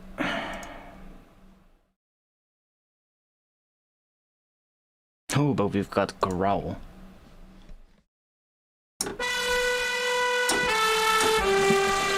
Like stuff like this library, you can make it sound realistic or semi-realistic, but you have to put in a lot of time doing all the key switches at some point, you know, and I'm not good enough to actually play the key switches live, you know, they're right down here. My keyboard isn't even big enough to be able to reach the key switches while I'm playing, but with the key switches and getting these right, you know, like, you don't want to have every note on a rip, for instance, like this. It sounds really nice for certain parts, but for other parts you might just want to have a regular vibrato note, right? So that's why you're kind of doing... That's how you need to use those and basically get the... So like in some notes you might want to have that growl kind of sound, right? That's how you use it. And the staccato, same. You might want to have... If you have a really quick note, you might want to have that one in staccato. It's just... it's gonna take a bit of time to fiddle around with that. And there's more libraries like that, like the Japanese library that I used for the shakuhachi flute, and the one that I used with the shamisen. It took me a really, I think a couple of afternoons to actually program those to sound realistic. But if you do it, and if you put that time in, you can get it to sound ridiculously close to what a realistic thing would sound like. Libraries these days are getting pretty damn good. It's just, yeah, right out of the bat, when you start playing on them, they most of the time don't sound that good unless you are such a good player and have really good knowledge of the library, so that you know where the key switches are, but not only where they are, but which key switch is which, and are able to switch on the fly while you're playing between the different key switches and articulations. That is really difficult. If you can do that, big up to you, because I can't, and I'll probably never will be able to do that. Like, that requires a lot of fucking control. And then still also play in time, you know? It's... no. Forget about that. I have to go the long route, and just play something in that's close, or that is sort of like what I usually do is I just jam. I just jam and record a long MIDI session, and then I just cut the MIDI up, you know, and I just move the MIDI notes around. But by playing something in, you already have something with velocity differences, and it's easier than just starting from complete scratch when you're programming stuff. But then just moving the MIDI notes around, and, you know, just making sure that you're not quantizing everything and just not sticking to the grid, you know. Feel free to get off the grid, but doing it that way, you can still get really close to realistic stuff. Like some of the shamisen parts that I used for the intro music from the gaming videos that I did, to be quite honest, I completely stopped thinking about making gaming videos. I'm just thinking about making music at this point. You don't need a bigger keyboard, brother. Well, an extra octave would be nice.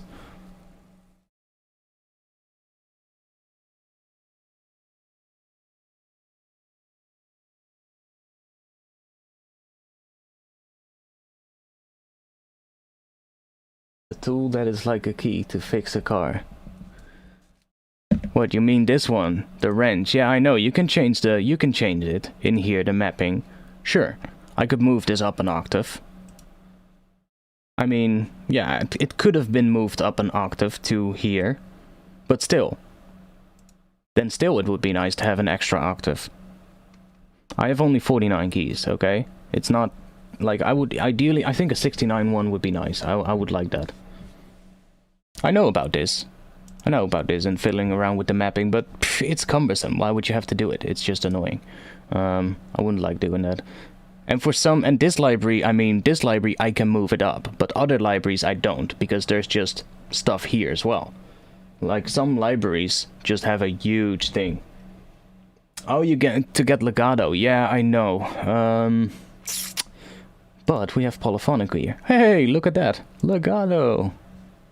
No need. I found it. I found it. Right there.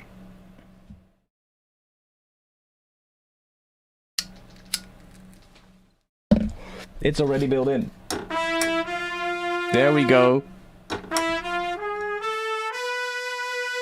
That's way better.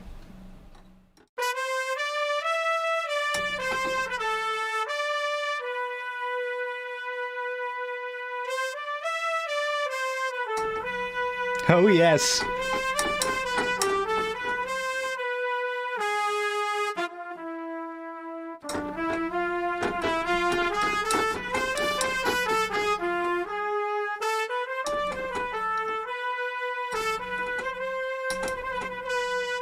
Oh, can we? Oh, we can even do that.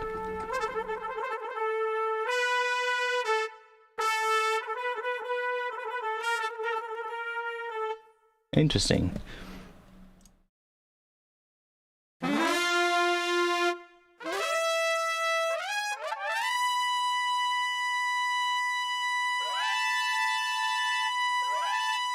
Okay, so that one works probably in the vibrato one and the non-vibrato one. We have that one twice. We could try some other one as well. Marcado.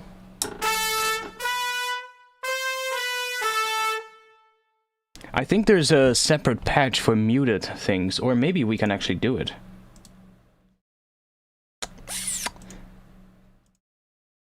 Baritone saxophone. Oh, we can click these, yeah. I'm not sure if we can do muted notes on a certain velocity. These are just effects, control. I don't think you can do that. I think there is mutes somewhere. I think that's in the solo instruments. There might be a muted... Yeah, there's a muted trumpet patch here. Oh, wait. I think I know how to do that. You can do... It might be possible. Is there a muted trumpet in this thing? Yeah. You've got muted trumpets as well. So, could you...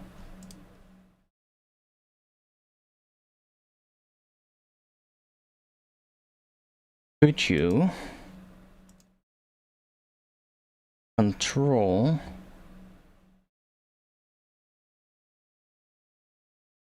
at which velocity this one comes in?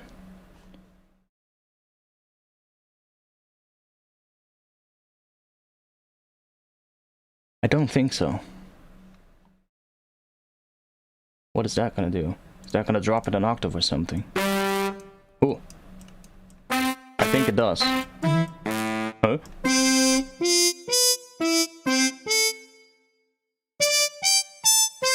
It's just gonna be the highest. See, on the highest notes I'm now getting a muted trumpet. So you do have them in here, but I don't think you can do it on a specific velocity range.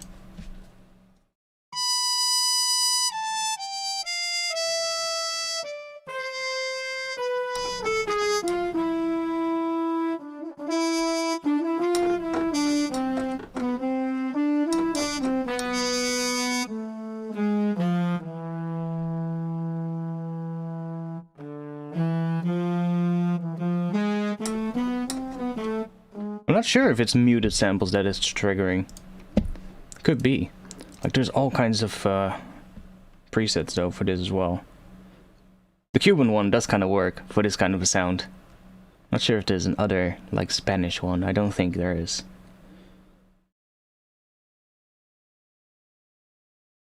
Traditional. Then you get like a big ass. How is that one called? Tuba? What is that? Is that the tuba? Yeah, I think it is.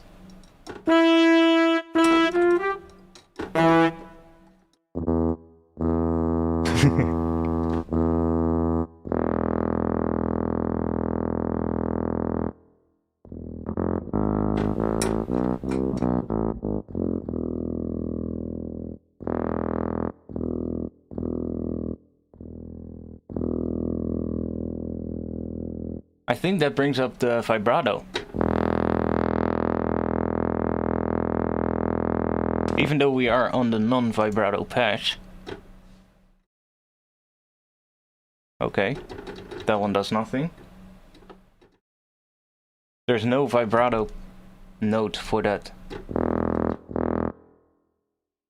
These articulations, it doesn't even have that low. It only has the non-vibrato that low.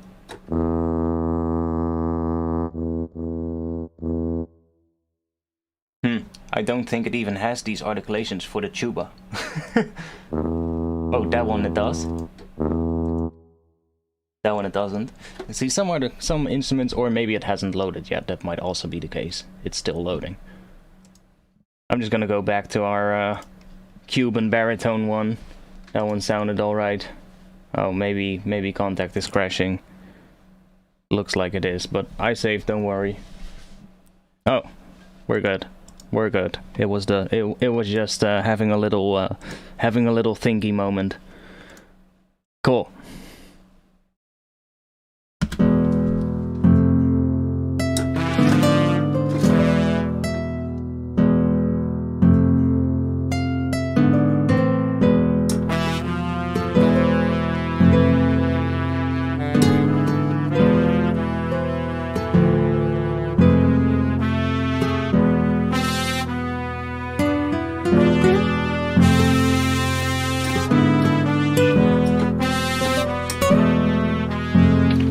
one ugly note there. Where is it? There's one wrong note in here somewhere. This one.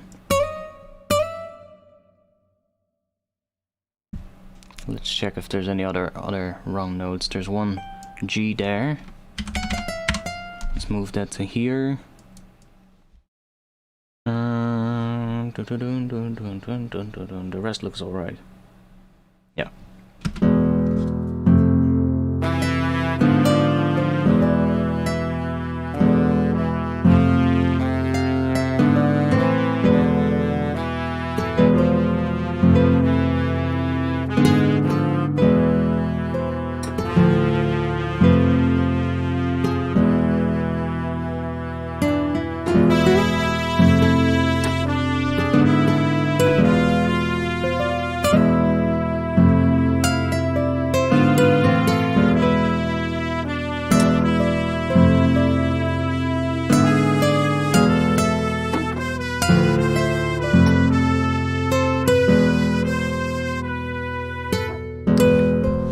Nope, we're not in harmonic minor. We are in E major Phrygian, which is similar.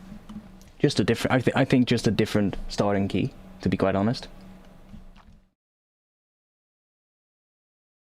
E major Phrygian, which is actually a very common key in flamenco music. The reason what I've been reading is because what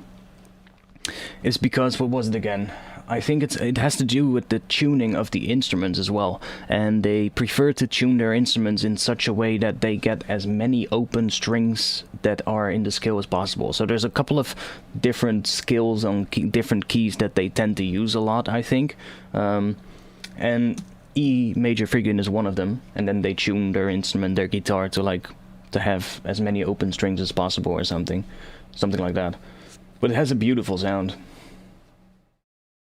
They would sound more authentic, yes, true. I agree. Like, we could do it, but I kinda am lazy right now, and I'm probably gonna do that later.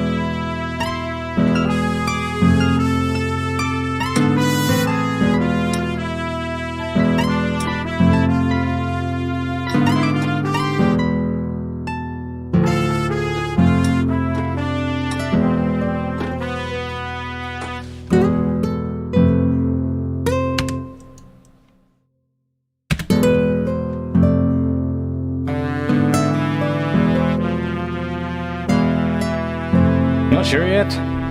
No clue? There was a cool part in here somewhere, something that I liked.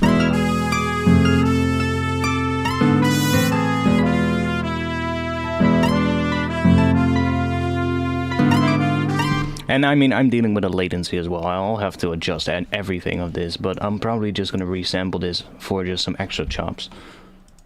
We're gonna be distracted, but I kind of like it with the trumpet as well. So I can mute the bass for now so we can hear it with some drums.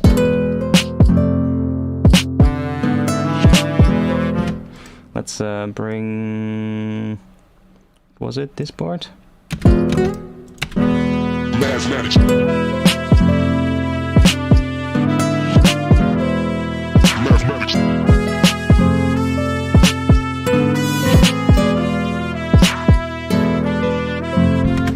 that's cool. Yeah, strumming would be cool. I could do it if I'm smart. Let's just do this. I'm just gonna do the same amount of strum on all of them for now, but god damn it. God fucking damn it, I had just selected all of them.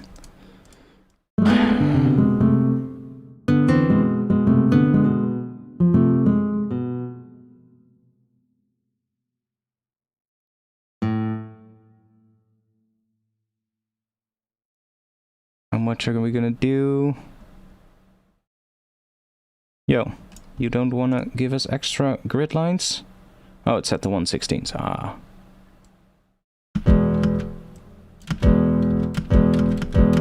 Okay, and then I need to select the top notes.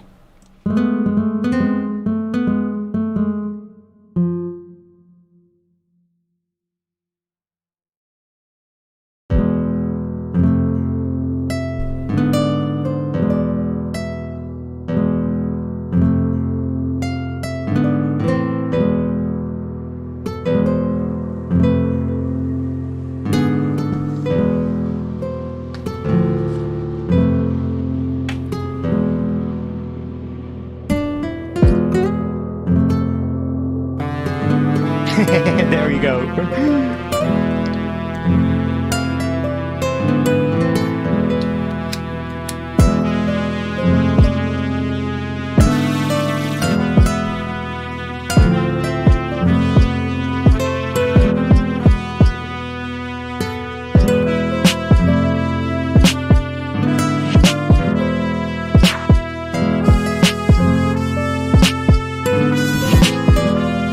I think I'm just gonna resample the guitar right now because I want some extra sort of like cuts to put in the drop and sort of like introduce that sound, and then I can work on a proper intro later, you know?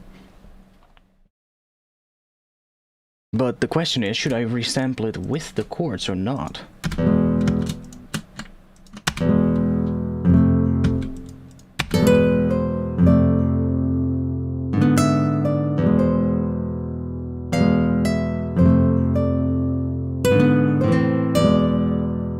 A teal bromantic mood.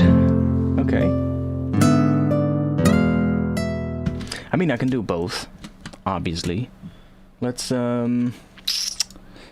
bounce this. Oh, one moment.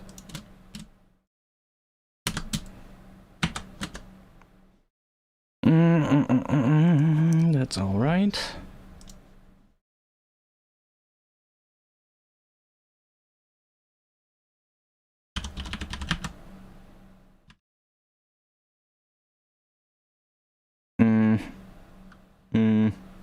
Loops, something melodic, whatever. Cool.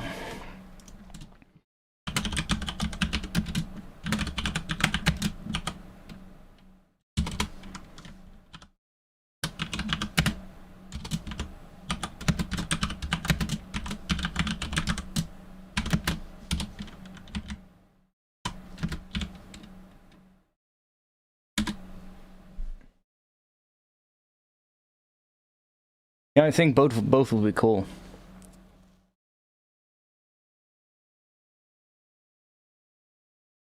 Now, don't worry, by the way, the limiter on the master is set to basically do nothing. It's just there in case there's a loud volume spike. I've actually changed my way of working. Previously, I would always do the group set to -8, but I figured it really doesn't matter if I if I just leave the groups at like 0 decibels and just leave my limiter set to do nothing and just sit there, then it's basically the exact same thing. It's just that when I'm done writing the track, I have to adjust the levels of the groups and then do the proper mix, but hey, that's fine. Okay, now let's do this and then do another bounce with just this one. So we'll just do 2.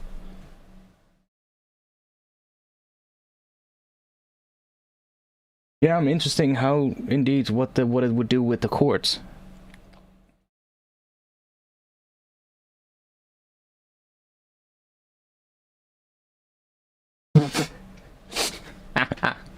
I left the stream while he was a Hollander and came back to find him a Mexican.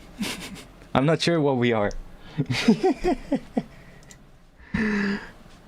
We've got an interesting drop though. Hey, gotta admit that. We've got an interesting start to a drop. Which is gonna be really weird, but I kinda like it a lot.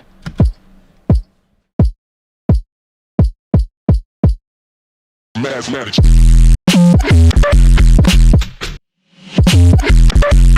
Mathematics.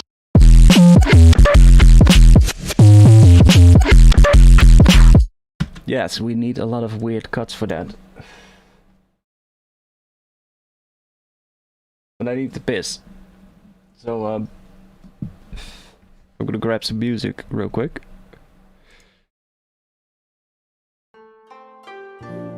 Oh yes, you can listen to that. Have something different for a bit. Talking about the contact instruments we were talking about earlier. Oh, different one. You can listen to this one.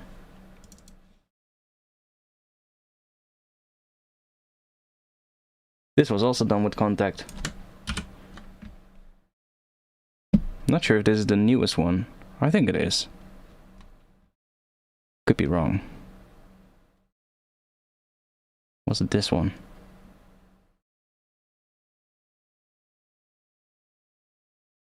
No.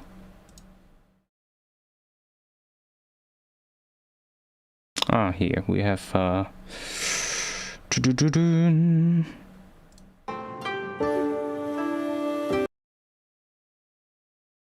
it's compressed a little bit too hard here, but fuck it, doesn't matter.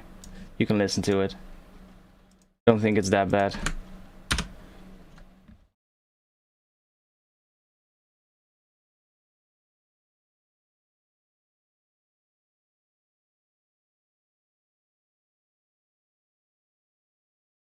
What? Here, I'm gonna be back in a couple of seconds. Give me a minute and I'll be back.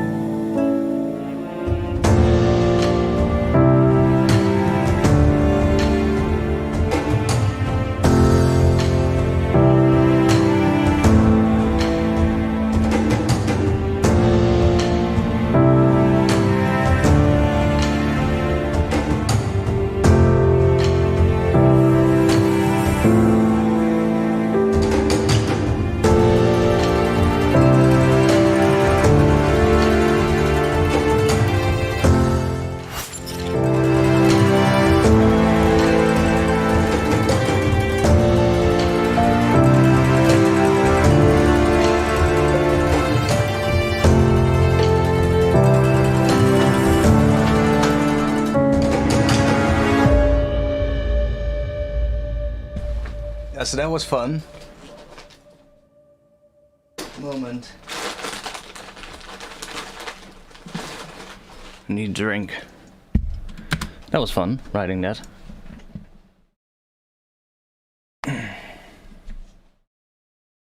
Something happening on Discord. Okay, whatever. Irrelevant stuff. Yeah, that was kind of fun. That was a lot of contact as well.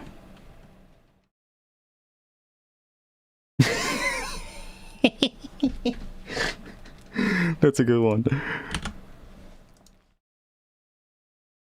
Okay, so now we have those things bounce to audio.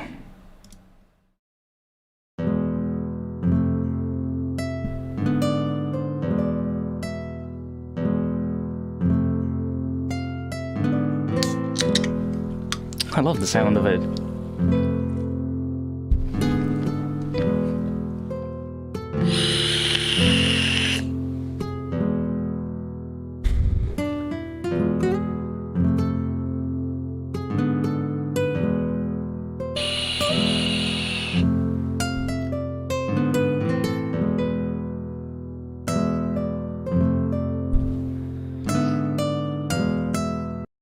Let's see what we get.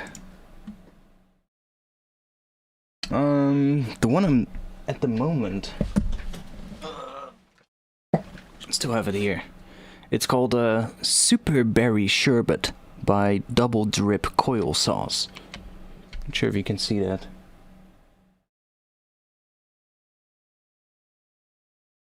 It's not sure where it comes from. UK, I think. Yeah, it's a UK company. Surrey, however you pronounce that. Probably not Surrey, but the UK peeps in the chat might be able to know that. No, it's not THC. It's not. I've already had my share of that. God damn it. Now the stream is probably gonna get demonetized. No, it's not. No, it's not. It's just a regular nicotine liquid. I don't have a vape for THC. Let's see. Let's bring out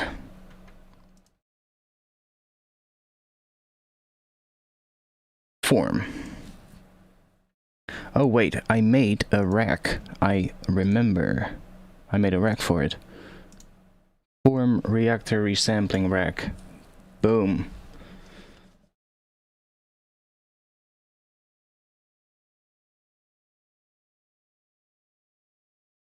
Product placement. Yeah.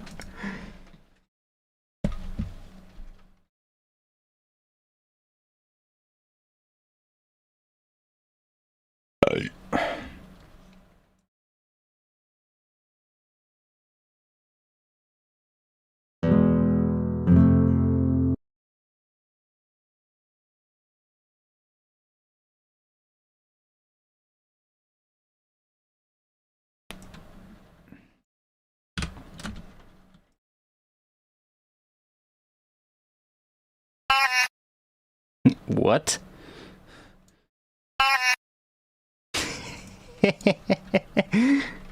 What the hell?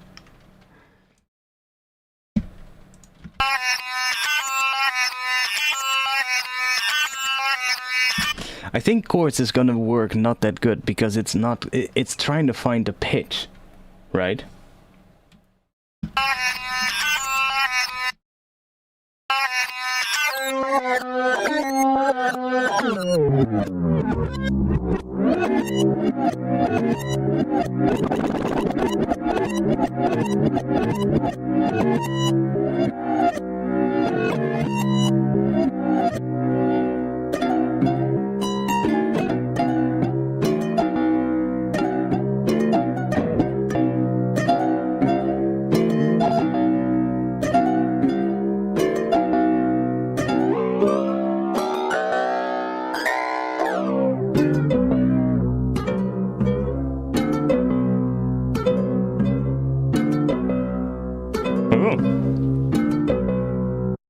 Interesting.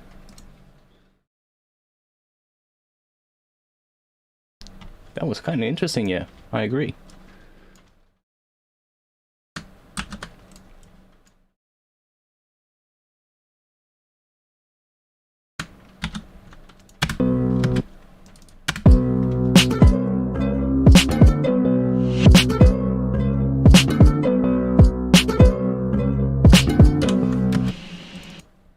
It's also good if you want to get like a more consistent thing, is just make MIDI notes like this and or just loop this like this, so that you basically re-trigger it, let's say every 2 beats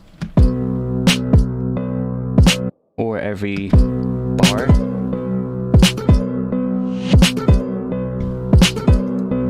And then you can kind of do some pretty cool stuff like that.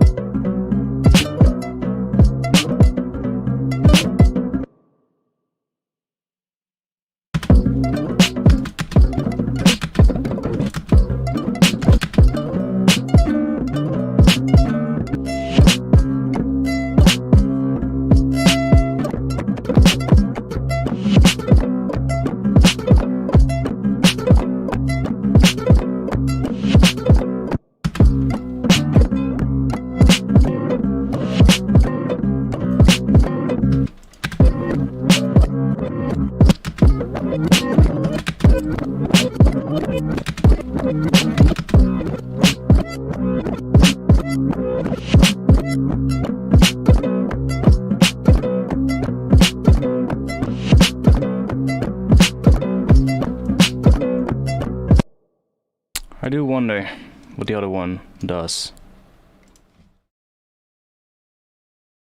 Because it tries to find the pitch of whatever you put into it, so I would assume that it's trying to find the pitch of something that is a chord, and that is going to be hard for this thing, I think.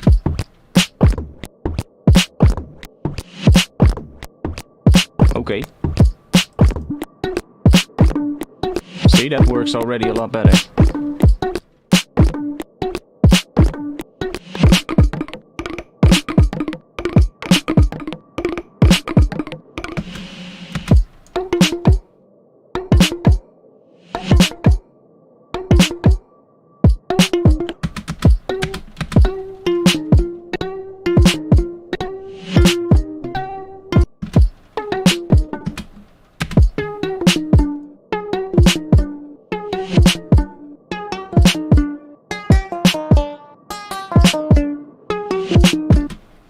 But I'm now doing this all, but I have this still. So let's go into MIDI map mode.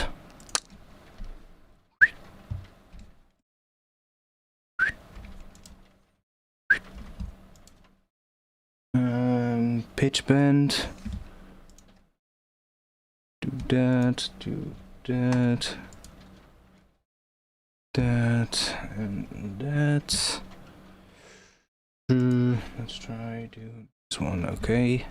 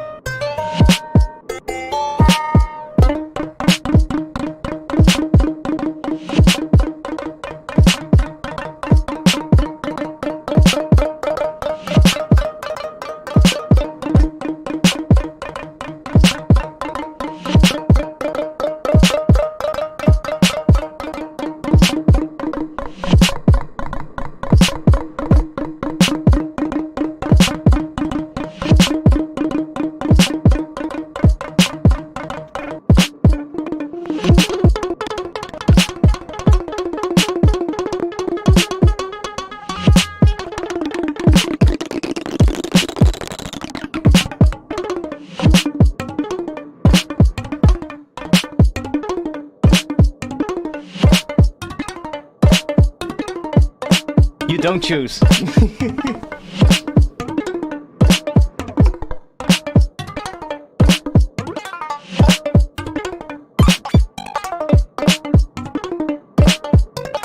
You can just keep playing with this, and if you want other stuff, we can go to a different section, and we get completely different stuff, because there I played something different.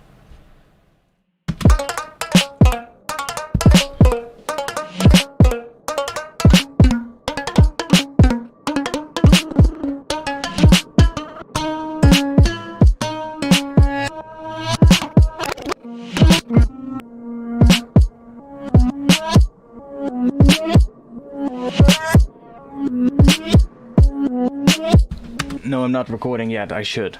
I know. We're gonna record. Let's go to here, to that first section. Find a good section. I'm gonna start with just a regular forward one.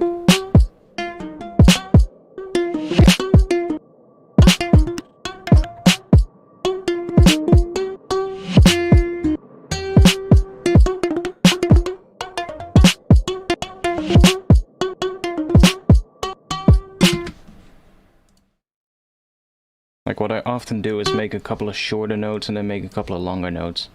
So just let's say you have a section of 4. So we have this, and then maybe do one that is that, and then do one that is that. So there we get.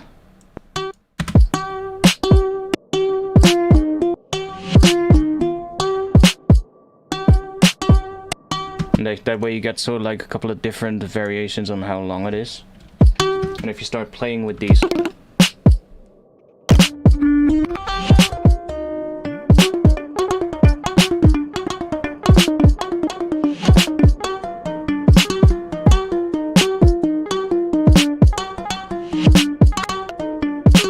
you could even just do this pattern, what I did here at the start, just twice.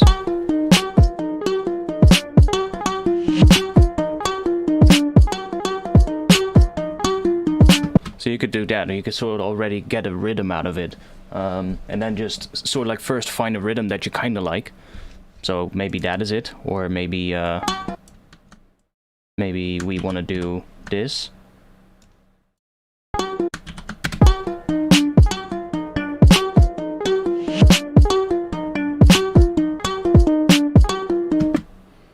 Could also be fun, or maybe do this.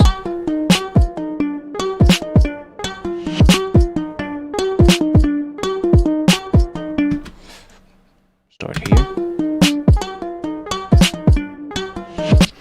I don't know, kind of like the first one.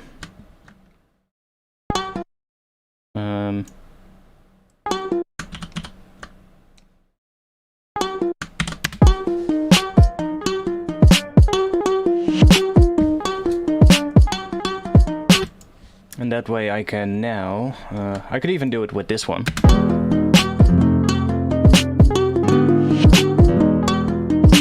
It kind of works, but I'm just gonna do it without. And just, I also want to add a little hi-hat to this first, because it's a little bare bones at the moment.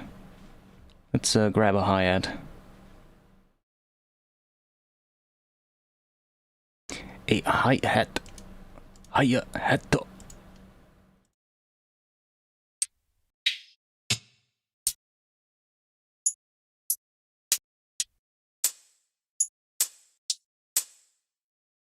Kinda works, maybe.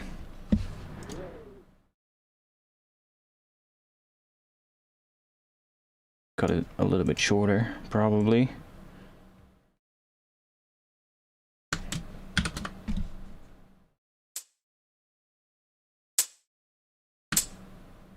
Should we do the offbeats and then make them later? Or should we just do 1/4? Yeah, definitely 1/4, and then we're just gonna make them late. That's probably gonna be best.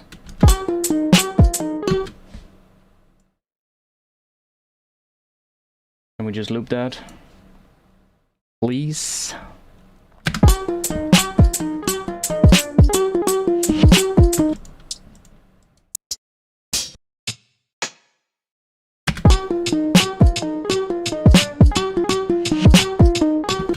kinda.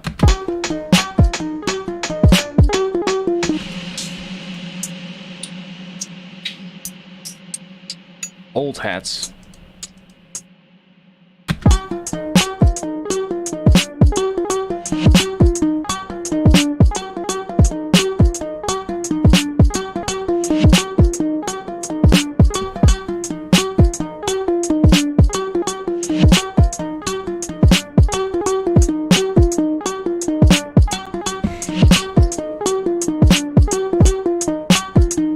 Okay, cool. Just so we have some extra stuff, you know. By the way, those notes are plus 50 cents, the one in form. It could be because of the foreman shift though. It's kind of changing it a little bit.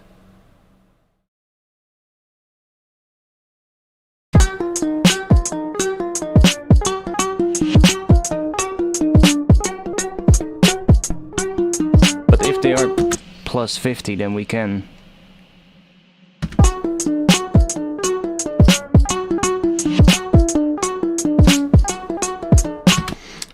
I mean, I don't really mind too much right now. I just want to resample something and get something interesting, and then if I need to fine-tune it, I can always do that later, you know? Put it into Melodyne or whatever.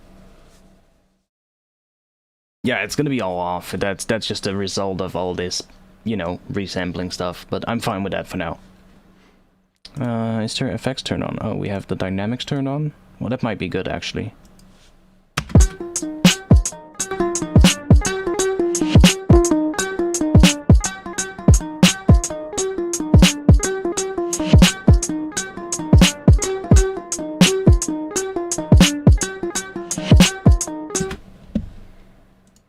Now I can set this one to be recording track 27. And we can do that.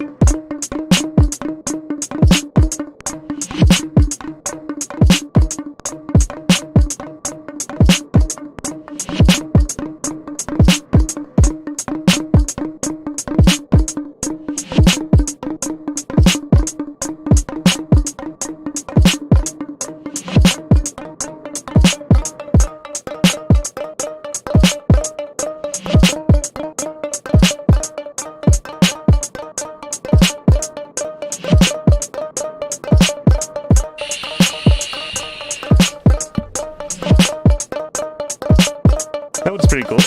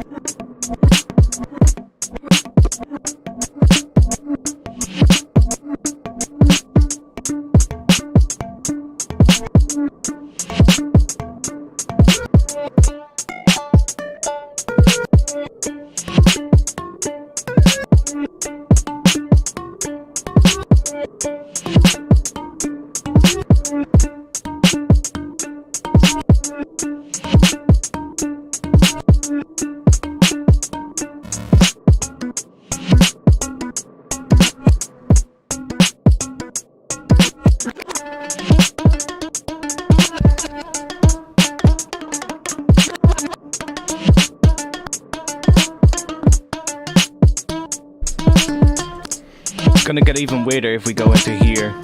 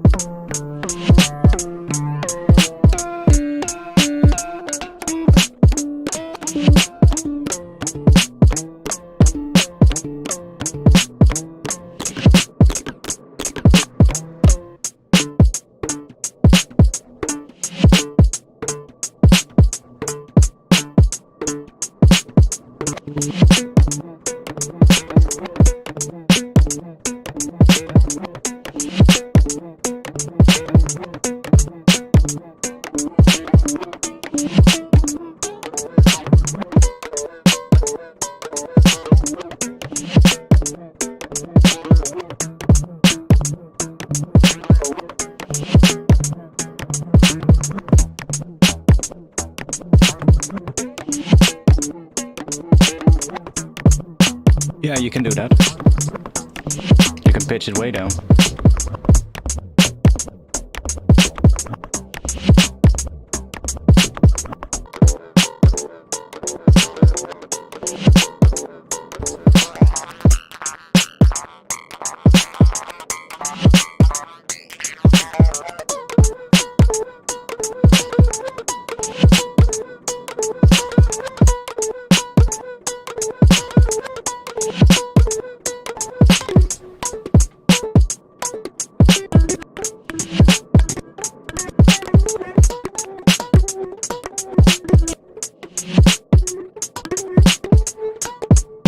Let's go backwards.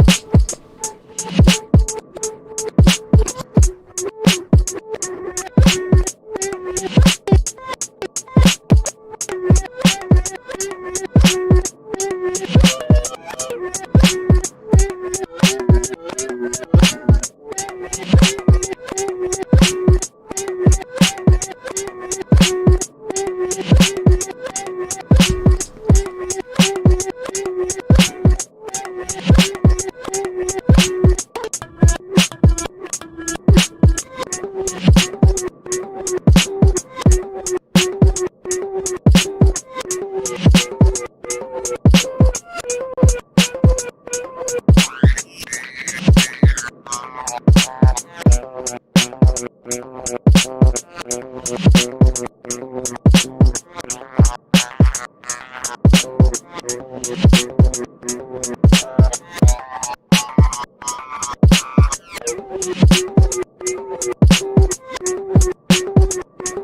one actually works really well. Form it all the way down, and then bringing that multiplier up, this one, to about 3.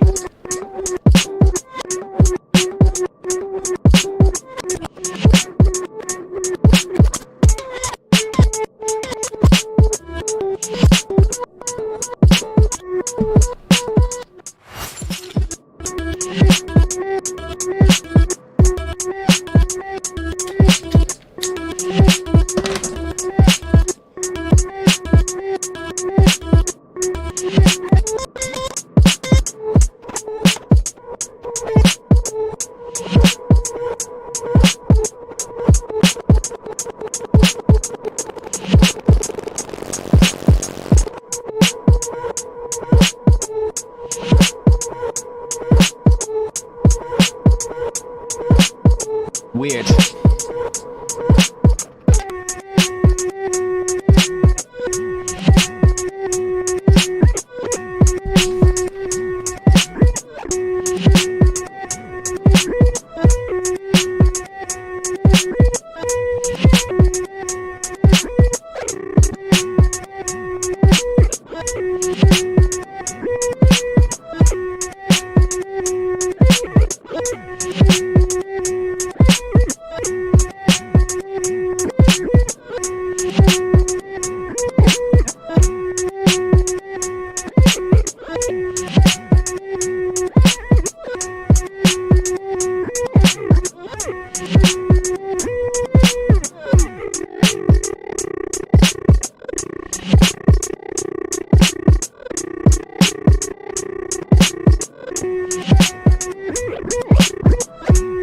This are good too.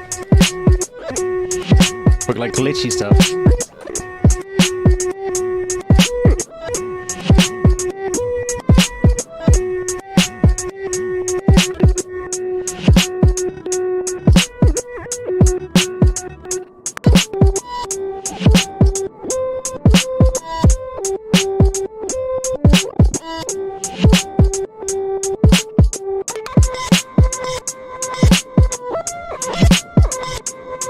That's weird.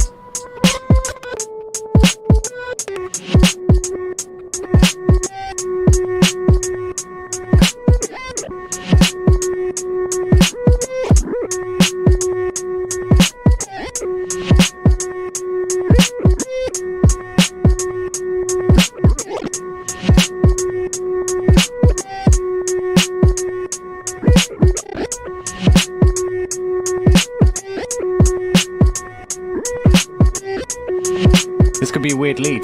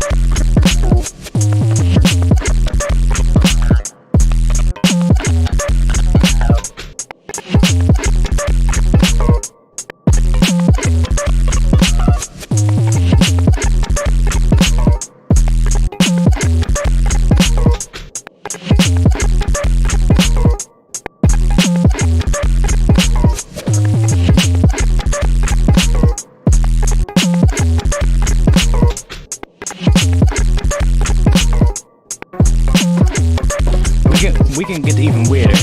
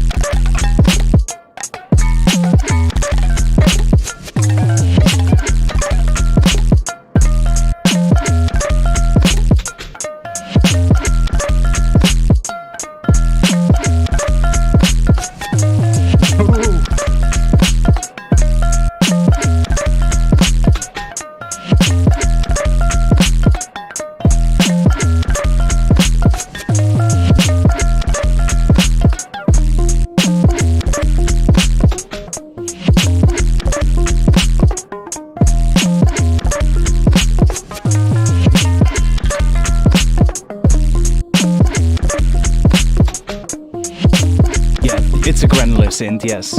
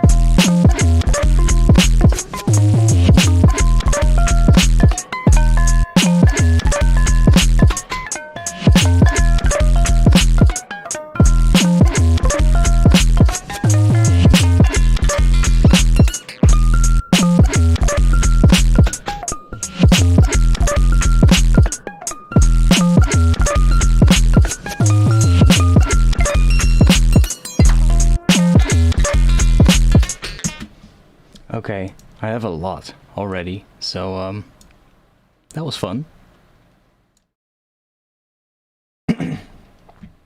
That was fun. That was a lot of fun. No, it's not that bad actually. Ray knows. I'm not if he's still here, but he knows how it can be. Give me a bottle of whiskey and some ganja, and then it'll be good. When you're in the zone, it's good, you know. You're in the zone. You're kind of jamming away. That's the good moments. You get the good bits, you know. I'm really happy that I rediscovered my MIDI fighter. It's so good. To just having a bunch of knobs that you can just twist, you know, as opposed to having to automate stuff. It's just so much better, right? Anyways, let's get rid of the drums and bass here. So now we have a whole bunch of stuff in here. First things first, I'm gonna bounce this one. Track 28.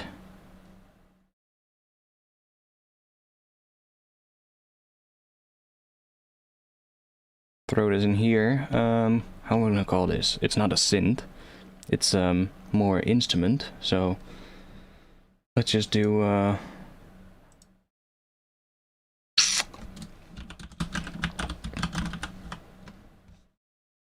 and it's in E major Phrygian. I'm on 172, yes, that's right. And then it's gonna be flamenco guitar 1. Bam. It's gonna take a bit. Anybody have a question? A quantum CPU. This file will need a NASA grade PC to render. Oh no, this one isn't even that bad. I've had files of like 2 hours.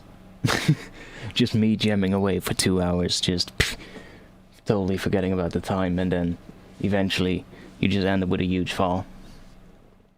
I had a video file earlier this week, which I rendered, and I wasn't sure what kind of file I wanted to render. It was for the live stream, right? When I switched from here to here, we get this little thing with my social media thing, and I was rendering that, and I was like, it would be great if I could just use like a video file with an alpha channel, which is like for transparency, right? I'm not sure if everybody knows, but an alpha channel is in like stuff for video and Photoshop as well. It's what you use to get transparency. So I smart me, I was like, hey, I can export a QuickTime file with a QuickTime MOV file with an alpha channel. I was like, oh great, boom, just set up my settings, boom, export, and I was done.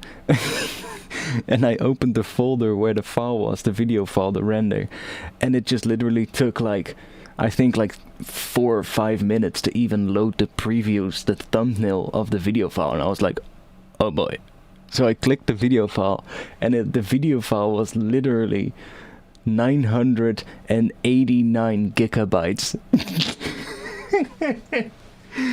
And it was literally it's like an 8-second animation. So that was a little bit crazy. I eventually ended up making a WebM file from it, which is also a video file that supports alpha channels, and then I wanted to import that into OBS. Yeah, the video file was literally almost 1 terabyte. It was absolutely crazy. So I ditched that file. Then I did that WebM file. Or no, first I tried a GIF. I thought like, oh well, I'll just make it a GIF file, you know, just an animated GIF. That's way smaller in file size. So I did that, and I exported the GIF file, and I had to selected the GIF file in Adobe Media Encoder, and I did the export, but I picked the GIF preset and not the animated GIF preset. So my animation exported as single GIF frames.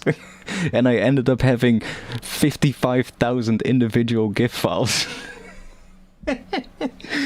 So I put those into my recycle bin of my computer. I removed them, and because they're all super tiny files of like 50 KB or something, they were all moved into the recycle bin.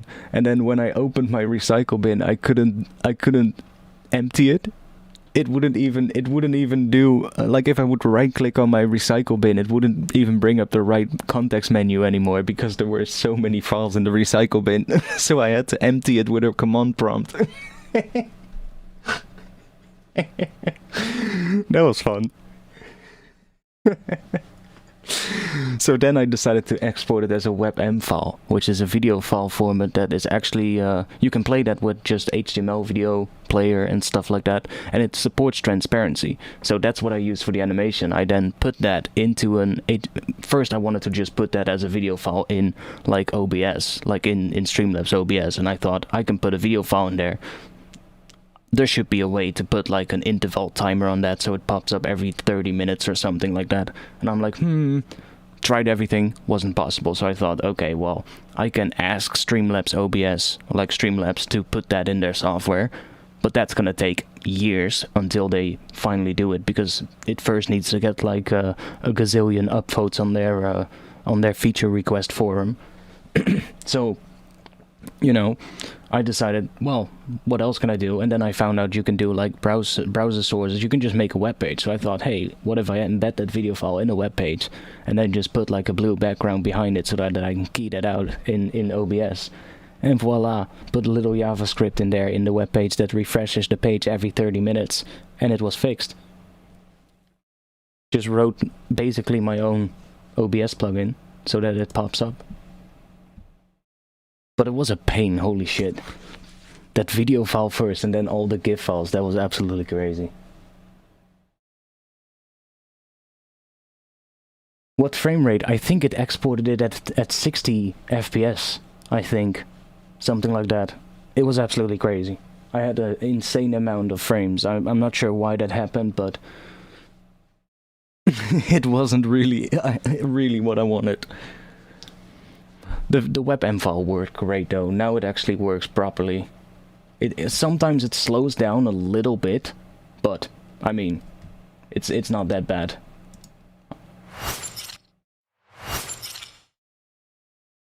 Oh, that was too quick?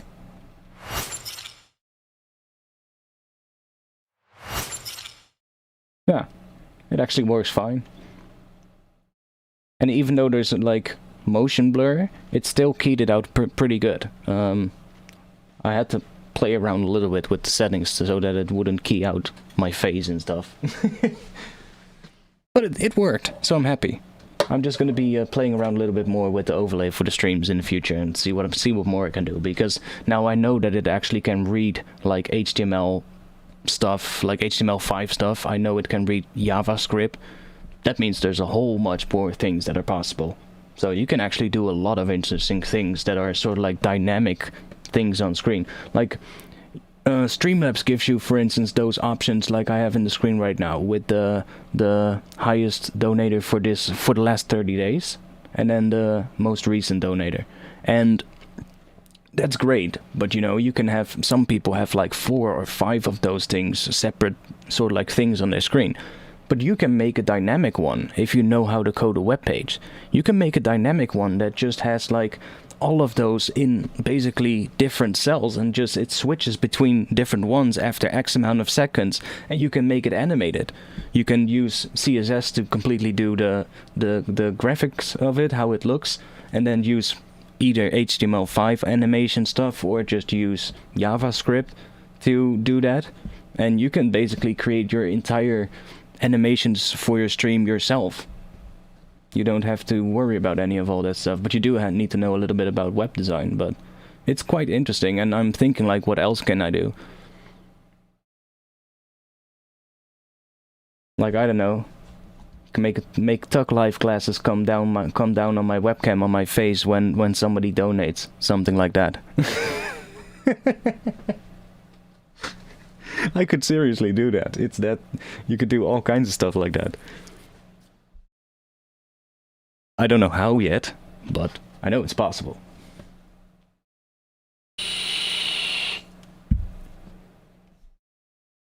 Like, you can also do it manually, of course, just set it up manually. But who wants to do it manually if you can do it, if you can automate it and save yourself some time, right? That's better. So, I'm all about automating stuff, so the less I have to do, the better. Yeah, I've been working a bit on the layout. I still have my old one. I'm not sure if the webcam and shit works, but that's the old one. So it's still quite similar, but the colors of the streams and stuff have changed. So, and the tutorials as well. So kind of want to keep the same sort of like the same look across the tutorials and the streams, if you get what I mean. So the new one has more of that sort of like blue color with the, as well the chat is colored along with that lime green and such, which is just a bit more like what I want. It just all looks more consistent across everything, you know? It's better.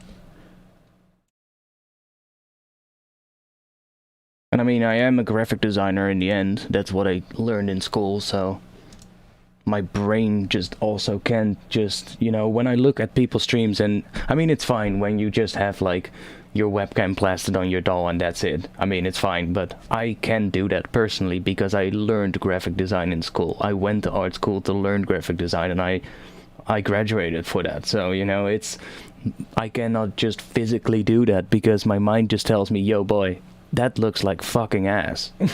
You know?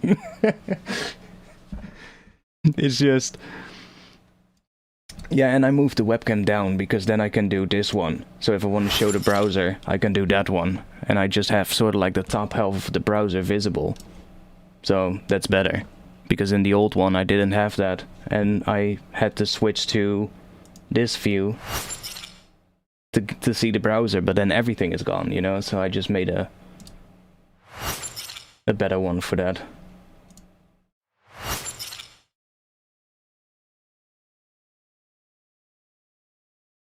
Anyways, I'm gonna stop streaming. It's been quite a bit.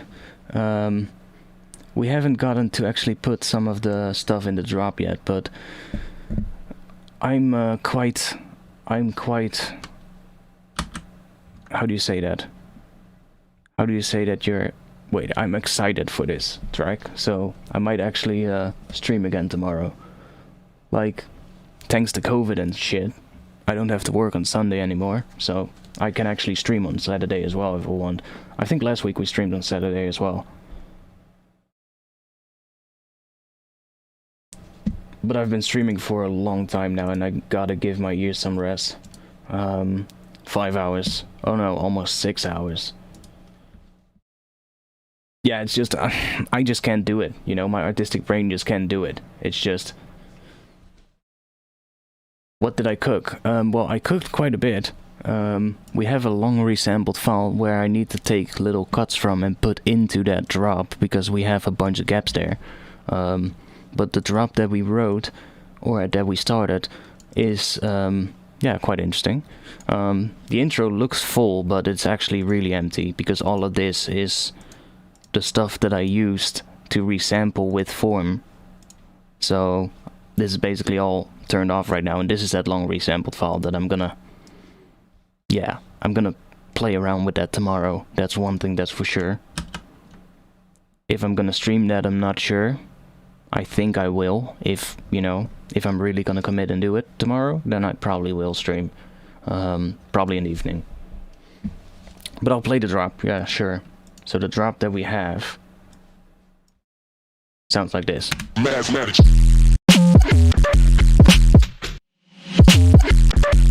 Mathematics.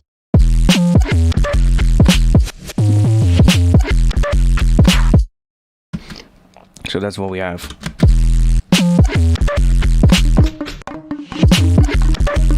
Mathematics. So, and then with stuff from that, I'm gonna have to find little cuts and things that I can use.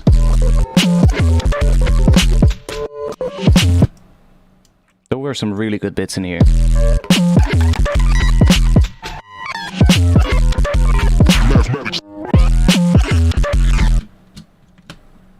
somewhere.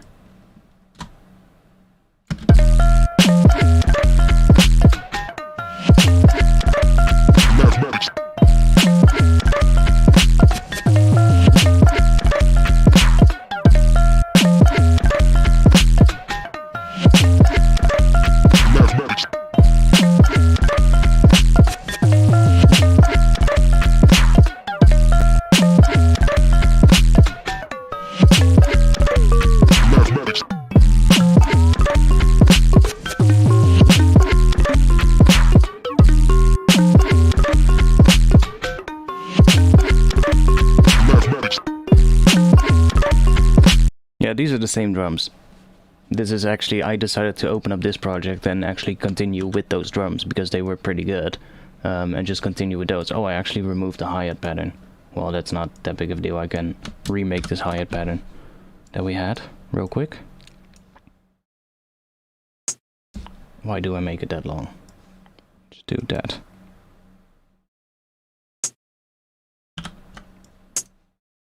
And then offset these a little bit.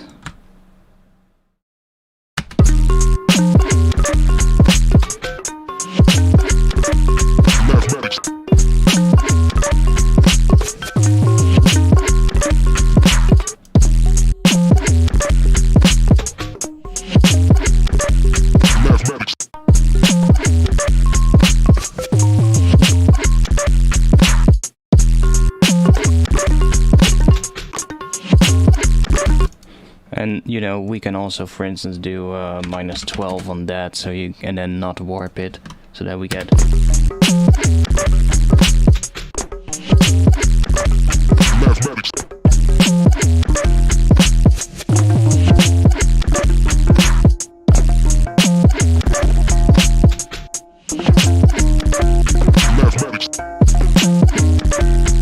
So you can get all kinds of weird stuff out of this. This is going to be a lot of fun. But it's getting late.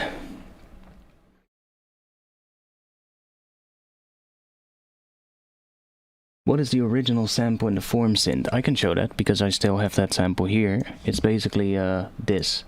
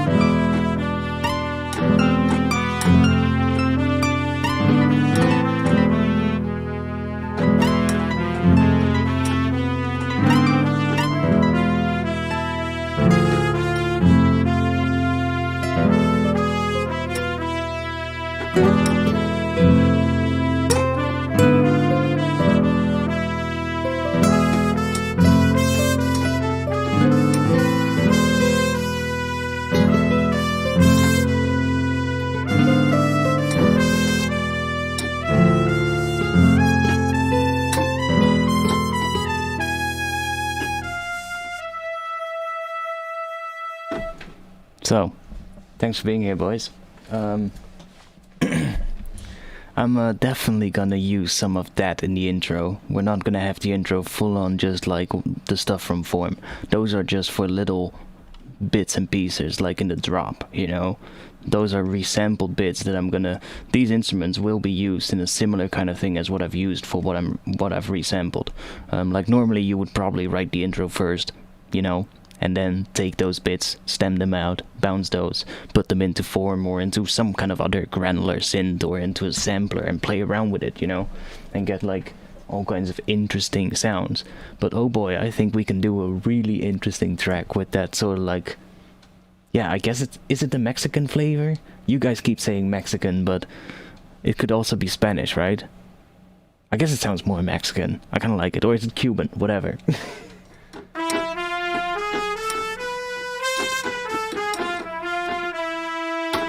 I love the sound of it. It's great. Guys, I'm gonna be in the Discord afterwards. So if you want to join Discord, then I'll drop the link in the chat right now.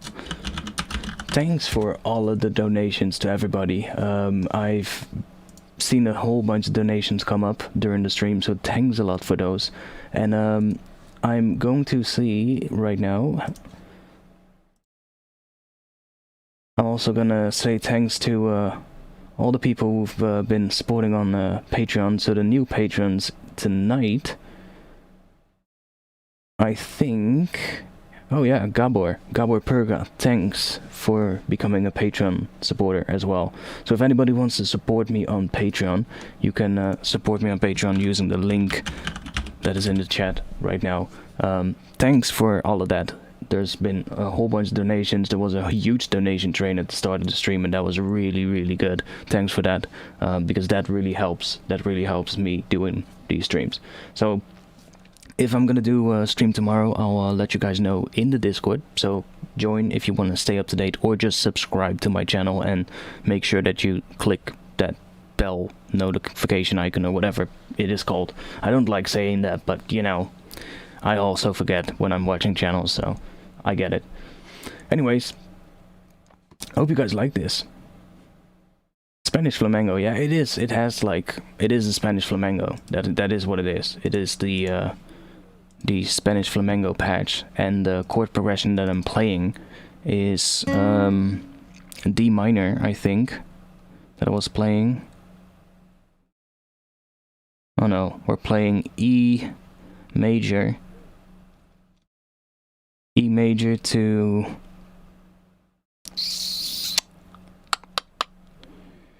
what is that? F? No. E major to A minor. Then we're playing D major. No, something else. Not even sure what we're playing. G sharp something. G sharp diminished, I think that is. And then we're going into that E major again, yeah. So thanks. Like I said, I'll let you guys know in the Discord if I'm gonna be streaming again tomorrow. So yeah, that was it, and I'll see you guys again soon. Peace.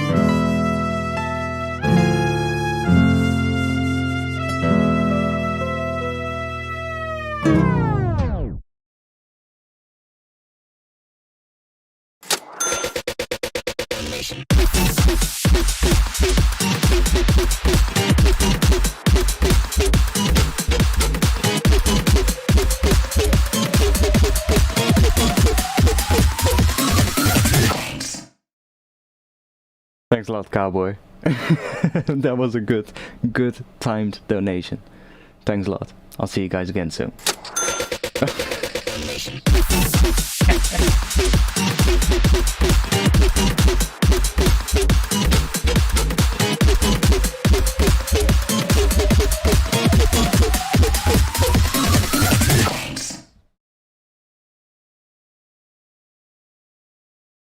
And thanks Brian Laws for that one as well.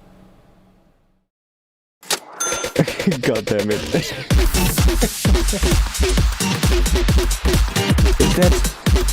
Is that just a repeat?